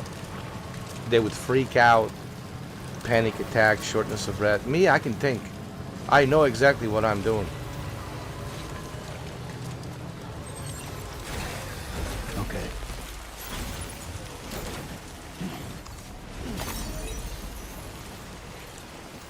There we go.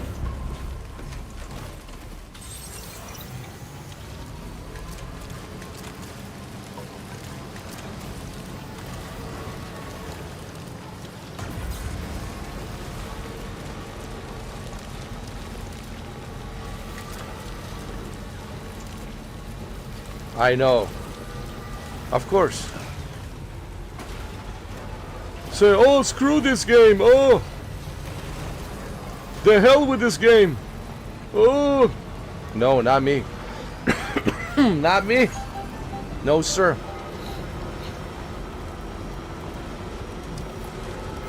Let's take a photo here. It's nice too. Beautiful.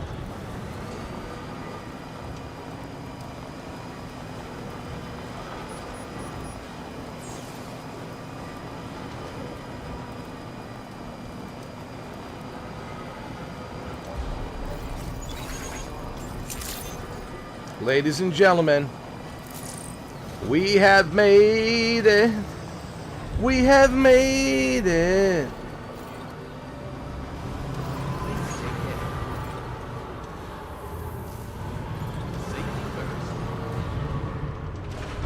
Hold on, let me turn around.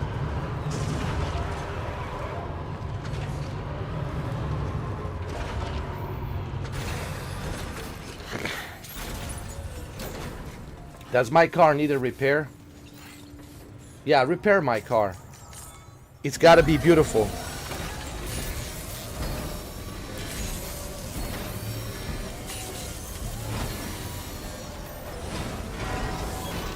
Nice repair job. She's practically sparkling. Yes.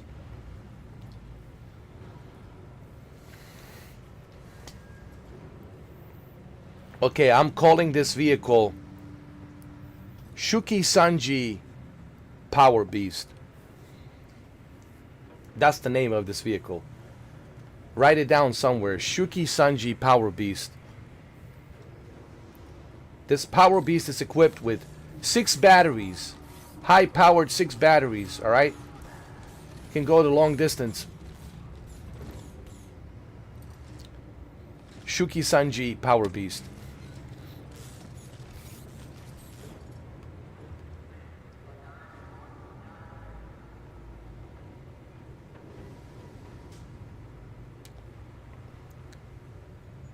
You guys like it?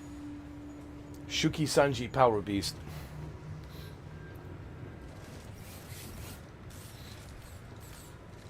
I think it's good.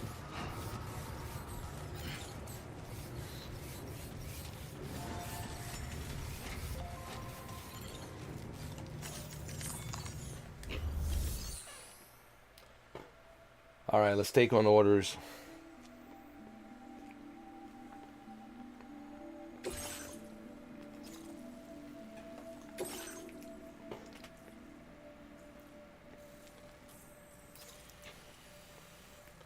Okay, how are we gonna get here? Well, we're gonna get here by going to the right. We're going to avoid going to the left. We're gonna keep it to the right.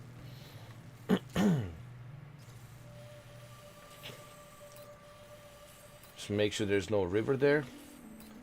No river.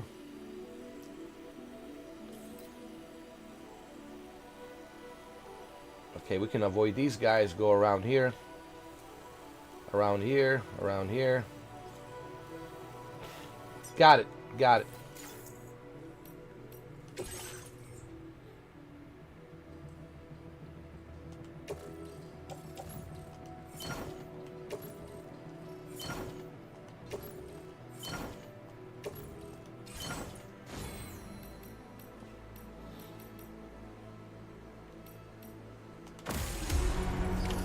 Order accepted.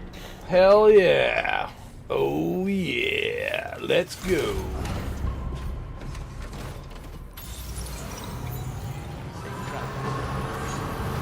Please take care.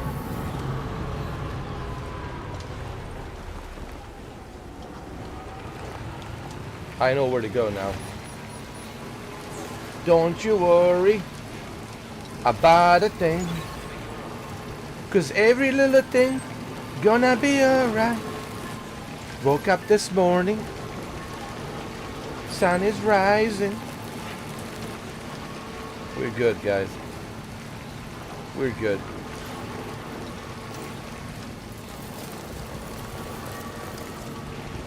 We have nothing to worry about. Trust me.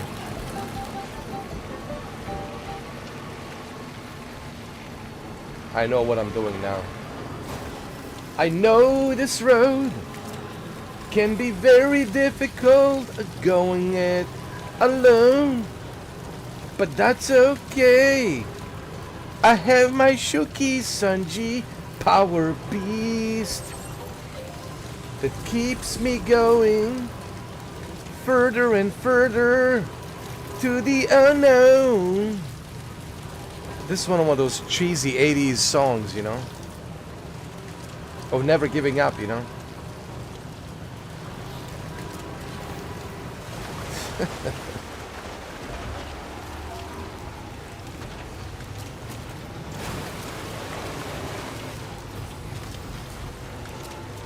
We're going into the unknown. We are the Shuki Sanji Power Beast.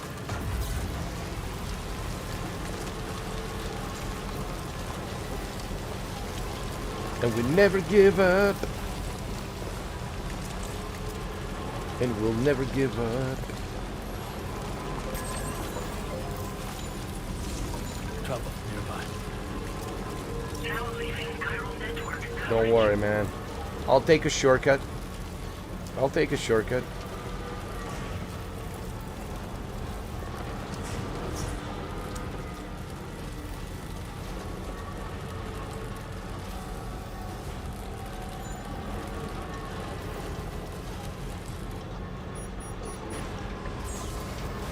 Don't worry, don't worry. You'll be alright. You'll be alright.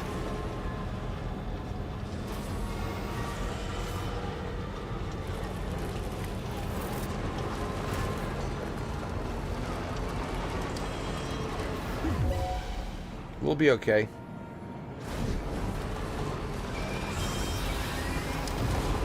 Don't worry. Don't worry. Here we go. We got this.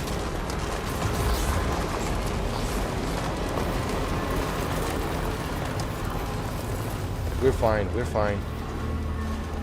Don't worry. Don't you worry about a thing. 'Cause every little thing gonna be alright. Woke up this morning. Sun is shining.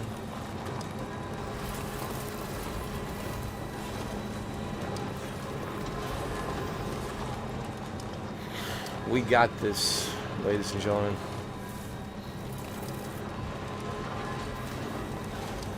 We are the warriors. We are the survivors. Nothing can stop us now. Nothing can stop us now. We're gonna be alright. We're gonna be alright. Trust me.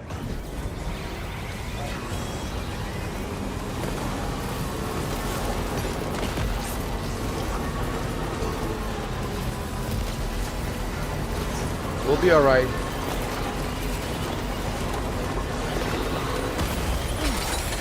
Oh, Jesus! Oh boy, that must hurt.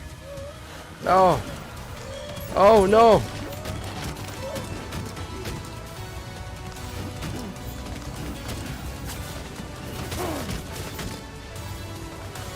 We can fix our car, don't worry. We can fix it when we get there.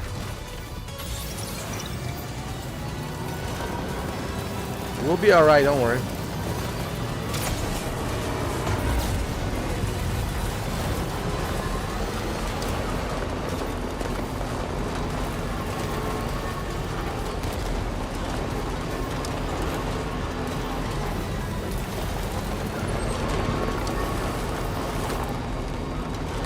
Just have to trust me, alright?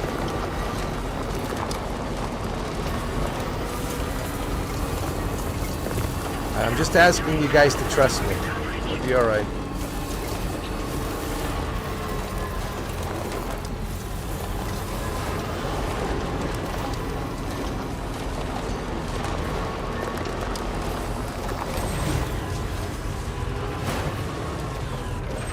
It'll be alright, my friend.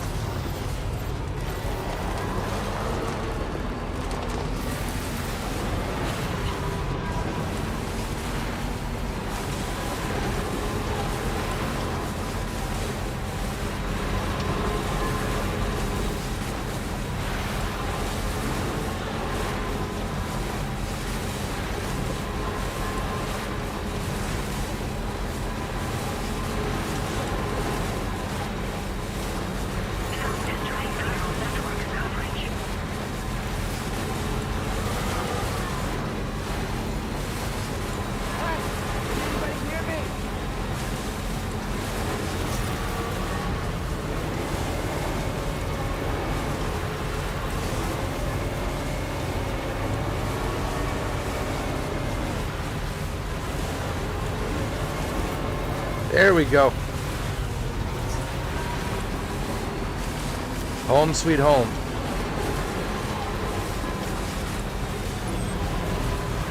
Let me just charge my my batteries.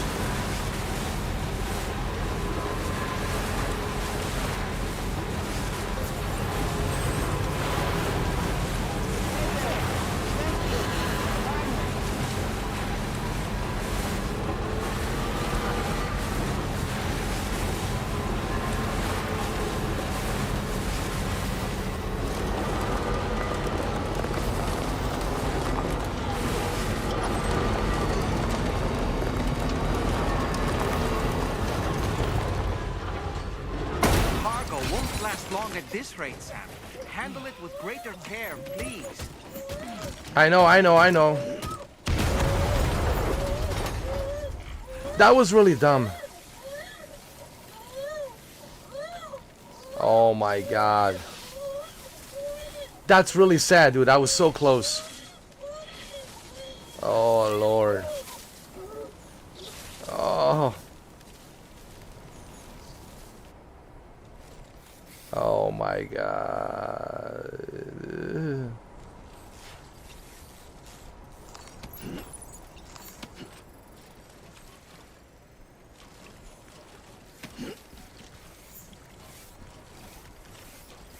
Man. Sam, gotta work on those core I muscles. spoke with Rainey earlier.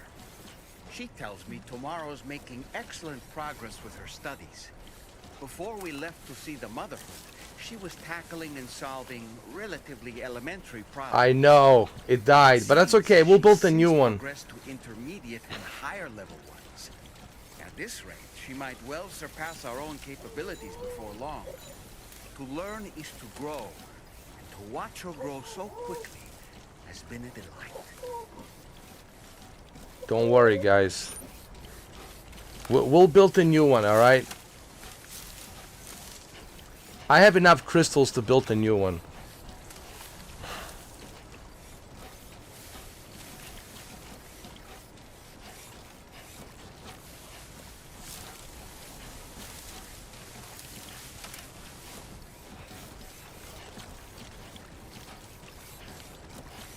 It's all good, man. Trust me, I'll build a better one.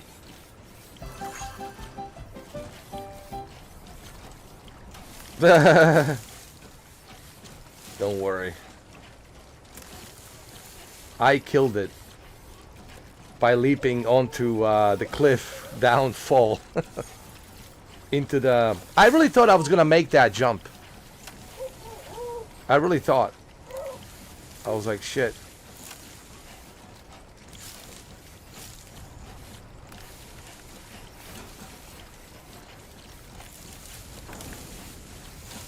I honestly thought I was gonna make that cliff jump, but the downfall was too high, dude.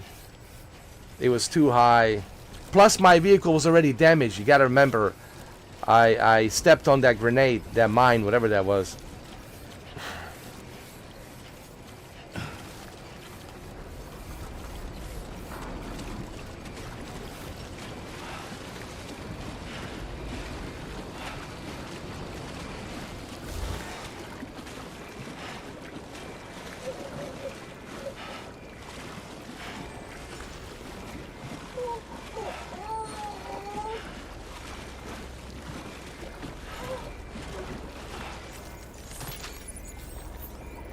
Hold on. So I hope that this is enough, but actually we gotta bring more. This is not enough. We gotta bring more.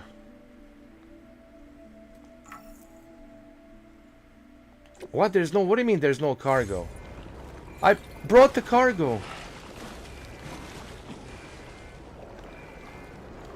Oh my god.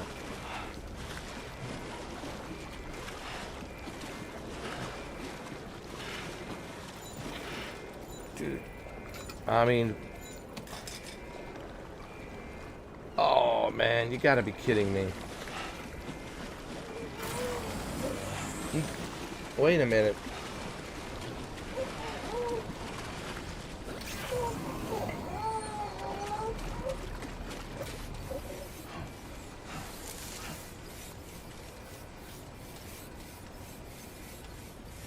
What's going on with the Lou?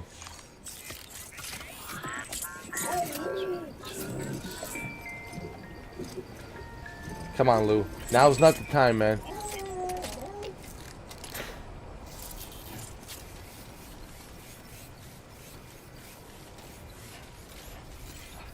Safety first.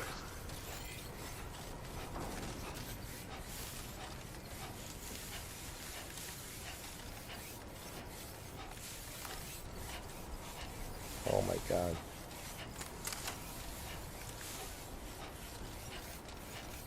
You see, I shouldn't have made that jump. I should have gone the other way, left. But I'm such an idiot, you know.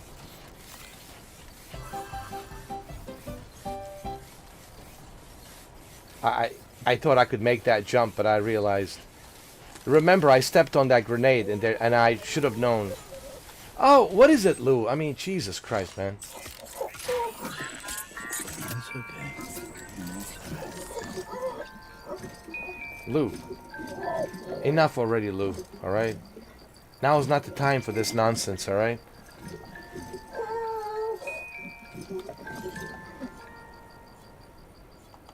Alright, good.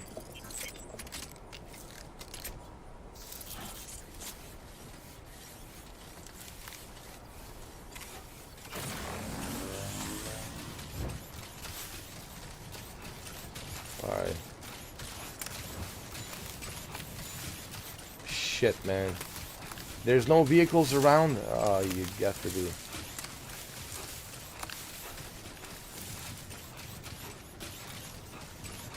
So which one do I need to carry? These two.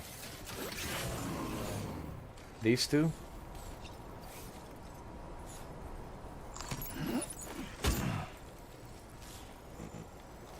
Okay, I'm gonna have to remove some shit.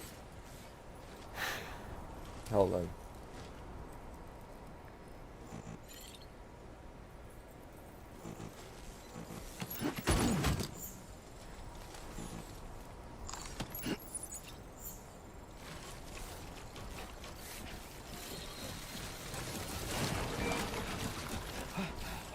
Is that all of it? Too close for comfort. Yeah, tell me about it, huh?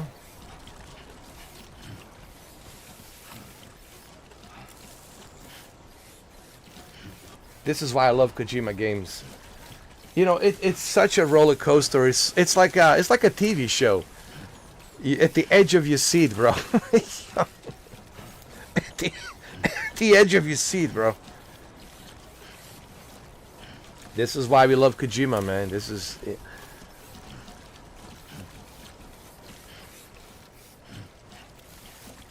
At the edge of your seat, bro.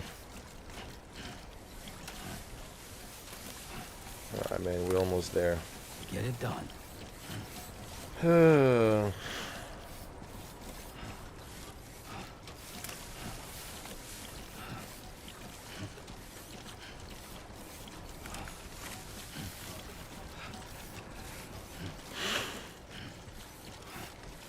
At the edge of your seat, my friend. Well, it's already been 4 hours and 48 minutes. This is part 10. There's a part 11 coming up soon, after I eat my dinner.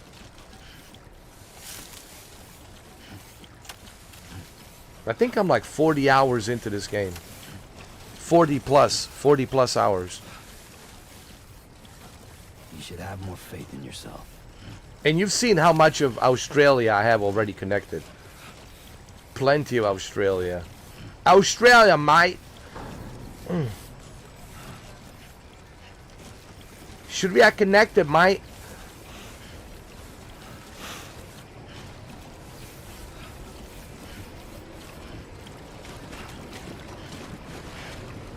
Come on. Oh, whoa, dude. What are you doing?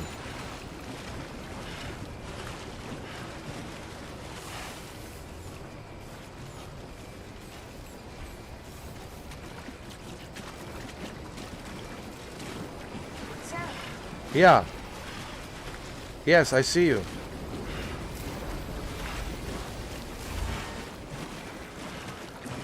Let me deliver this cargo, alright? Jesus Christ.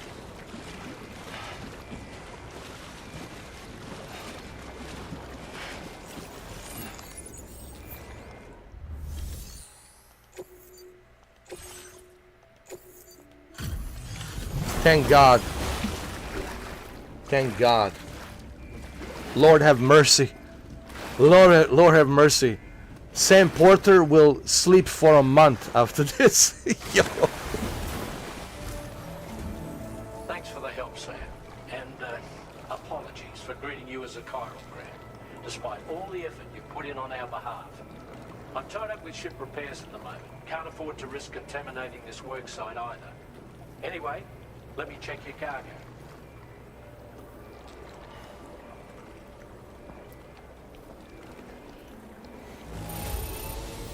This cargo is in pretty poor condition, but we'll manage somehow. Thanks for going to such lengths to bring it here. Yeah, well, George Miller, I mean, it's only so much I could have done, alright? It was an emergency.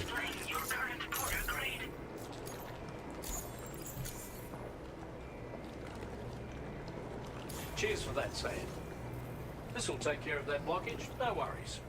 We'll get started right away. We can handle the blockage. It's fine. I'd rather you get some sleep so you're ready to tackle your next order. Next By order? the time you wake up, we'll probably be finished anyway. My next order? Are you kidding me?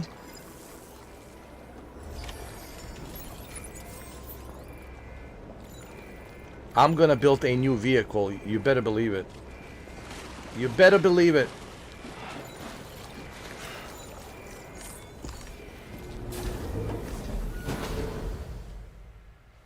It'll be good. Trust me.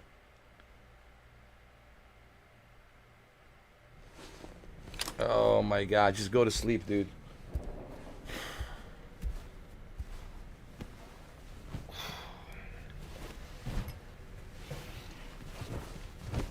Jesus, sleep for a month. Oh my God.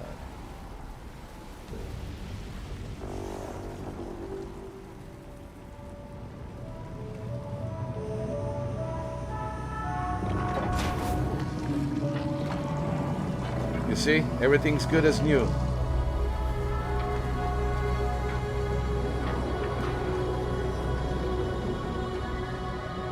Nice.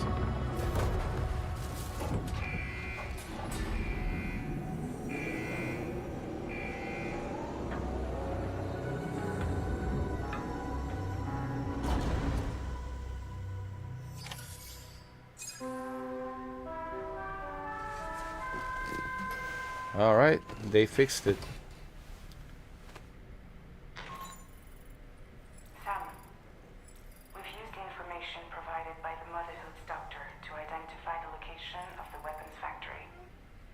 Stopping the supply of these weapons at the source will make it far easier to carry out future missions. Whereas leaving the factory alone only increases the risk of networked facilities coming under attack in the future. So let's shut it down ASAP. Tarman has already made preparations. Access the GHD Magellan's delivery terminal to pick up this main order. Tarman will explain the rest.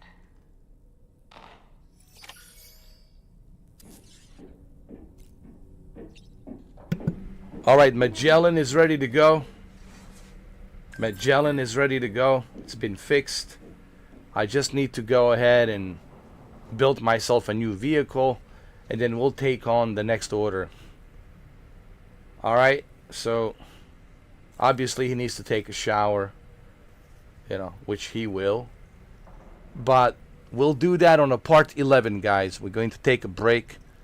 It's been 4 hours and, 33 minutes, or better yet, actually, it's been 4 hours and 34 minutes and 6 seconds. But who's counting, right? I'm counting. So we'll continue on a part 11. It will get more interesting and more interesting. We're getting closer to the east side of Australia. We already done the southwest, the northwest, the central, north. Now we're going northeast So we're connecting to the northeast part of Australia. And things will get, more interesting, as we get to the east side and work our way down south to the east side of Australia.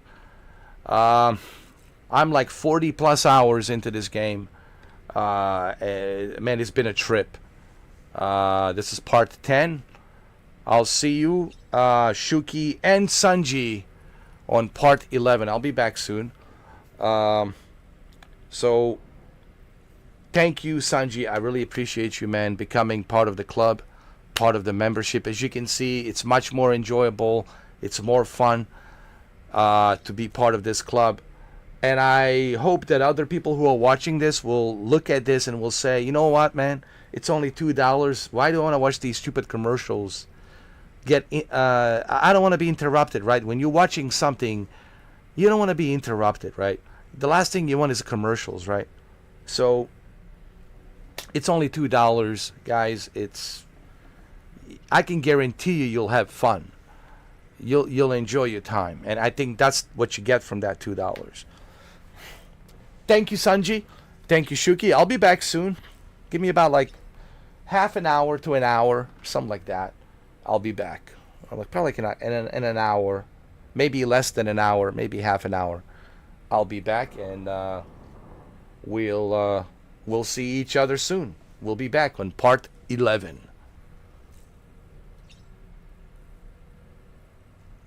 And I'll make sure that I get the new vehicle, bigger, better. It will be called Shuki Sanji Power Beast. You guys choose the color. He will take a shower, obviously. He will take a shower. The roller coaster has only begun, Sanji. This is just the beginning. I can only imagine what awaits for him. We still have to find out some more about this Solid Snake, who he is, and what's he doing here. And then we got Higgs on top of that. Higgs breathing down my neck. And then we got these motherhoods and who they are. They're kind of shady. These motherhoods. So, trust me, the roller coaster has only begun. This is just the beginning. All right, Mr. Dolman, is there anything you need to say before we go? Another order already? You're a very busy man, Sam. Tell me about it. Tell me about it. All right, guys. I'll see you on part 11. Part 11.